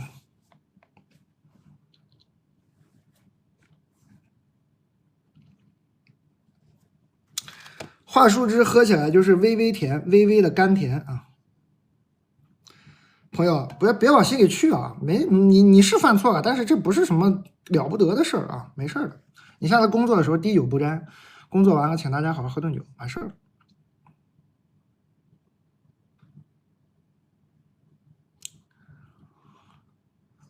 再念一个感情题吧，看看还有没有爱情，情情爱爱的。蛋总，我好想跟你分享一下我的故事。我跟前男友谈了3年半，分手了。他算是无缝衔接了吧？他目前的这个女朋友，不过好像应该也分手吧？你看这个姐妹儿多平静，姐妹儿刚有一个无缝衔接，1周无缝衔接的，在公司差点把那女的杀了。这你很好，我欣赏你这种平静。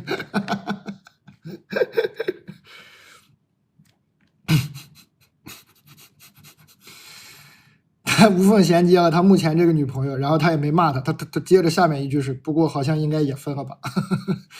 我们是4月中旬分的，他差不多5月份就跟这个女的在一起了。后来有次跟他见面呢，我就问你怎么这么快就谈了啊？他说总比每天一个人喝酒强吧。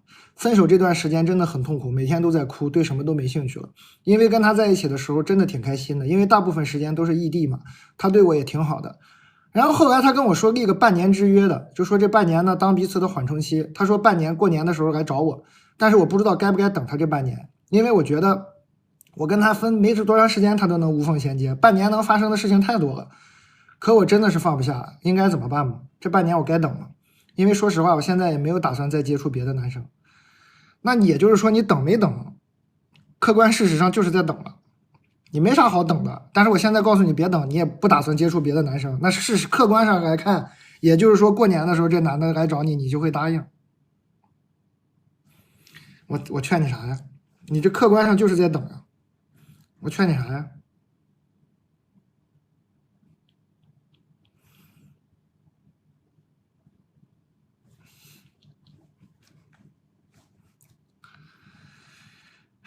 还半年之约，过年时候来找我，你俩好不了了啊！你俩没戏了。这种的不要信，但是你现在一时半时也走不出来，反正你也没打算谈恋爱，你就这么待着吧。待着半年的时候，你看过年的时候他来不来吧？我怀疑不会啊。万一居然真的来了，你看看是什么样吧？你可以看一下，反正你待着也是待着嘛，你就正常工作生活，别想这事儿。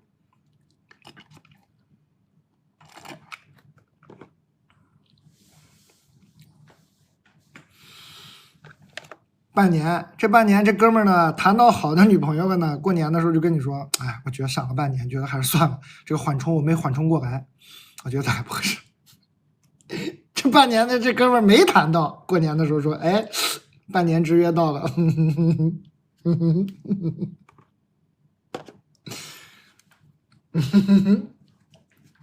就这么点事儿啊，别有啥好等的。他半年之约他不谈恋爱吗？你问问他，你半年你是不谈恋爱吗？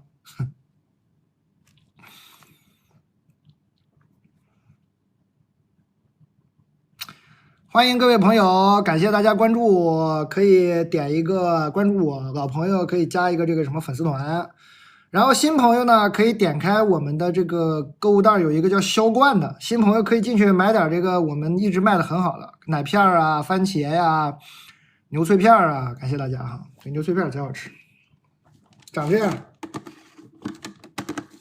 薄薄脆脆，脆的啊。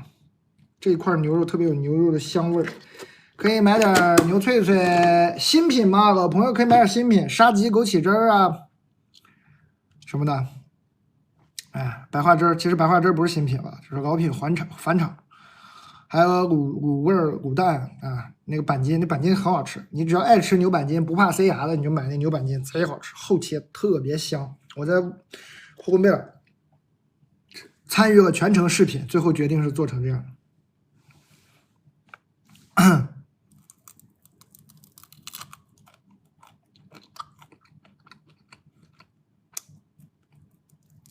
超爱牛板筋，那你就买这个，好好吃，调味没得说。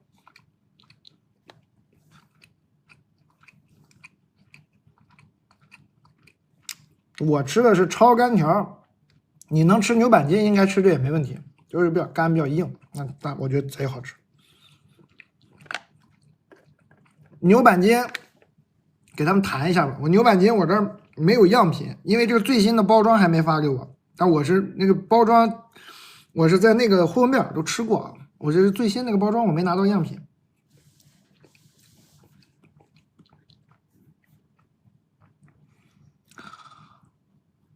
感谢各位，欢迎各位。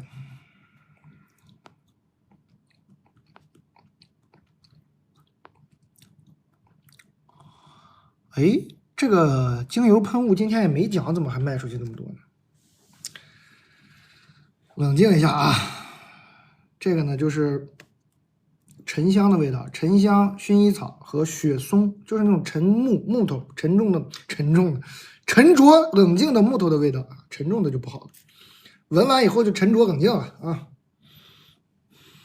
这香薰还送眼罩什么的，很舒服，很好闻。牛板筋都是独立小袋包装的，推荐一下酒，酒就是啤酒，我们这个季节你就买点啤酒呗，买点那个我们的那个 Trip Smith 的精酿啊，伏魔的精酿啊，都适合夏天。然后我还是格外推荐黄酒啊，大家夏天可以试试我们的黄酒。你要是对酒已经有一点鉴赏能力，买这个滩天18年的这个黄酒，非常好喝，味道非常丰富，盒子也很漂亮。我在这放酒都有点灰了，看，很漂亮，这很好喝。冰着喝啊，冰着喝，放冰箱冰着喝，然后也那个醒一段时间再喝，也可以插冰桶喝，但里头不要加冰块。送礼也很合适，就很漂亮。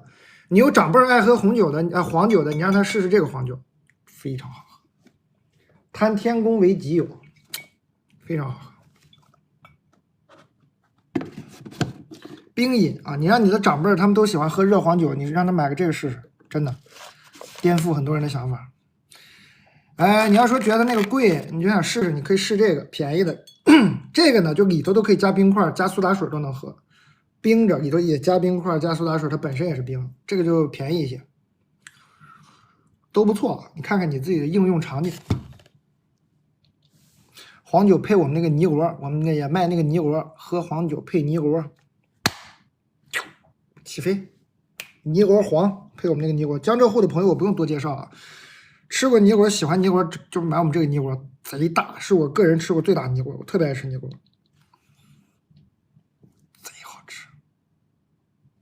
起飞，这玩意儿配黄酒，起飞。江浙沪的朋友有试过的朋友肯定能帮我作证，泥螺配黄酒，鲜上加鲜。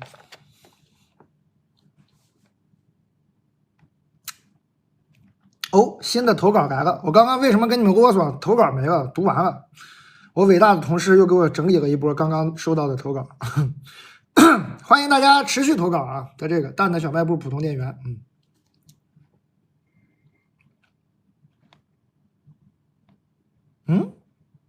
不对啊，榜油榜油，你好像发错了，你发的还是旧的。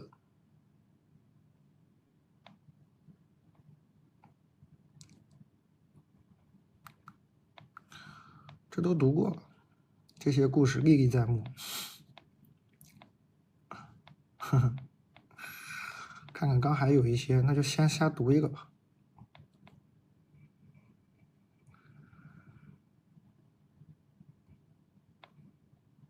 但你好，我有个生活的小烦恼。我有个朋友从小认识到大，感情很好，他对我很照顾，我过年也给他发红包。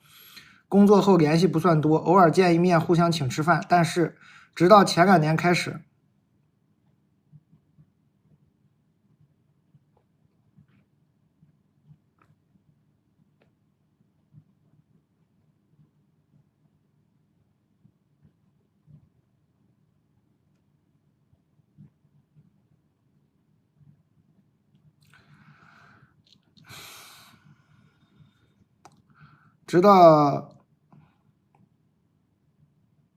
前2年开始，他频繁找我借钱，啊，每隔几个月就要管我借一次，数额几千到几万不等。我从来没借过，很好。一是我很穷，舍不得借，很好，穷保命啊。二是我以前借过别人钱都没有按时还，我对借钱有阴影。我拒绝他1、2次以后，我以为他不会再找我借钱，还因为愧疚心理给他发个红包不用他还，但没想到他今年又找我借，我还是说不借，他竟然让我贷款给他钱。我气得想拉黑他，但一想到他以前对我挺好，还是没拉黑。其他管我借钱的我都拉黑了，因为他们对我不好，但这个朋友对我真不错，到底是和他断交还是抢救一下这段感情，我有点纠结。你不能给他借啊！你给他借了这个钱呢，就既失去了钱，也失去了感情。你不给他借钱呢，你看我的朋友给我发的微信都是多离谱。12点21分，我的朋友给我发了一句话：吃个头孢多久才能喝酒？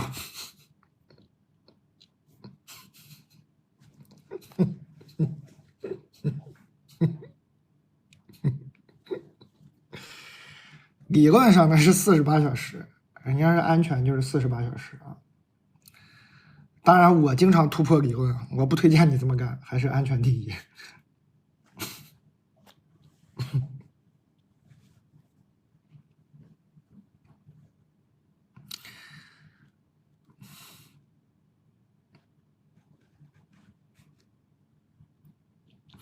不建议啊，大家还是安全啊。你看，也有朋友说7天，那就7天最好，还是安全啊。这酒这玩意儿非得喝吗？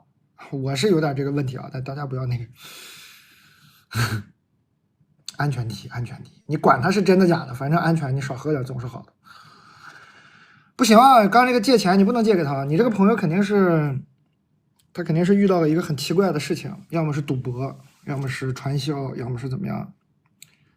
你这个朋友已经变了，你这个朋友已经进入了一种那种特别可怕的境地了。你如果能给他救出来，你跟他好好坐下聊一次，你为什么搞借钱？他如果能跟你坦诚，你就问他你是不是赌博，你是不是传销什么的，你就问他。他如果能跟你坦诚，你算救他一条命。他不跟你坦诚，还给你编瞎话，就给你借钱，拉黑了，救不了他。钱是不可能给他借的。买这个尼罗呢，就是配黄酒。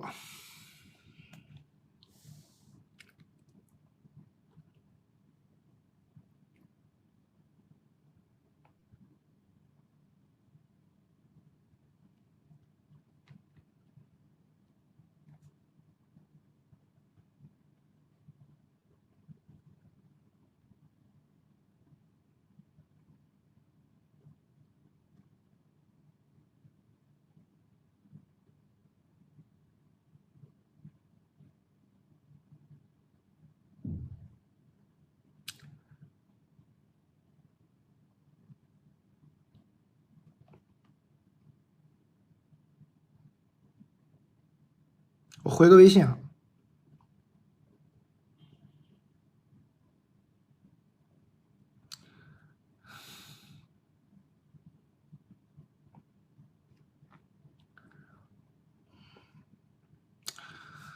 哦，好，新的投稿来，投稿来了，我这个投稿，我这个嘴啊，哎呀，好长呀！一旦我作为2手被害者，我实在忍不住。事情是这样式的，我也不知道呢。我的女同事 A 是憋得不行了，还是咋的？有一次我俩吃饭，她直接和我说，她喜欢我们办公室一个已婚男 B。这个已婚男 B 的老婆 C 和 A 还是同部门的。本着一切麻烦事别来沾边的心态，我只是敷衍安慰了我的女同事。结果呢，她变本加厉了。哎呀，她一有缝隙就跟我说喜欢这个男的呀，喜欢的不行不行。我真的很无奈呀，但我还是心地善良的基础上劝她早日放弃。就在我觉得天下即将太平的时候，炸裂的来了。有一天，我竟然在办公室撞见了他俩明目张胆的画面，无法描述。你们这公司都这么精彩吗？他上个这班让你们上的，这工作量得多不饱和，这班让你们上，我的妈呀！他真把公司当家了。这以前说把公司当家，把公司当家，这真有把公司当家了啊，真行啊！新家，把公司当成新家了，哈哈！明明他们才是做错的那个，我反而成了那个做错的人，低头装没看见。但我当时心里1万匹土拨鼠在尖叫，我极度反感这2个人，而且撞见他俩有不妥的行为的人不止我一个。我不知道其他同事怎么看这个事儿，也不知道同事 C 是否有所察觉，但求指导。我不想听他们的八卦，我更不想劝一个明知道错了却将错就错的人回头。求小卖部老板指点1二，让我远离是非。我买过明星产品牛脆脆，抚慰了我的心，还希望蛋总能再缝补一下我的心。不是，这根据不是什么呀？远离是非，那远离不就行了吗？你老劝人家干啥？你不要再劝了，你以后劝也不要劝了，跟他俩也不要说话了，就当不认识。低头不见抬头也不见了，低头不见抬头也不见，赶紧就是一看，嗨，走飘远，不同事吗？溜走就好了哈。专心工作啊，好好吃牛脆脆啊！你买我牛脆脆可不给他们吃啊，可不能给他们吃啊！我也会生气的。你就当看不见就完事儿了，你就自己吃，好好坐在工位上，好好吃牛脆脆，开开心心的啊，喝点白花汁儿啊，吃点我们的这个凤梨酥啊，完事儿了。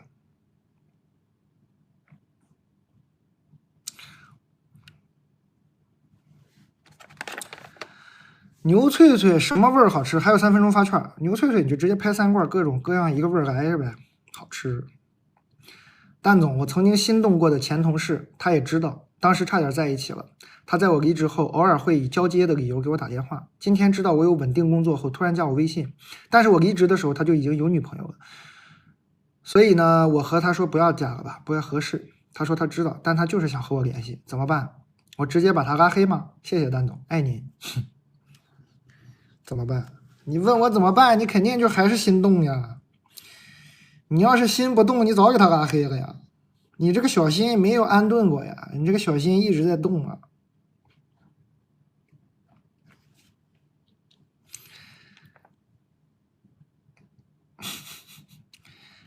这么爱跟同事谈恋爱吗？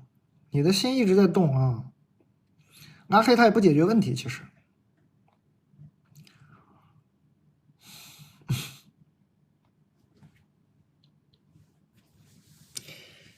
唉，咋办？你说你现在你这样吧，你客气一点吧。你现在你看啊，你说这样，你说，所以我和他说不要加，这样不合适。他说他知道，但他就是想和我联系。你说，你知道我曾经喜欢过你，但是你现在有女朋友，我不想陷入到这样的麻烦中。我不想和这样的人联系。哪天你想好了，你再决定加我的时候。我们再联系啊！现在就不要联系，你就说的客气一点，直白一点，是吧？这咋联系啊？没法联系啊，还是得拒绝啊。只是说你也在心动，你也在心动嘛，你就直接说呗，那就现在不行，是吧？那分手了再说吧。原味卖光了，好的。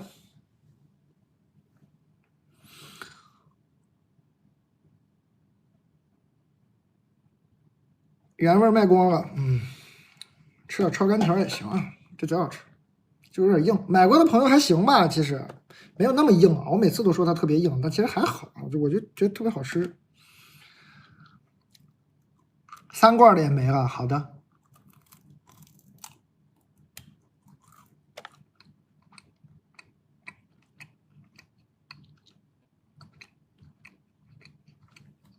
板筋配什么酒？啤酒啊，这些玩意儿配啤酒、配白酒都可以，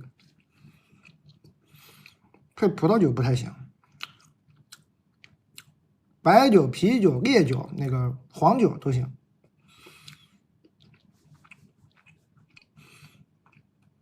我们有这个，哎呦，阿蒙来了，阿蒙你别给我刷礼物，你给我补点牛脆脆，他们说牛脆脆又卖光了，你别给我刷礼物了，你给我补点货。这一天呢，就嫌你嘚瑟，还又刷上礼物，补货去赶紧。发券了，12点半发券了，朋友们。感谢大家关注，大家也可以关注一下呢，也可以那个老朋友可以进一下这个粉丝团啊。然后你后面名字后面就会有那3个字，很羞耻，粉丝团3个字非常羞耻。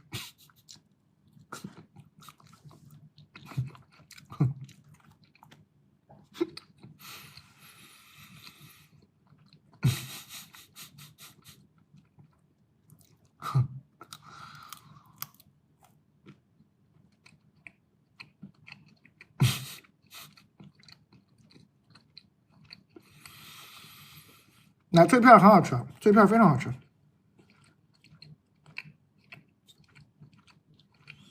这都是老明星产品，番茄啊、脆片啊，大家随便买买，好吃。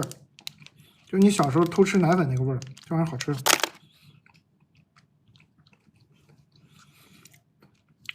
板筋也2个味道都没了。阿蒙，别看直播了，补货去。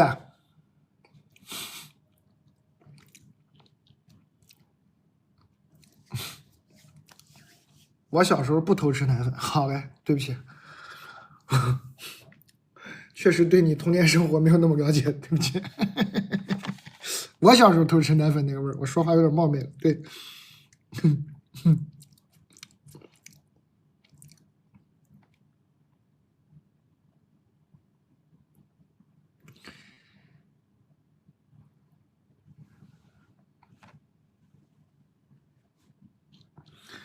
但我之前看你读那个敏感多疑巨蟹双鱼情侣争夺公仔抚养权的投稿，笑得飞起。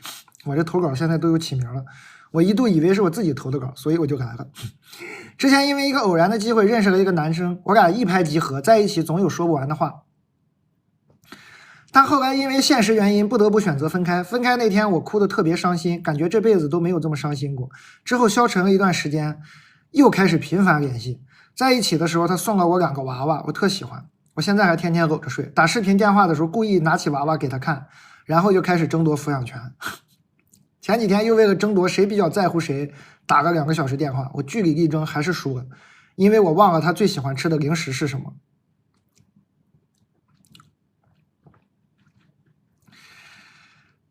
其实真的很难得，每天在外面装完大人以后，回家睡前躺在床上，有一个能让我彻底放下戒备，陪我一起幼稚，但又能一起讨论人生，还特别了解我的人，真的很难得，真的很难得。你这确实挺难得，幼稚嘛，也是真的很幼稚。但有时还真的挺苦恼，只当朋友吧不甘心，做恋人吧缘分不到。想问问蛋蛋，我是要及时行乐，开心就好，还是放下这段感情向前走 ？By the way， 以前还挺想结婚的，现在因为各种原因也不知道了。哎，已经30岁了，跟他这几年都不太可能在一起，为啥？现实原因不得不选择分开。为啥不能在一起？现实原因？什么现实原因？什么现实原因？我俩一拍即合，总有说不完的话。牛翠翠补货了，朋友们，阿蒙还是挺办事的啊，大家可以冲牛翠翠了，牛翠翠有了。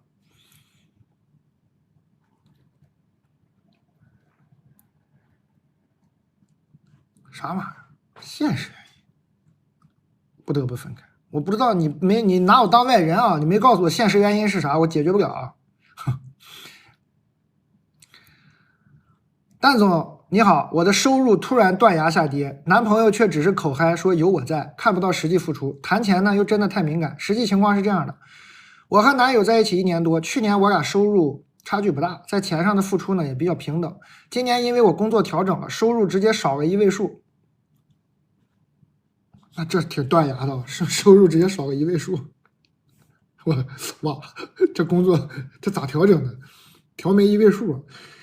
虽然生活上我也没有太大开销，不受影响，但心理压力特别大，总哭，那心理压力肯定大。每次我跟男朋友说呢，他都说有我在，但是又继续延续之前的平等，有来有回的付出，在这个关头非常扎心，我心里失望了，又觉得伴侣的确没必要承担我的经济压力，陷入了内耗。你这男朋友没啥心哈。我知道你说的就是不是钱，你是觉得正好在这艰难的时候，他如果能给你花点钱，那肯定是很好，对吧？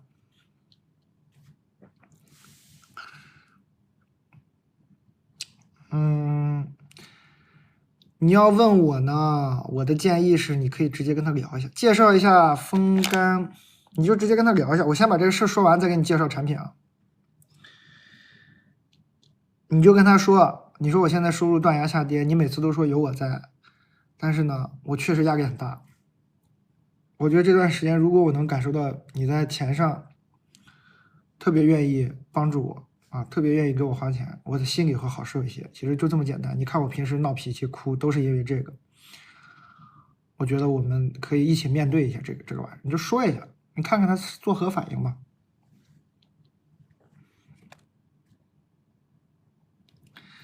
这个。那个刚介绍啥肥瘦啊？牛肥瘦是这样，你买回去啊，加热直接吃就行，空气炸锅蒸也行，铁锅也行，炒菜也行，直接吃。但我那天开发了一个特别好吃的吃法，这个牛肥瘦我推荐给大家。哎，我这说着都饿，我告诉大家咋吃哈。哎，太饿了。你回去以后，内蒙的朋友都吃过蒙古肉干面吗？吃过蒙古肉干面的说一个吃过。蒙古肉干面就这个肥瘦怎么做？你回去把它切成小块儿啊，这一整块你切成一半。如果你怕肥肉呢，它不是肥瘦吗？你把那个肥肉先挑出来放在一边，这个我一会儿教你这个肥的怎么吃啊，你放一边，肥的挑出来，就留下一点肥，完全没有肥的也不好吃。瘦肉留一点肥肉，我说着我都饿。切成小块，然后呢，先煮这个肉，弄一锅清水就煮这个肉，小火煮，煮开了呢，这个汤啊就慢慢会发白。手擀面，你自己能擀，你了不起，一般擀不了就是外卖叫点手擀面，就是那种有咬劲儿的手擀面。刚刚煮好的这个一锅肉，其实它本身就是熟的，你煮它就是为了把它那个香味儿、奶香味儿煮出来。把这个面条下去，出锅的时候多煮一会儿啊。这个肉你就小火煮个20-30分钟都没问题，就是越煮越香，把那个风干的味道煮出来，把这个肉煮软掉，把那个肉煮出来，切小块，瘦肉为主。面条熟了，出锅的时候撒一把香菜，一把葱花，起飞。最后那个汤一锅汤都是奶白色的，也有面粉的原因啊。不光这个肉，你面它最后那锅汤是奶白色。你小红书搜蒙古肉干面都有叫法的做法教程，它都用那个风干肉干，我们这就是风干肉干，风干的肥瘦肉干，你就用这个就行。别提贼香，吃人能把人吃懵，太香。肥的呢，不是刚还剩了一点肥肉吗？你要是不想煮在锅里，那点肥肉怎么样呢？锅擦干净，干锅，找一个干的铁锅，啥也不要加，把肥的直接放进去煸一下。就是油渣，牛油渣，吃过油渣吧？这就是油渣，就煸一下，把那个油渣都煸的冒烟了，那个肥油煸的冒烟了，不要放调料，它本身都有味儿。你要是自己嫌想加什么味儿，你自己加，但它本身就有味儿，不用加任何调料了。就这个肥油渣，下点酒，就点面条，下点酒，脆的那种。再来一碗肉干面，喝完酒以后来这么一碗。我们在内蒙的时候都这么干，就是喝完酒就来一碗这个肉干面，太好吃，太好吃了，太好吃了，真的是起飞啊，太好吃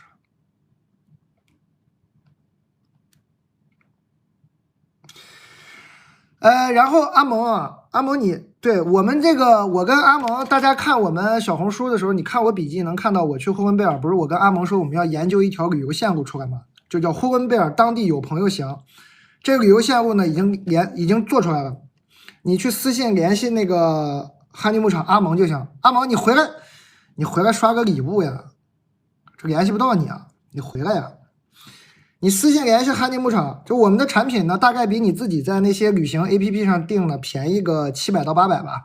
关键是它能带你去，就是我们的当地的安排的这个线路能带你去吃。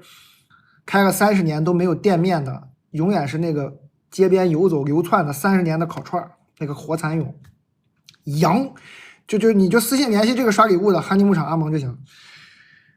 大家都吃过牛心管吧？羊心管，烤那个羊心管。还有阿蒙自己，他就是呼伦贝尔人，还有阿蒙自己吃过的那个吃了20年的那个馅饼。还有用牛肉做的锅包肉，那你联系他就行了。你们想去呼伦贝尔玩的就联系他。我们线路是5天4晚，机票你自己自理，但是你一旦落地了就不用花钱了，就是都是这个我们当地他安排的这个线路的人接待你吃啊玩啊门票啊他都处理了，因为他自己有牧场。你去的牧场就是哈尼牧场，就是阿蒙自己的牧场，你就在自己的牧场上，你就玩那些，你就可以看看那些活着的时候，牛翠翠活着的时候的样子，羊啊、牛啊、马呀，它都有，他自己的牧场就去玩就行了。住蒙古包也能住，还有一些这个什么，就是他，你就具体的你就找他联系吧，他会给你介绍的。就这个刷礼物的哈尼牧场阿蒙是我们呼伦贝尔当地有朋友行啊，有当地有朋友这么个旅游线路，你可以找他咨询，联系。好了吧，介绍完了，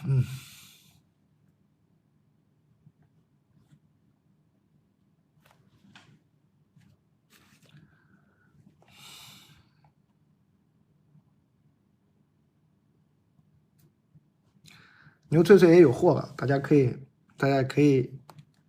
杀鸡汁也有啊，蓝色被子，什么蓝色被子？这个吗？小宝贝儿，这里一直有货的，这是冰感被啊，很舒服的。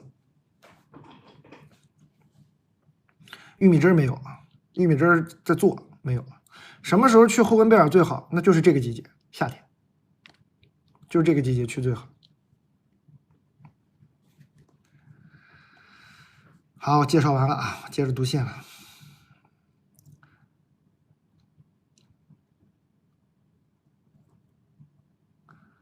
蛋蛋你好，我跟前任在一起7年，这7年中他对我很好，幽默风趣，我喜欢他，但他断断续续的出轨，精神出轨，跟其他女生有很露骨的聊天，暧昧的聊天，我抓到过，但我原谅他了。最后呢，他还甚至给某个女生送过早餐，送她去上班，我最后和平分手了，原因是他决定要回老家，要离开我所在的城市，分手2年多了，期间他一直会找我，我都以朋友的方式回应他。因为我觉得除了男女关系这方面呢，他其实对我别的方面都挺好。后面有1年时间不联系，我在这期间也没有想起他，我以为我已经把他放下了，但前几天我发现他把我删了。昨天我们共同的好友把他求婚的朋友圈截图发给我看，我突然就不好了，我有些难受。我清楚的知道他的家庭，他的条件，我都不可能愿意跟他结婚，但我就是很难受。可能吧，他步入了新的阶段，而我没有，我很不爽。这2天频繁想起他以前对我的好，现在就要用在另一个人身上了，我很不开心。我觉得我找不到跟他一样可以让我快乐的人，我现在希望他过得不好，至少不能比我好。这种心态也让我对自己很失望，我好难受啊。佛学入门吧啊，姐妹，佛学入门听一听吧，了解一下。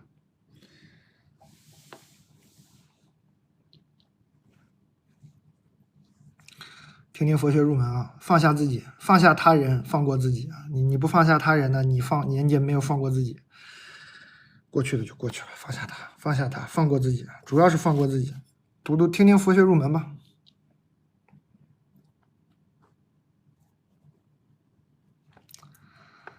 我们到1点啊，我们到1点把最后的券发完，我再读几封信，跟你们玩会儿就差不多了啊。该腰疼了，腰该疼了，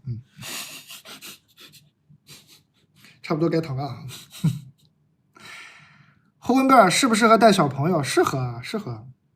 那很多小朋友好多都是家庭游。我们上次不是答应了吗？有一个那个自闭症的妈妈，自闭症孩子的妈妈上次来信，然后阿蒙我们就答应说我们这个线路开发出来邀请他们的。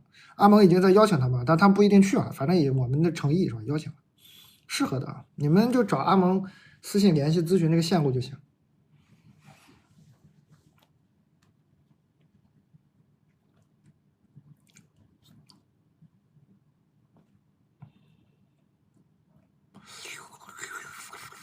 我看看今天这个销冠，这卖的怎么样？哎呦我的妈呀！哎呦我的妈呀！都卖这么好，没注意。哎呦我的妈呀！哎呀，哎呀，牛翠翠又2000多件了，牛翠翠已经补货了2000多件了，但是还又补货了，又有了。奶片最近表现一般啊，奶片这卖了这个700多，这已经很厉害了。肥瘦。你看这个牛胸口，我一句没提，也卖了50多袋，这肯定是回购的。这个牛胸口，爱吃的人吃过的是忘不掉，有瘾，那个肥油啊，那个胸口油的那种脆奶香，太好吃，蒸熟吃太好吃。肥瘦嘛，一直我都是觉得，那个没有胸口那么香，但是那个胸口呢，你煮面条确实太油了，没法煮面条。这个肥瘦煮面条，就那种风干。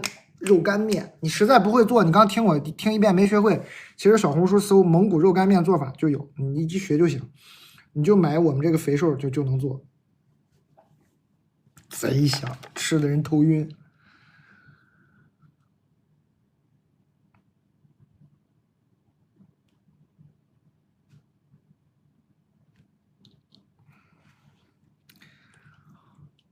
然后阿蒙在修炉子的时候，我们也在让他开发我们这个牛翠翠的减盐版本啊。其实我觉得现在这也不咋咸，但有一些健身的朋友吧，觉得希望能有那个就是彻底有点无盐那种感觉，我们就尽量开发一个好吃，但是盐再低一点的。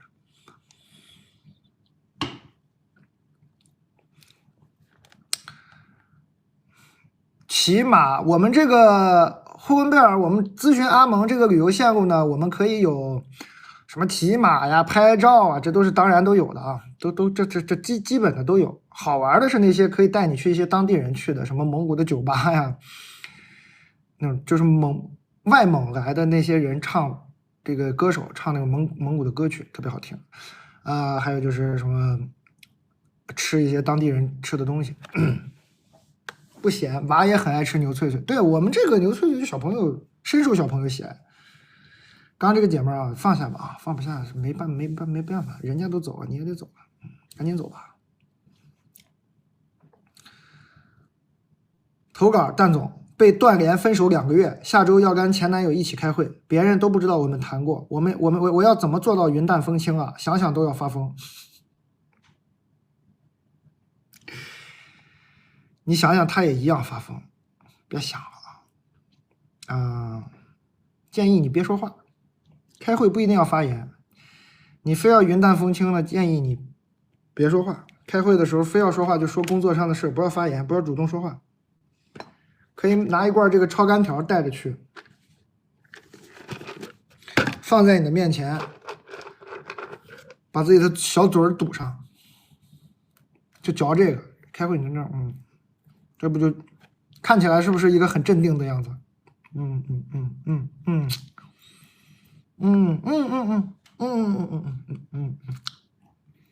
看起来是不是蛮镇定的？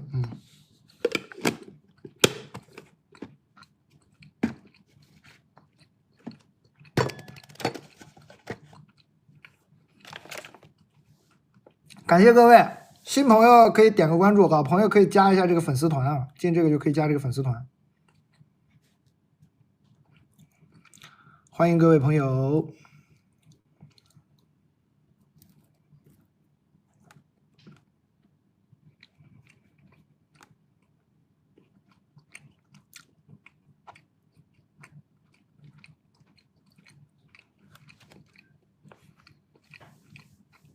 还有券儿，我们再过11分钟把今天的券儿给大家发完，我就再读信玩一会儿。今天差不多，但今天也不累啊，今天不健身果然不累。这健身那天跟读都读不动，今天都不累。蛋总借你慧眼一用，借我一双慧眼吧。我和前男友都在读博，哇，好长啊！同城艺校，各自领域都是佼佼者，也都有事业追求，在一起3年。我本来很难对异性敞开自己，但他却跟他非常默契。我有一种自己被看见了的感觉。他本来是非常内敛的，和父母的交流也很少，只有和我在一起才会展现出童真可爱的一面，无话不谈。我们认识1周就在一起了，感情很好。但是呢，今年年初开始，科研压力和同辈压力叠加，让他有点喘不过气。我当时也处在科研瓶颈，没有做到完全支撑他。后来2个人交流就减少了，误会增多了，我患得患失，觉得感受不到他的爱，又执着于他在生活中一直占据最优先级。又执着于在他的生活中一直占据最优先级啊，就执着他必须是这个男人生活的最优先级啊，是这样。在几次争吵后，我冲动说出分手，本以为会和以前一样，当时只是想听他的一句安慰，没想到他同意了。他说自己做不好了，想逃了。接受不了这个事实，我非常崩溃，纠缠了半个月，后来冷静下来呢，而且自己也挨过了一段压力极大的日子。再复盘，我深刻意识到自己当时投射了太多焦虑和不安全感在他身上，没有真正理解和尊重他。后来得知他论文被拒，我在他赶工的深夜给他加油鼓励。他不喜欢过生日，那天我语音唱了一段生日歌，他好像很感动，我们久违的聊了一阵，但不知道为什么过2天又变淡。前天我过生日，他主动给我发了一句生日快乐。分手快3个月了，我们现在呢处于弱联系的状态，都还没有换掉情侣头像。他每天都会来看我的小号。他认为无法克服的现实阻碍是他明年毕业很有可能要去美国做博士后，那就要面临异国3年。我总觉得我们的心是连通的，但他在自己前途未知的时候还没有能力和勇气承担未来。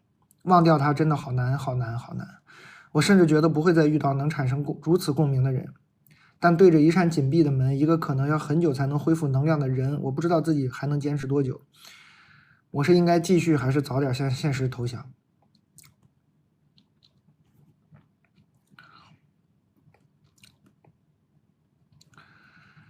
哎，姐妹啊，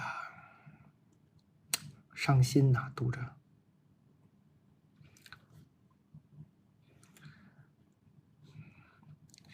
你的最后的问题是，哎呀，又发奖了，这今天怎么这么多抽奖？恭喜啊！这是好多朋友中奖，恭喜啊！这姐妹为啥读的伤心呢？她的信写的很好，她文笔非常好，逻辑非常清晰，然后有很多自己的懊悔、自己的懊恼在里面，这种就读的让人很伤心。但你最后的问题是，我是应该继续还是早点向现实投降？你可能就最后这个逻辑有点问题啊，我也不知道谁给我的勇气纠正博士的逻辑，但我试着纠正一下你的逻辑哈。你最后这句话逻辑有点问题。我是应该继续还是应该向现实投降？什么叫向现实投降？什么叫继续？首先这定义就搞不清楚。你们都不上班吗？怎么还有9000人啊？我的妈呀！好，可以，欢迎大家，感谢大家。大家新来的朋友可以关注我一下，我的朋友可以加一个那个粉丝团。你这个逻辑出现了2个 bug， 一个是这个继续和向现实投降。哎呦，热爱，你有好久不见啊，欢迎欢迎，好久不见。你这个有2个问题，一个是这个继续和向现实投降，你的定义可能有点问题啊，我一会儿再跟你聊。你还有一个问题呢，就是你就把它变成了两个选项。我们在《事实》这本书里就有一个这个我们人最容易犯的逻辑错误，就一分为二，啥都分成2个。哎，你就给自己留个2个选项，说我要么就是要选，我要继续努力跟他联系，给他唱生日快乐歌，是吧？继续努力。要么我就只能是向现实投降，我就放弃了，再也跟他没有联系了。那有没有可能你们就是彼此没有那么紧密的联系，放过彼此，然后精力、脑力都集中在你们压力很大的这个事业上、科研上，你深入到事业一段时间之后，再回来看看，可能会不一样。不是说非得选这2条路啊，不是说我要继续努力跟他保持联系，还或者说我就放弃了，向现实投降，我俩就没戏了。哎，有没有可能就不用非得这么联系，你就专注在自己的事业上，也专注一段时间，把自己的状态调理好了，你再跳开看看你们这段感情。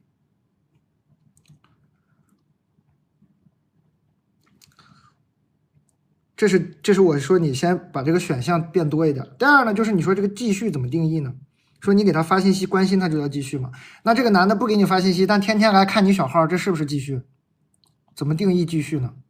我咋觉得这个男的也在继续呢？我觉得这个男的还是挺喜欢你的，他天天来看你，他是不是他也在继续吧？不是说非得天天唱生日快乐歌吧？还有说什么叫向现实投降呢？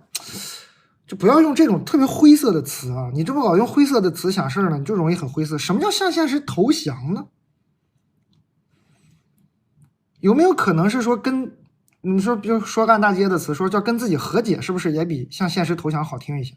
或者说就是找到自己的重心，找到我人生的重心。为什么要有投降这种词呢？感情的事是有输赢吗？有你赢了他赢了，谁输了他输了吗？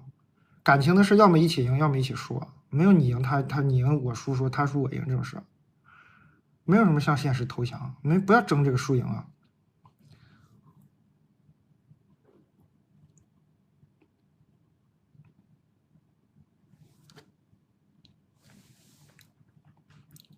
好吧，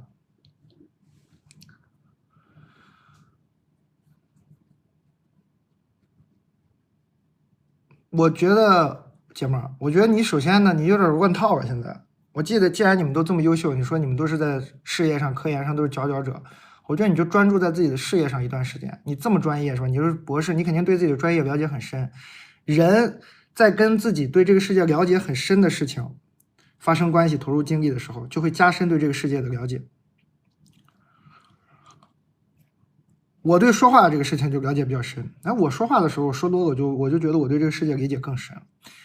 你再把精力放在你对这个世界了解最深的你的专业上，你专注一段时间你的事业，你感受一下，你对这个世界可能就了解会更深，你对这个关系、对这个男的你都会有更深的了解。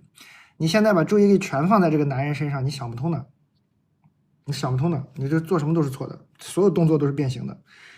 你就先把注意力放在自己身上，放在自己的事儿上，放在自己跟这个世界深入的联系上，你放上一段时间，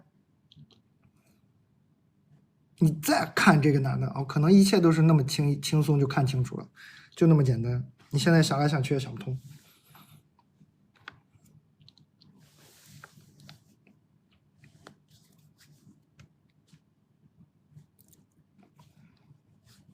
想不通啊！找到自己的感觉。我这读的有点伤心，是因为这个女孩子特别懊恼，她感受到了，她知道自己，她意识到自己在感情中有一个问题，确实这有问题。她执着于在那个男人的生活中一直要占据最优先级，这是吧？这女生现在也很懊恼，觉得这样是不太好，是吧？有很多懊恼，这就读着让人有点伤心嘛。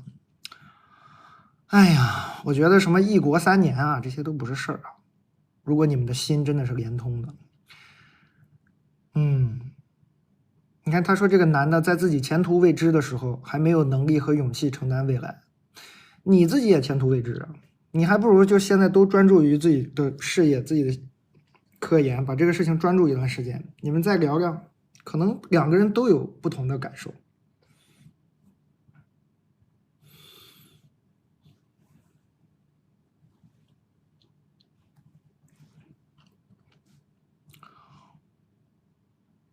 可能都有不同的感受啊。忘掉他真的好难好难，哎，我甚至觉得不能再遇到产生这么多共鸣的人。哎，你呢肯定也是给了他很大压力。你们俩恋爱的时候呢，你也给他压力。其实你现在呢，你觉得是这种弱联系啊？我觉得他 PTSD 了，他还是会想起你当年给他那些压力，他还是会。你妈在给他这种压力的过程中，你也不快乐，没必要。你现在啊，就也不要想忘掉他，想忘掉他是忘不掉他的。但是你专注自己的事业的时候，不是说忘掉他，你可能就会更清晰的看清楚你们俩是咋回事。好吧，还有1分钟，我们把所有券都发掉。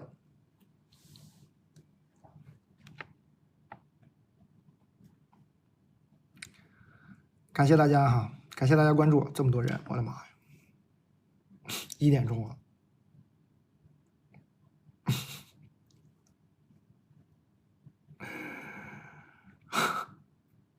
欢迎，感谢感恩，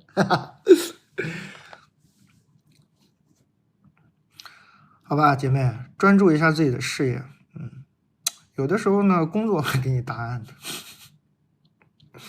很奇怪，这世界很奇怪。有时候你一直在那个男人身上想求而不得、百思不得其解的问题，哎，你工作在论文里就看到了，很奇怪，这个世界就是这样。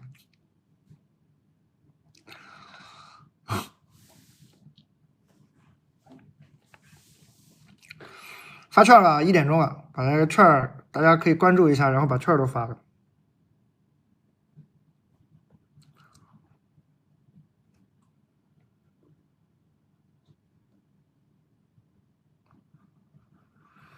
感谢大家，欢迎大家。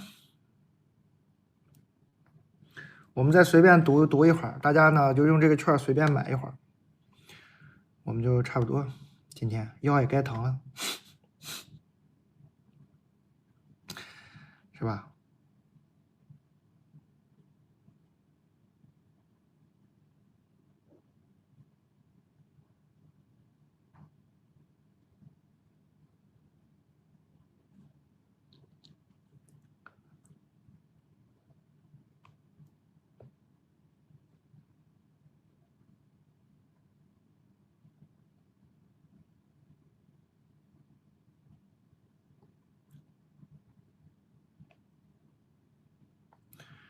嘣嘣嘣嘣嘣嘣嘣嘣嘣嘣嘣嘣嘣，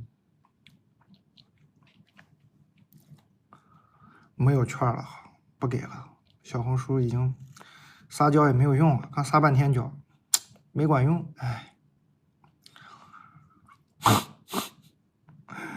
没好使，人没理我呀。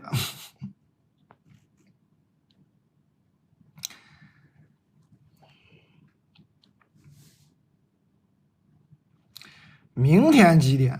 明天不一定播了哈，缓缓吧。腰不适合连续播吧？我看看我明天有事吗？明天倒是也没啥事。哎，看情况吧，我尽量吧，我尽量。哎，我看吧啊。反正呢，我们这周我肯定还再挑一天再播一下吧，但明天不一定。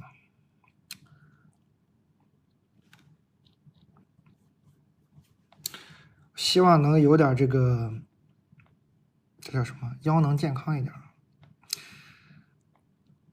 你看我这卖啥缺货，我这播的也是经常它都没货，我就想等这个货量充足一下。这牛脆脆今天还挺好，给补个货，牛脆脆就有了。但是这玉米汁儿给干没了，大家可以随便买点牛脆脆了，感谢大家。你看这桃、番茄汁儿我都没讲，全都卖200多，这都是肯定是有人回购，这都是以前就卖的很好的东西，一看就是有朋友在回购，感谢各位啊，感恩的心。我看这个肥瘦还有吗？这肥瘦应该没几单了，大家可以买那个肥瘦，按我那个说法做那个蒙古肉干面。蒙古肉干面你没记住我说那说法，你小红书一搜就出来了。蒙古肉干面，那肥瘦做那个肉干面条，你吃一回，你不把你吃服了，爱咋咋的。尤其爱喝酒的朋友们，喝完酒第二天起来，你来一碗这个蒙古肉干面，人就活了，复活了。肥瘦啊！新疆通通不发货，对不起啊，对不起。咱们内蒙新疆嘛，谁也别说谁了，咱们都是常年是这种待遇。但这个杯子应该发货吧？这杯子没啥，又不是生鲜，这杯子应该可以。这杯子让我整的贼埋汰，大家可以看看这个。这杯子上次卖好了，贼激动，给我寄了一堆，这只是1/3，给我寄了一堆这杯子。这杯子发货，这杯子还可以。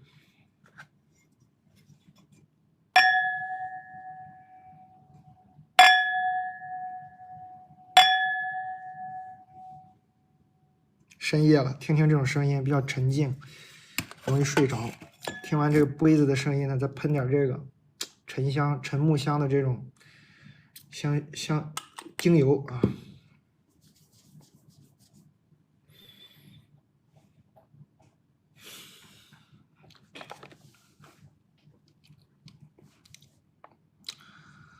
很舒服，很舒服。但我放不下每一个前任怎么办？我睡前会想与每一个前任的美好回忆。我想到特别开心的事会拐弯抹角的点进对方的社交账号看。如果对方在吐槽，有时候还会替他难过。如果看到对方过得好，就会生气。但是不重要，我就会换另一个前任的账号看，总有过得不太好的那一个，这样我就能安心的睡了。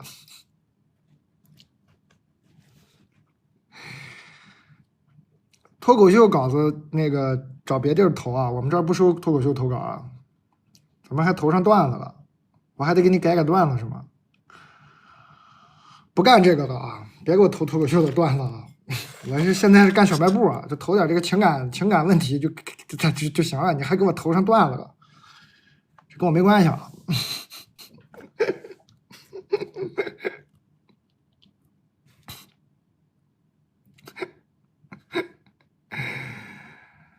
这家段子写的不错，段子写的不错。你早2年认识我吧，我早2年可能还跟你说，咱俩在错误的时间遇到了彼此。蛋总，1年前前男友跟我分手，跟别人谈了，我还喜欢他，也纠缠过，他就把我微信删除拉黑了。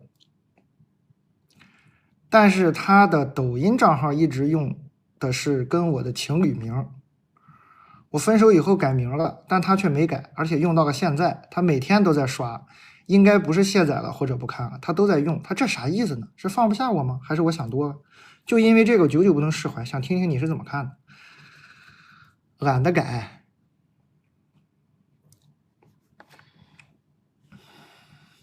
嫌麻烦，想太多了。男的就嫌麻烦，多可怕呀！又得点开设置，点开名字 ID， 重新输个名字，这事儿对我们来说特别累啊。男的这就是懒，想太多了，姐妹儿。你男的但凡干了一个啥事儿呢？你先往他懒、忘了、笨、蠢，先往这些方面上想，80%的情况都错不了啊。这些东西都想完了，你再想，哎，他是不是还喜欢我？你先想想，是不是懒？是不是忘了？是不是笨？是不是蠢？你先想想这些，大概率都能就能解释啊你的很多困惑。我没说别人，我也这样，我就是典型的又懒又经常又忘，然后又笨，又那个很愚蠢，经常非常笨啊，经常。大概率一般一个男的，大概率你能覆盖80%你想不通的问题，80%的情况都是因为这4个原因。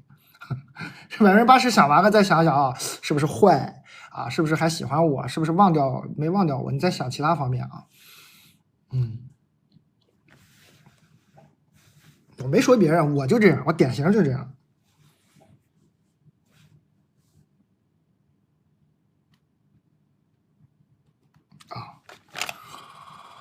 感谢各位，欢迎各位！我的同事太狠了，我的同事说这么多人，你舍得下播吗？我刚点开微信，我想那个假装说腰是不是该疼了？我一点开看到他，但怎么这么多人？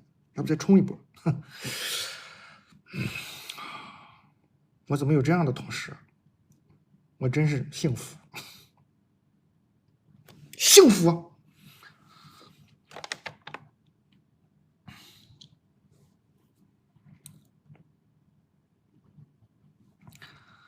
大家再随便买点啥吧啊！感谢各位啊，我这都介绍好几遍了，我也不知道该说啥，都说好几遍了。感谢我的老顾客们，就是身后有那个很羞耻的粉丝团那3个字的朋友们，帮我给这个新来的朋友们介绍介绍。这1点钟啊，大家应该想买啥呢？1点钟是不是可以买点这个助眠的精油啊？这1点钟不能想买咖啡豆吧？我现在卖咖啡豆是不是有点奇怪？哎，算了，我读信吧，这事儿你们操心吧，这卖东西你们操心吧，我接着读信啊，看看怎么卖，你们帮我卖卖哈，谢谢啊，感谢啊。这个精油就是那种沉着冷静的木头的味道，我这么说是不是很奇怪？用沉着冷静形容一管木头，但是如果你有生活经验，你只要闻到过沉着冷静的木头的香味，你就知道我说的是什么，它就是沉着冷静的木头的香味。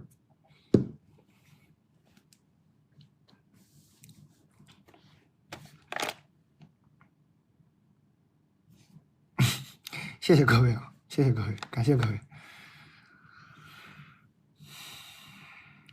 精油用了好闻，你看这之前卖这都好多都是回头客，这个新来的朋友可以直接问问这个名字后面带粉丝团3个字的这些人，你问他们就行，他们都知道，他们很多人都买过好几遍了，他们现在发券有的都赶他抢，抢了不知道买啥，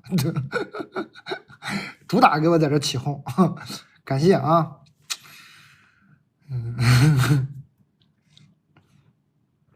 蛋总，你是一个智慧又帅气的人，向你问好。上来啥话不说，先说这种甜言蜜语 ，PUA 我，少在那 PUA 我，我看看你怎么个事儿。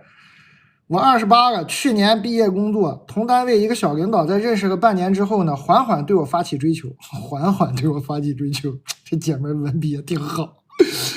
他说不希望因为同单位影响到我，所以很谨慎。他大我几岁吧，一线本地人。有房有车，圈子和成长经历呢跟我很大不同。他很早就知道了赚钱的重要性，而我一直读书在象牙塔。儿是谁呀？欢迎啊，谢谢啊，不用刷礼物啊，新来的朋友你就随便买点啥就行，就很开心啊，感谢。我一直读书在象牙塔。他说我漂亮，说我纯粹。这2个月经常打电话很久，很多的嗜好，吃饭很多次都是他付钱。那废话，那肯定他付钱。会聊很多很深的话题，感觉到了他的真诚，相处还算愉快，我也被吸引了。刚开始他问我要不要在一起试试，当时呢因为很多因素暂时没答应。现在2月了还在暧昧。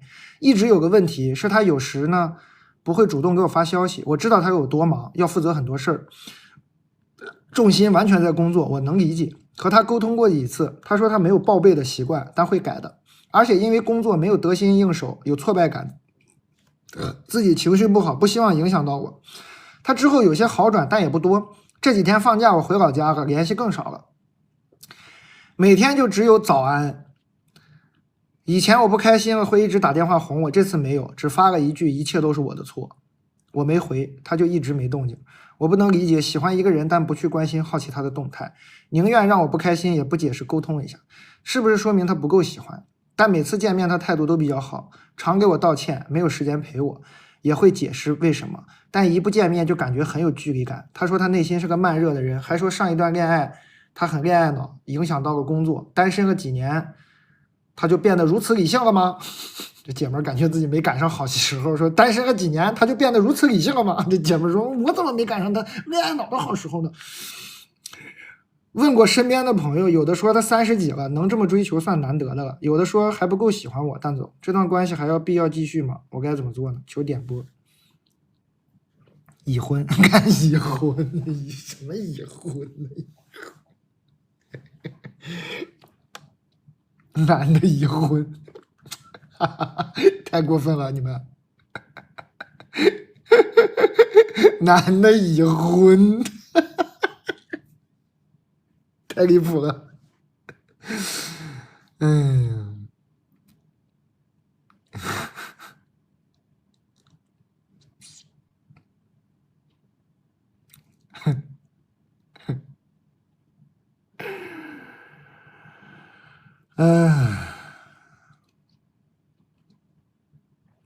我不往坏处揣测别人啊，我不往坏处揣测别人啊，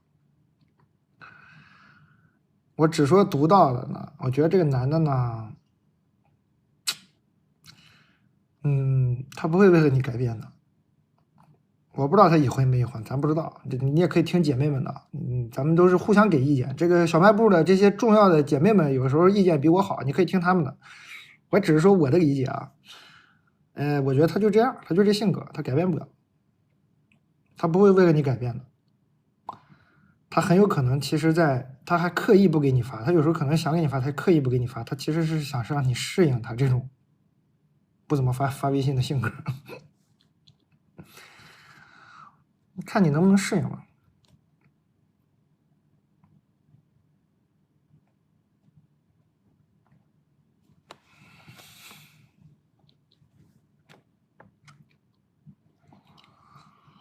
感谢各位，蟠桃好吃啊！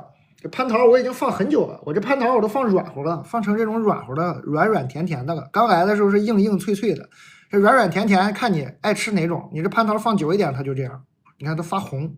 刚来的时候亮黄亮黄的，现在是有点暗淡变红了，看你怎么样，看你喜欢什么口味。这桃很好吃，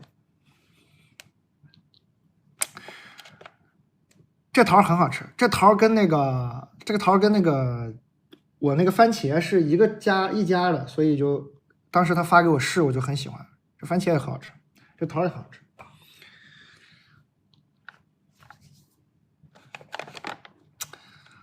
哎呀，我感觉你也适应不了啊，姐妹儿。我看你已经你已经很反感了，你其实是不能接受这个男的不理你，然后什么的。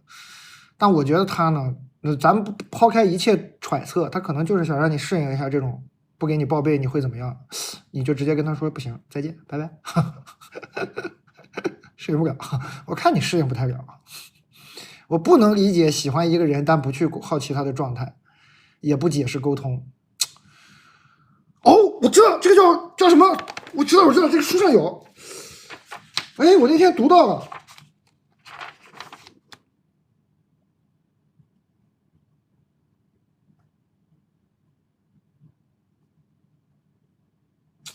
它可能是这个叫老滑头啊，老滑头，它叫22页。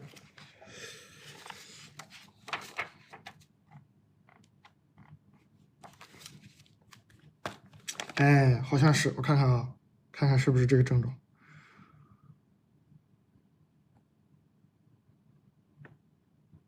一切都是我的错啊！这句话就有点经典了，我看看是在哪会说出这种话。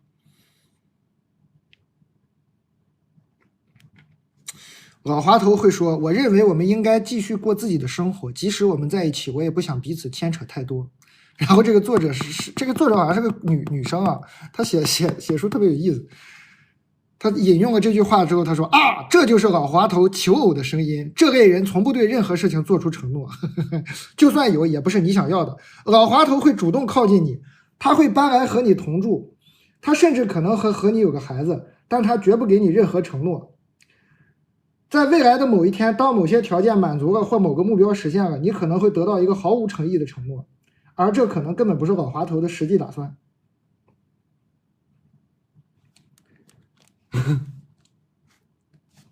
这个人写的挺有意思，真挺有意思。会不会是老滑头呢？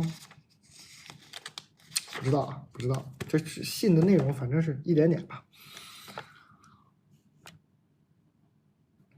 欢迎各位，感谢各位。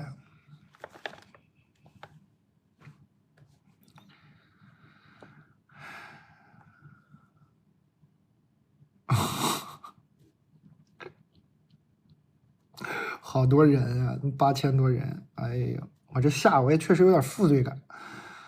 我再念念吧，我把这些信念完吧，反正也没几封，我看看，大家可以随便买啊，感谢啊。哇，好长啊，念个长的。蛋总，我是多年老粉，最近刷到直播切片，才知道你在直播，速来投稿我的烦恼。感觉你这个烦恼就是给我准备的是吗？这我要是不直播，你这个烦恼打算往哪放呢？我要没有在这个小红书直播，你这个烦恼打算放在哪儿呢？我的妈呀，这么长的烦恼，幸好我在直播啊！这家伙，难道放在自己心里吗？这么多年，我去年9月份发小结婚，我给她当伴娘。哎呀，她和她老公就把伴郎介绍给我了。伴郎是新郎的很好的朋友，跟我是同一个城市的人，我俩从认识呢就合得来。他当时在外地上班，所以从认识到确认关系中间再没见过面，但是每天都会语音。第2次见面是今年情人节，他辞职了回来找我。后面找工作期间呢，每周末都会来我家这边找我。我的工作是文职，没人管，他也不爱出去玩，所以上班的时候呢，我俩就打着视频不说话，打字聊天。他后面在我家这边找个工作和房子，我和我爸妈一块住，他经常会来我家。目前已经见过家长了，没意外明年就会结婚啊。行，他很尊重我，比如他以前抽烟，我说我不喜欢，他就戒了。哎呦，诸如此类吧，我觉得很舒服啊。那为啥后面会这么长呢？转成悲剧了吗？有点不想念了，这前面挺好啊，不会转成悲剧了吧？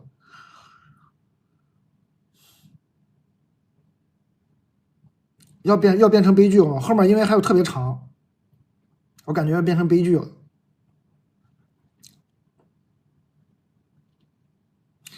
我俩都比较粘人，休息时间呢和下班比较早的时间不是在视频就是在一块儿。但我不知道是不是因为我以前被绿过，6、7年前我前男友的前女友在我们一起期间怀了他的孩子。我很难相信一个人，我知道他是有分寸的人，但还是总在心里乱想。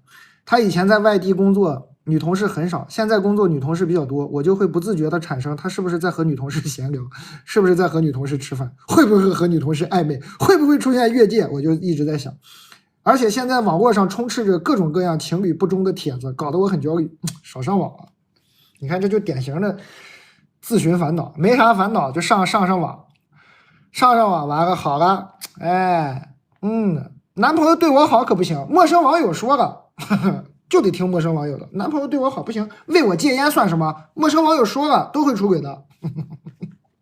少上网啊！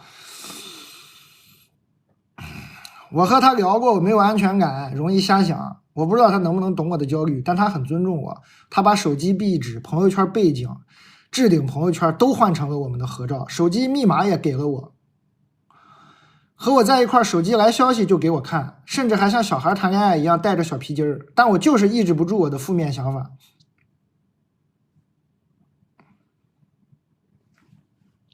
看看这网络把人害成什么样。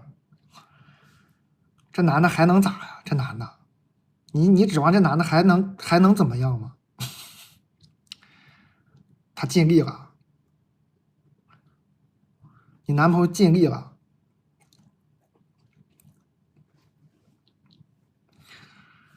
哎，我的妈呀！男朋友把手机密码给我，陌生网友说了，男的会出轨。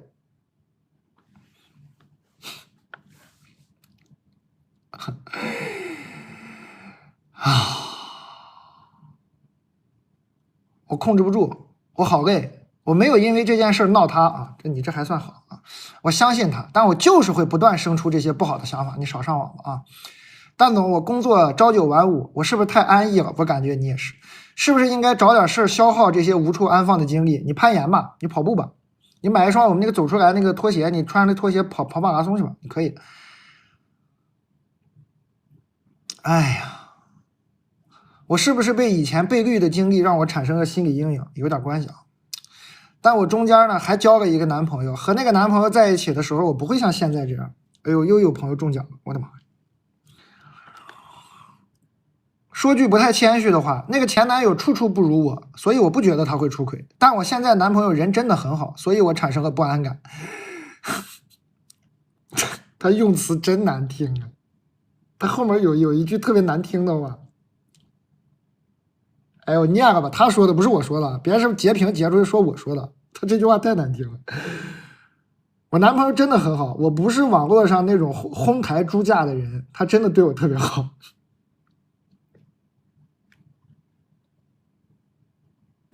你呀，你就是在网上看太多这些破玩意儿了，你就是在网上学了太多什么叫哄抬出猪价，你就是学了太多这些顺口溜这些脏话，你看你这日子过的，少上网吧啊！我该怎么做呀？我真的很爱他，我好想和他好好在一起，我该怎么控制住自己的胡思乱想啊？蛋总啊，直播间的姐妹们呢，帮帮我呀，我好累呀。两件事啊，第一，我鞋呢？我那个走出去啊，走出鞋。第一，你买我一双这个拖鞋，买上以后呢，跑马拉松、攀岩啊，把这些事儿都安排上啊。今天没有150双了吧？应该没有150双了吧？这个都卖过几次了，没有150双了。这个文案得改一下了。跑步，锻炼身体。手机呢？手机这个 APP 打开不都有一个青少年模式吗？你以后用青少年模式上网啊。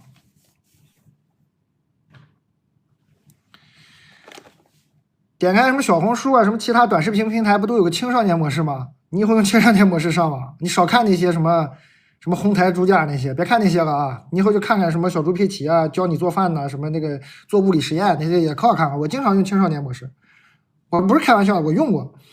青少年模式是另一个世界，青少年模式真的很不错。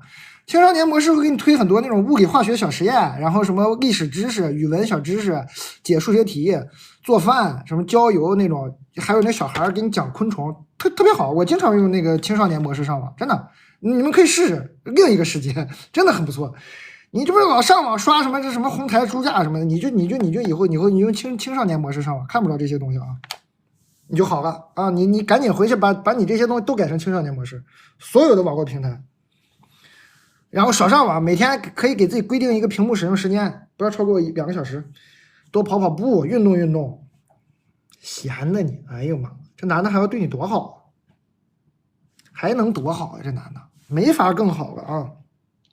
你再这么整下去，哪天整的这男的也受不了了，跟你分手了，完了你又得给我写信，我不想收到你第2封信了。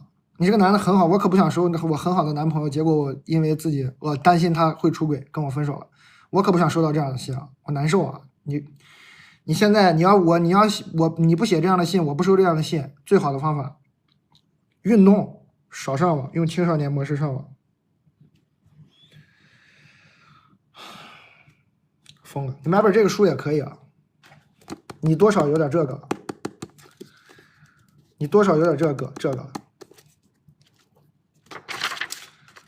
这甜美的爱情还接不住啊！看看这个吧，看 Part 1，亲密关系障碍，你有点障碍啊，你多少有点障碍啊，姐妹儿。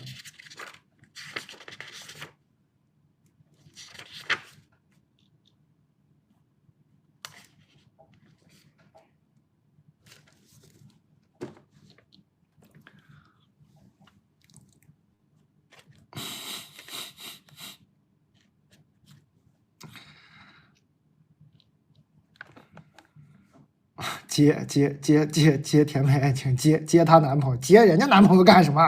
接她男朋友这样的男朋友，你别接人家男朋友啊！我还是希望他们好的啊，看得出来这个男的也很爱他，我还是希望他们好的，祝福啊，姐妹儿，你自己都意识到问题了，你赶紧改啊，不改真让人接走了。你这不改，这帮你看这帮人，你看这有好人吗？这接你男朋友呢，多吓人呢！这下面，你这天天琢磨说，不会出轨吧？天天想，完了哪天就让这些人接走了啊！不行啊！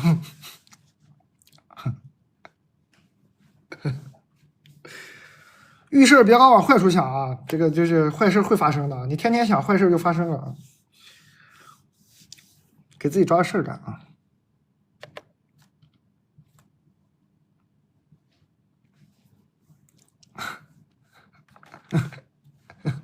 真容易给你接走，搞吓人。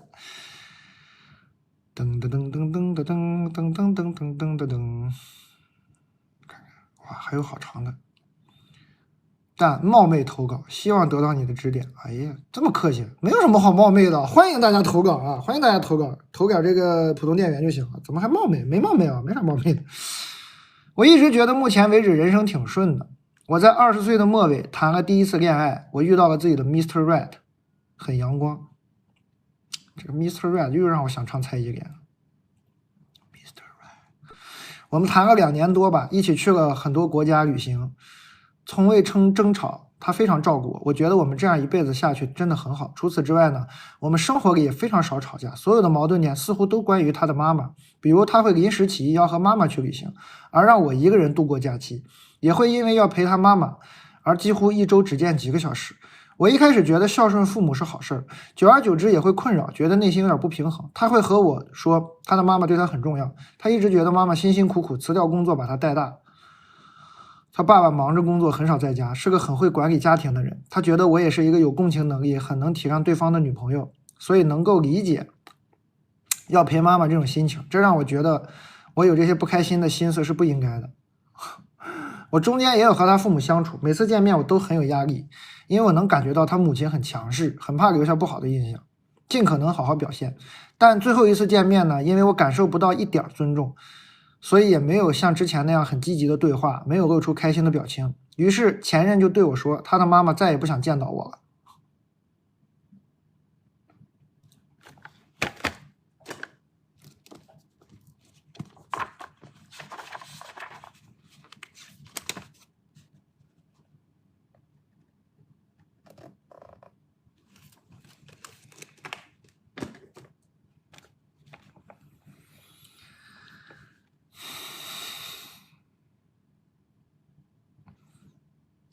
觉得我不尊敬长辈，觉得我大逆不道，休想让我进他的家门，我很崩溃，因为从来没有人这样说过我。我还很期待未来生活，前任说不要再继续了，因为他觉得对我的期待太高了，而我没能维护好和他妈妈的关系。他一直强调家人对他很重要。现在对于分开我已经接受了，很努力向前走，只是还是会想起他和他妈妈的话，当下会很受伤。请问李诞老师，这种情况你会怎么做？你还真可以读读这个书啊。这个情感无能真的会，这个书教的是什么呢？他特别注意教的就是你遇到了这种人，你看情感无能，他刚刚那个目录里啊有一个人是这个妈宝男嘛，就这种症状。这个老师特别好，他教的就是你遇到这种人，第一就不要怪自己。你看这姐们就有点伤心啊，说还是觉得是吧？他特别强调就是说你遇到这种人就是他们的错，不是你的错啊，不要反思自己。他这个写的真的很好。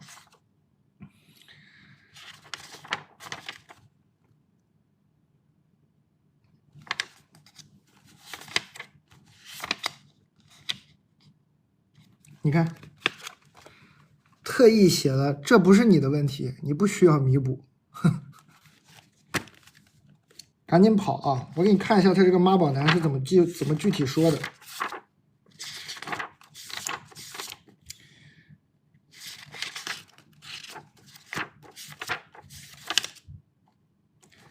说妈宝男会说的话，我妈妈不用我说就知道我想要什么，你为什么就不明白呢？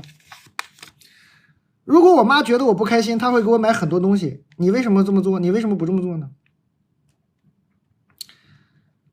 我们从小就他说这些人啊，这些人从小就坚信自己无所不能，父母给了他们一切，除了情感上的连接。当你和妈宝男开始一段关系时，你就会被赋予很高的期待，甚至取代对方父母的角色。但这种期待会带来很多的问题。首先，对方父母不太可能愿意放手，相反，期待你加入这赞美的行列。但只是作为一名编外人员，你就像一颗卫星，天天围绕着他们旋转。当你的爱被拿来和对方父母的爱比较时，结果通常对你不利。第二个问题就出现了，对方常常会以物质、金钱或者无底线的接纳来衡量这一切。说的多好。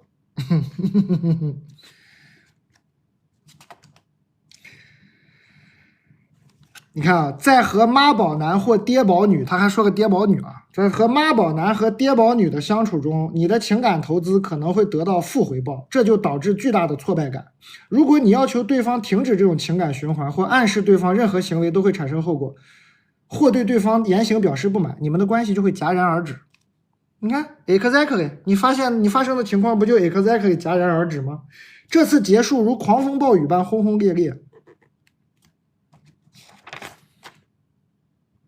这确实是妈宝男和爹宝女的悲哀。对你来说呢，是个好消息，他们不会吸取教训的，但你会从低迷中逐渐走出。赶紧走出来啊！他们不会吸取教训的，你赶紧走出来啊！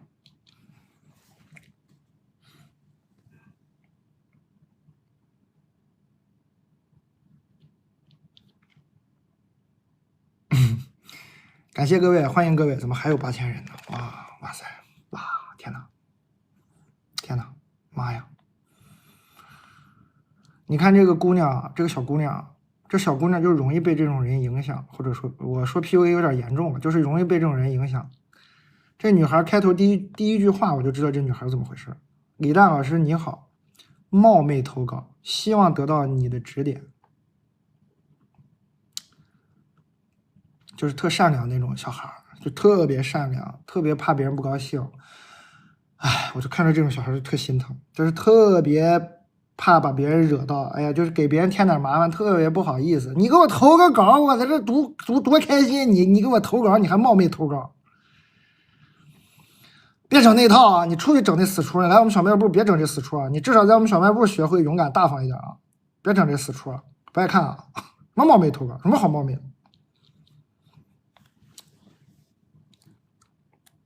姐妹儿，你老这样，你这性格，你以后不遇到这个妈宝男，你下一个还会遇到这种欺负你的人啊！你得支棱起来，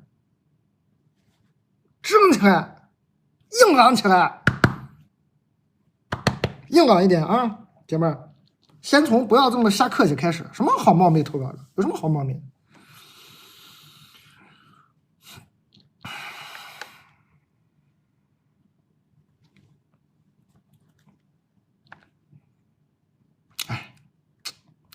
可怜的小朋友，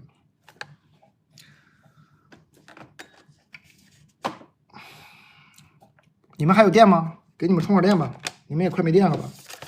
你们不累吗？8000多位朋友，你们累了吧？累了吧？你们是不是累了？给你们充电吗？还，哎，给你们充会儿电吧。不累，行，不累，哎，来，不累，咱们就接着来，那死，哎，来，要什么要？不要了，什么要？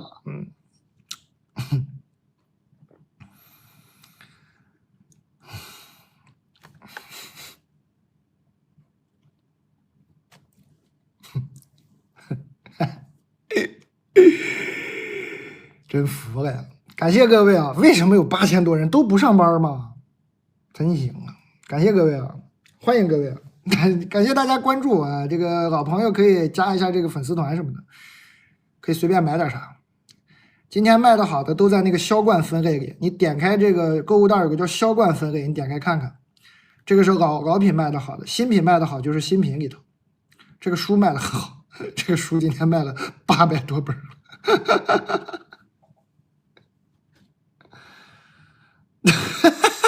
我的同事李毅说我也下单了一本。行了，挺好。这以后投稿直接给这个蛋的小卖部普通店员投稿，这普通店员读完这个书也可以回了。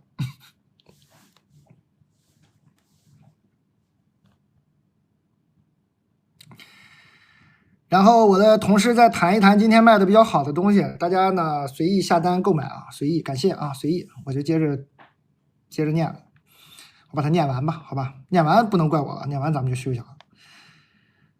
你好，你想问蛋总，我男朋友说只有我愿意给你，不能和我要，这是一种什么心态？皇帝心态啊，他觉得自己是皇帝。这投胎没投好，这是呢，本来呢是要当皇帝的，当国王的那种，哎，没投好胎，结果残留了一些皇帝记忆啊，就觉得自己是皇帝啊。只有我愿意，哎呀，我的天呐，只有朕愿意给，朕不给的时候你不能要，哈哈，这不四郎吗？这不皇帝心态吗？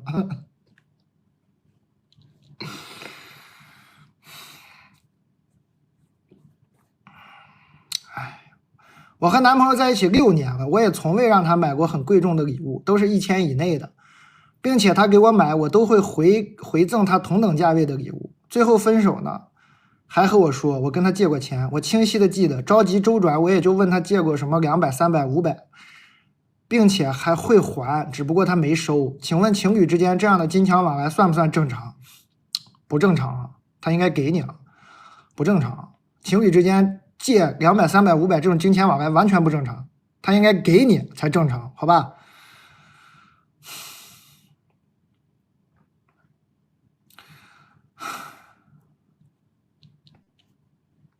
还在一起6年，我的妈！喜欢皇帝啊！你说数额大一点吧，那借就借了，是吧？200、300、500，吃顿饭不得200、300、500吗？他请你吃饭吗？不会吃饭也不请吧？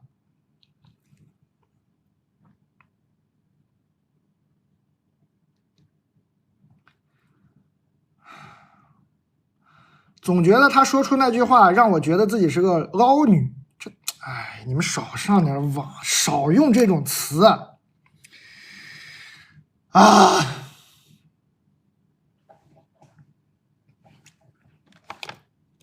为什么要用这种词形容自己呢？为什么？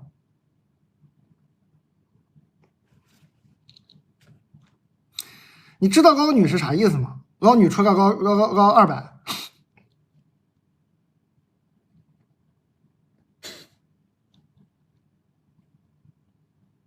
不要用这种词啊！我觉得这个词特别坏啊，这个词也特别不好。但我就是用一下这个词的话，就是他们形容那个捞女的意思，也是说骗很多钱啊，骗钱呢，就是，咱们就用骗钱的女的不行吗？为啥非要用捞女这种词，就很难听？哎呀，怎么能用这种词呢？你就说这个女的骗钱就完事儿了，就说有一个人女的骗钱的女的不就行了吗？为啥非要说？哎，我就不喜欢这些词啊，不要用这种词啊，特别不好，还形容自己特别不好。如何看待这种只有我愿意给你不能和我要的言论？皇帝啊，他是皇帝啊，他是穿越回来的啊，他穿越回来投胎没投好，现在导致呢200、300、500呢，还希望你还啊，这皇帝命比较苦啊，苦皇帝啊，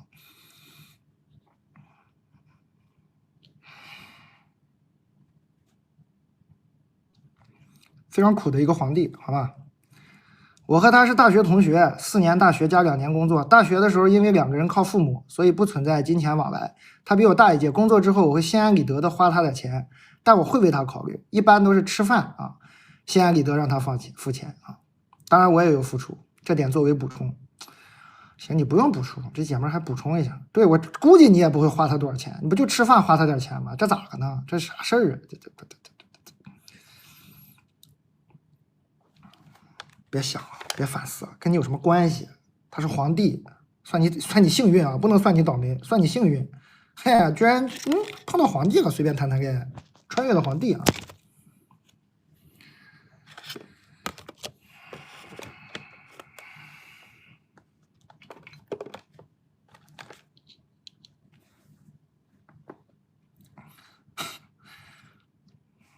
真烦，这还反思上？这有什么好反思的？你首先把这个坏习惯戒了，什么这种词啊，这什么什么女这些词，你们戒了，不要用这种词想问题啊，尤其想自己的时候，不要用这种词，神经病嘛，这不。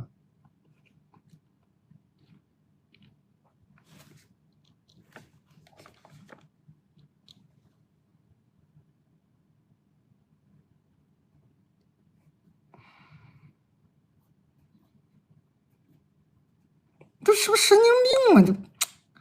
怎么用这种词想自己呢？哎呀，这个网络真的有时候真的很坏。你说这，你说你，哎，这种词很脏。我觉得这种词呢，用来说别人也不好。你说别人，你觉得这个女的是个骗钱的女的，你就说这个女的是个骗钱的女的。我觉得用这种词就是什么这种就很脏，它就是有一种不光是骗钱的那种指责，就是非常脏。你不要用这种词。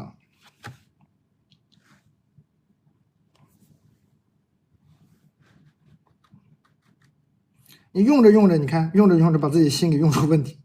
语言呢，你把自己语言弄干净点，心理问题也不会那么多。少用这些语言，你的心就会好很多。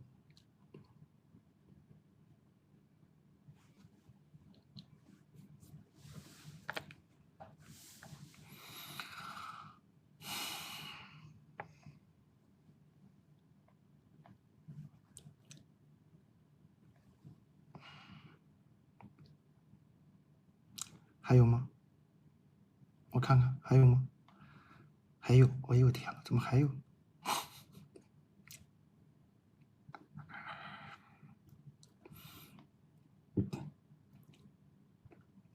蛋总，我最近认识个男生，网上聊的蛮来的，感觉他特别真诚，也很有梗。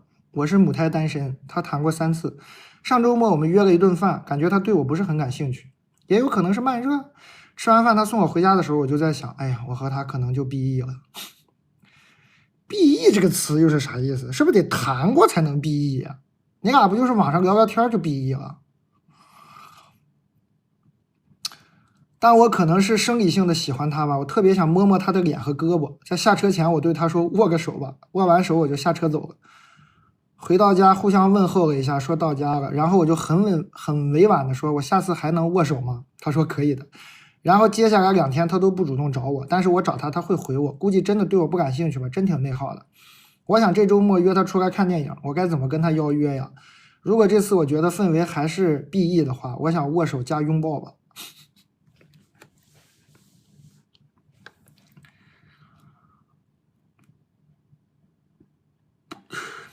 握手，说大家哎，谢谢送我，谢谢送我回家，哎，走了走了走了，好，下次再见啊，哎，好，握手，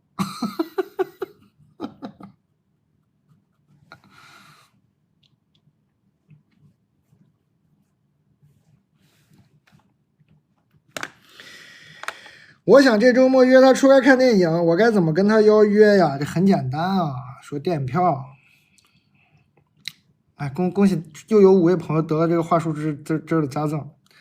你说呢？我在这个小红书上看一个叫李诞的人直播，他卖这种零糖爆米花，哎，我觉得很有意思，很好吃。但是零糖吃爆米花嘛，光吃感觉没什么意思，是不是？咱们看电影的时候可以一起分享一下啊？就约他看电影。看电影嘛，就吃爆米花，你就带1袋嘛，你就带1袋就好了，不要带2袋。撕开以后就这1包，然后这2个人就黑暗之中在抓爆米花，抓着抓着，那不就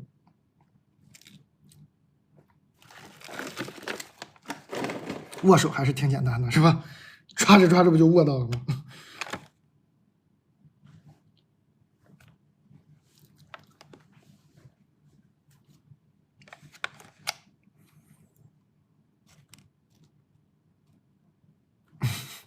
握手还用特别提呀？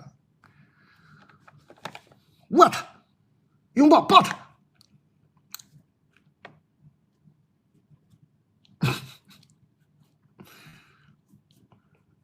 你俩再见一次，看不出来这男的喜不喜欢你。再见一次，再见一次就知道。李诞你好，我进这家公司快1年了。刚进来的时候，我们部门呢跟公司老板一起开会，老板很年轻，跟我一样，都是90后。第一次见面呢，能明显感觉到老板有点关注我，但我不大想，也不敢往那方面想。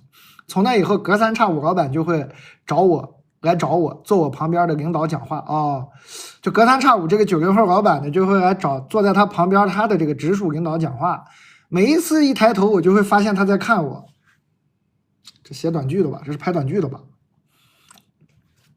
又整上短剧情节了，怎么？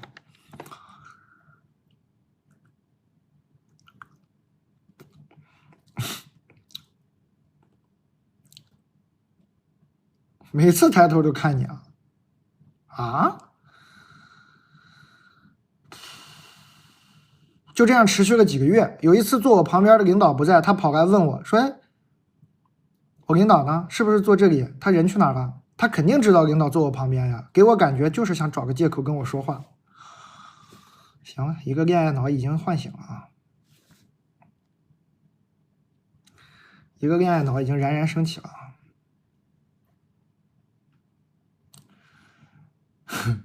最近一次他借着找我领导，我领导当时在打电话，我一抬头看，发现他在注视着我。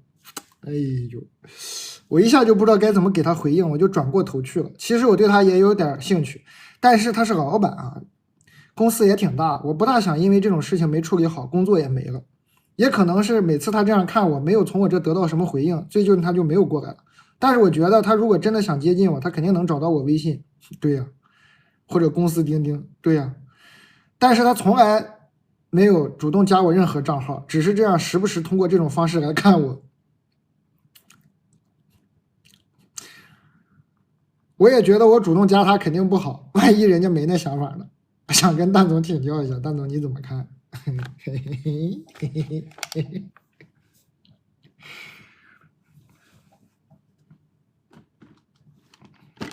买一盒这个牛脆脆，放办公桌上啊，听我的。下次再来看你的时候，你不经常会对视吗？你觉得尴尬？下次他再来，你就在那吃牛脆脆。阿毛知道你在，别刷礼物了，挡我看不着弹幕。行，谢谢啊。大家想去后温贝尔玩的，可以给他发私信。后温贝尔的我们5天4晚旅游线路已经开发出来，给他发私信。你就在那吃这个，然后呢，这老板一看你一注视你，你就 offer 他一下，这很正常吧？他跟你对视，对视有点尴尬。他如果真的跟你对视了，你说 offer 他一下，他过来拿，他肯定要拿嘛。他一拿一聊，为啥推荐牛脆脆呢？大概率他没见过这玩意儿，牛脆片，他肯定就有话题了。哎，说这什么东西？你说叫牛脆脆、牛肉干、后温贝尔什么的，这天儿就聊上了，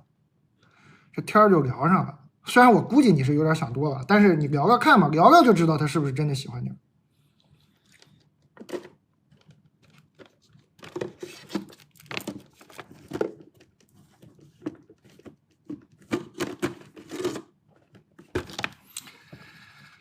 对不对？这个也没有说太主动，这个你吃个牛脆片还好吧？这你也不用太主动，你可千万别去主动加人家，说给人家表白啥，那吓坏了，可别这样。咱也不知道是不是你这个眼睛看的视力确实是有点经常注视你啥的，我也不知道啊，咱不知道，不能多推测。但咱们测一下就知道，这个是不是真喜欢你了？你在那吃嘛，他一看就来一片，他就说哎这什么东西？你说牛肉你看没见过吧？薄薄的风干的，没吃过。说这挺好吃。哎，你说哎老板你跟他你也可以跟他啊，这后面我就不教你了，太细了，后面都行啊。你也可以开玩笑说哎老板你要不要多买点公司临时间你放点，我感觉这很好。然后就顺水推舟嘛，说哎那我钉钉上给你把链接推过去，到时候你就把我小红书我的那个小清单给他发过去就行了，让你们公司临时让那老板说哎老板哎那我钉钉到时候我加你一下，那个我把那个李诞那个这个牛脆脆链接推给你啊，你到时候买点放在咱们公司临时间什么的，谢谢老板。最终你俩能不能谈成我不知道，希望你把这事儿帮我办。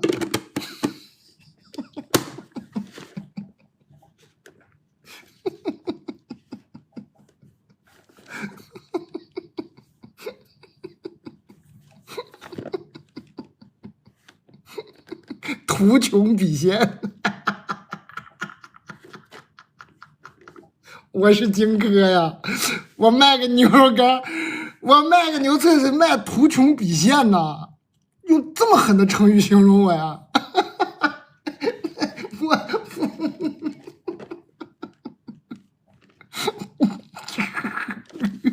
最后老板爱上了你。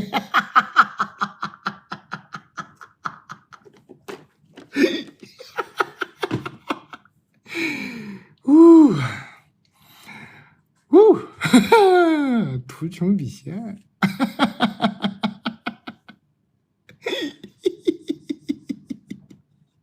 感谢大家。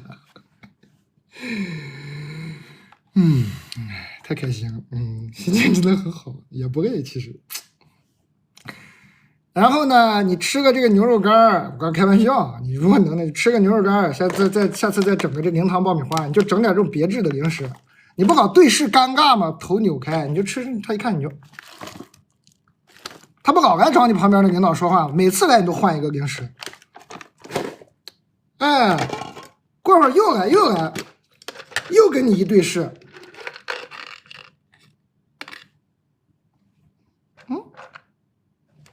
是吧？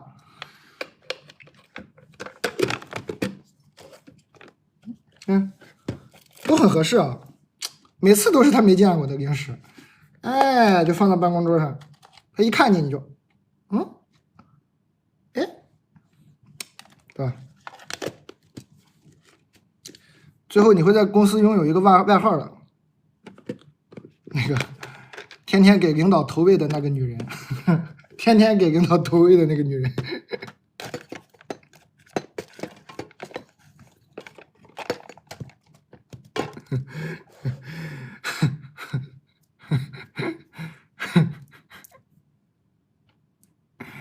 去呼伦贝尔看我们这上面那个送礼物，那有一个榜上那个第一个人叫哈尼牧场阿蒙，你给他私信，哈尼牧场5天4夜行的路线都有了，你私信他联系他就行了。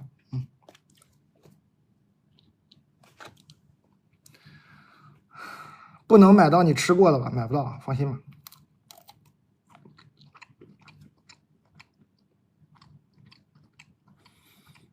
太幽默了，太好笑了。我觉得呢，你这样一来，你可以知道他是不是真喜欢你；二来就吃点零食，也跟老板给老板留下一个印象，哎，说这有个姑娘挺大方的，人挺好。每次我一看她，她还给我吃点东西。你至少老板能给老板留下个印象，你咋也不吃亏，是吧？你要么呢，居然收获了爱情；要么呢，就是事业上，哎，老板说啊，那个人我知道，经常给我吃点牛肉干啥，挺好的，也挺好，对吧？总是不吃亏嘛，你这消耗就是买点零食，买点零食。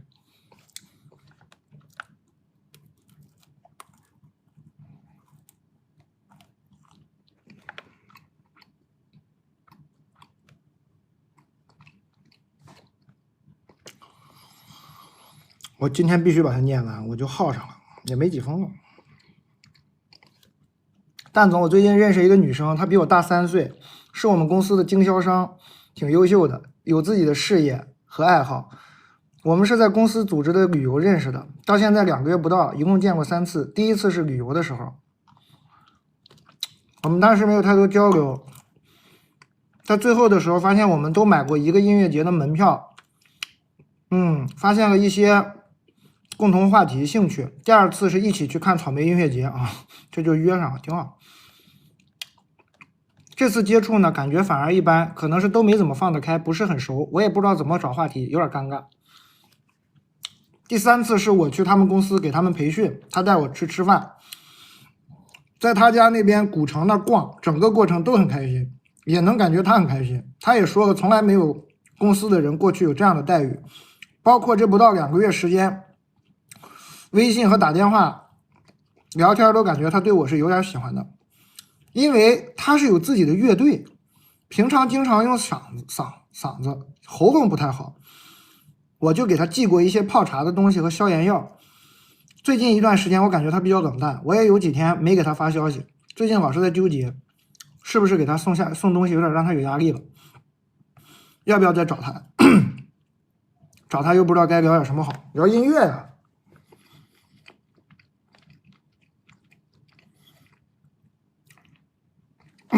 聊音乐啊，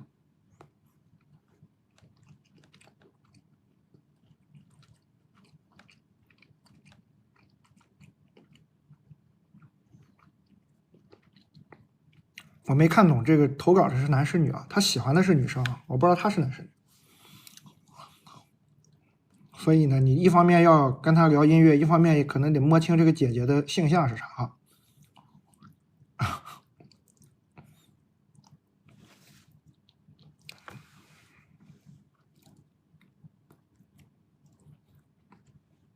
性向得摸清一下。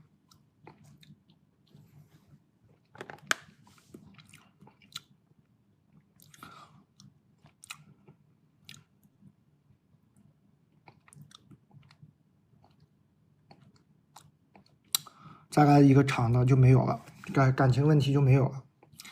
但你好，压力很大，我马上要升大4，面临毕业，这个暑假呢事情又多，我在实习还要写论文啊。行，我看看都有啥，还有，好哈，果然还是个感情问题。我今年事情非常多，但是就是今年其实一直状态都很好的我是一个很喜欢追星的人。巴拉，我看看啊，怎么的？我最近通过一个朋友认识了一个大我9岁的男生，我也不确定他是不是喜欢我，但他挺爱给我花钱，然后老是给我分享日常，找我聊天。其实我本来不喜欢他，可能我也没有那么懂爱是什么，但是其实我现在不见他吧，就还是会想他。但是我不想让感情牵绊住我，因为我觉得我自己的人生没有安定下来，我还是比较想去寻找自己的人生的，所以我就想知道我该怎么面对他呢？我是不是应该就是直接把他删了呢？就当不认识他呢？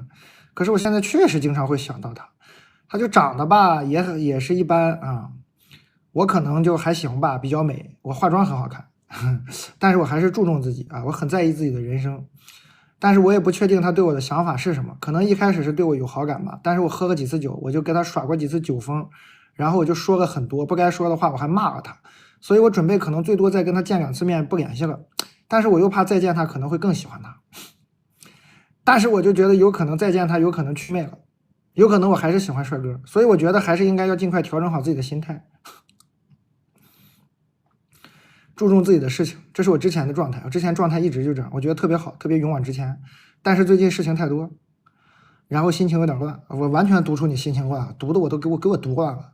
一篇文章有这么多转折吗？啊，你这是文字迷宫啊，有这么多拐弯吗？这但是是这么用的吗？但是当逗号用啊，这是这么多但是吗？有这么多转折吗？也没有那么多转折啊，怎么这么多但是呢？这但是不能当逗号用啊，姐妹儿，你这样你写毕业论文应该写不到好，应该是过不了的，这太多但是了。哎呦我的妈呀！但是我最近事情太多了，然后心情有点乱，然后呢，我感觉桃花源也特别好，但是我觉得他们都很烦，我不想理任何一个人。你心太乱了，你但是太多了，姐妹。你这个毕业容易那什么？你这样啊，我先教你一个最重要的事儿啊。你这个情爱先放一边，你写毕业论文写完之后呢，咱们用那个文档搜索查找文档内，你查2个词，一个叫但是，一个叫然后。你但是和然后用太多了，你查完之后呢，你把这个文章里的但是和然后你就看能删就都给它删了，不然你这个把老师容易读头晕了，你这种毕业论文你是过不了的，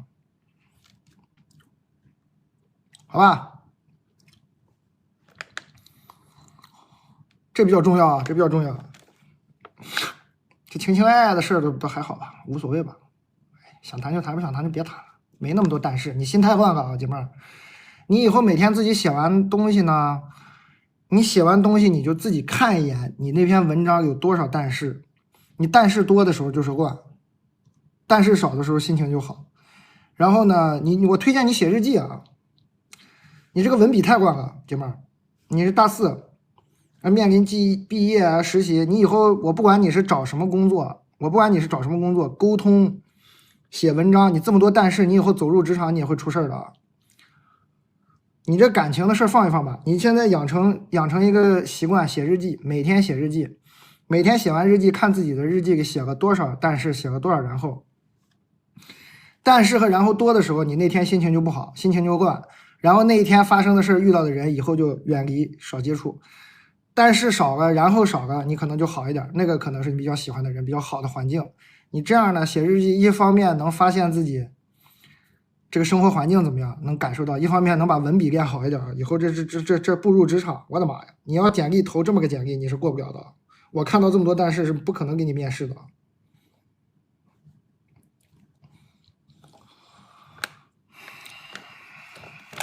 好吧。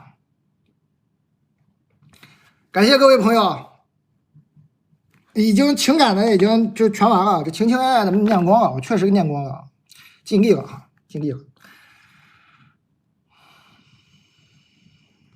大家就随便再买点奶片，买点牛肉干，我就差不多了。今天都2点了，第一次播到这么晚，2点了，但是2点了还有8000个人，我真服了呀！确实不上班了。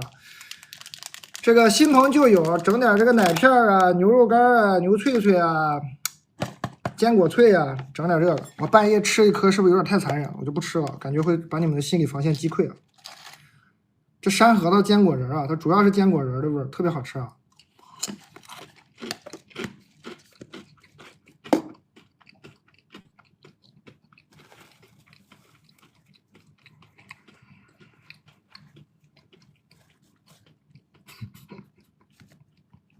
确实很好吃，这个确实很好吃，很好吃。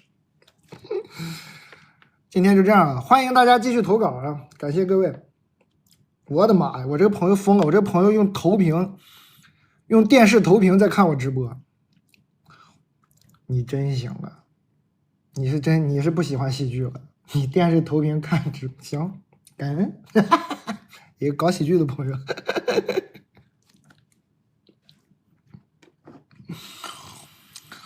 大家投稿投到蛋的小卖部普通店员，新朋友呢点个关注，老朋友可以点这个头像有加入群聊，就加入这个粉丝团。后面呢你们就会有像他们下面这些有一些很羞耻，你看他们名字后面好好的 ID 头像后面跟一个3个粉的粉丝团，很羞耻啊！你们加入这个粉丝团就也会这么羞耻了，好吧？感谢大家关注，感谢各位，投稿继续投，我们这投稿是24小时一直开放。你就一直投就行了，一直投。我们那个，我下次直播的时候你念。我明天应该不播，我还得歇一歇。我明天尽量再去调一调腰，练一练。我把这个腰尽量给它练的不疼，明天再去练一练，争取后天播吧，好吧，争取后天播。感谢各位，感谢各位，感谢大家的关注，感谢大家的喜爱。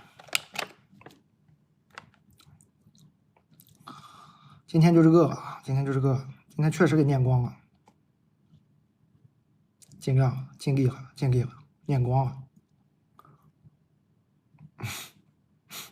阿蒙还在这给我逗，阿蒙也不睡，在这咔咔看直播，真行了，也不想想怎么把牛脆脆的产量提上去，天天就知道在这看我直播。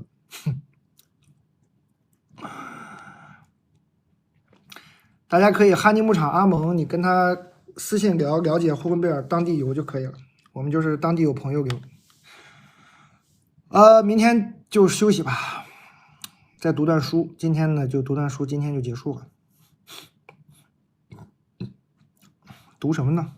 读卡拉马佐夫兄弟吧。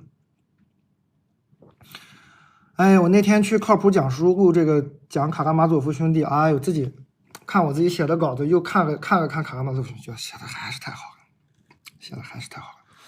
我在那个我们那靠谱讲书的卡可以谈一下，我在靠谱讲书上也讲了几本书了，后面还会再讲几本啊。念一段卡拉马佐夫兄弟，然后就今天就这样吧。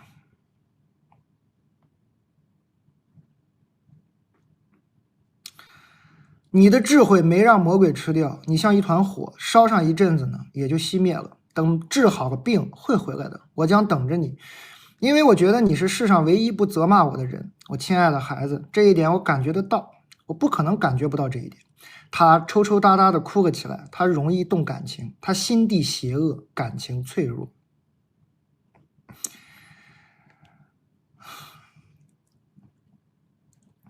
哎，这句话很出名啊。我越是爱整个人类，就越是不爱具体的人及一个一个的人。这句话罗翔老师也很爱引用哈。这句话也成网红话了，说爱具体的人是吧？这就是陀老说的。我越是爱整个人类，就越是不爱具体的人，一个一个的人，要及一个一个的人。我就很爱具体的人，对人类就一般吧。不过一个人得意忘形、滔滔不绝，实在是够丢脸的，这我知道。但现在我已确信，您并没有瞧不起我，都是我自己疑神疑鬼。哦，卡拉马佐夫，我真是太不幸了。有时候我会产生再荒唐不过的臆想，以为所有的人、全世界都在取笑我。那时我简直恨不得把一切常规统统砸烂。你们啊，没事啊，其实呢，我跟你说，这种书能解决你感情问题啊，能解决你感情困扰，事实啊能让你有逻辑。但你如果真的能沉下心来读一遍《卡拉马佐夫兄弟》，这些都不是事儿。真的好好看一下这种巨著名著，看一下这种书，什么人性，人是怎么样的，什么心理，什么变态，什么那种狂痛苦绝望都能看一遍，自己又不用真的去体会，都能看一遍。其实也不用看这种心理学的书，也不用看逻辑书，好好看文学名著就可以了。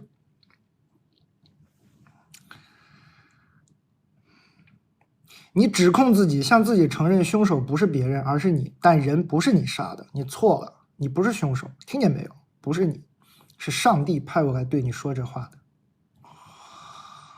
太硬了。托斯托耶夫斯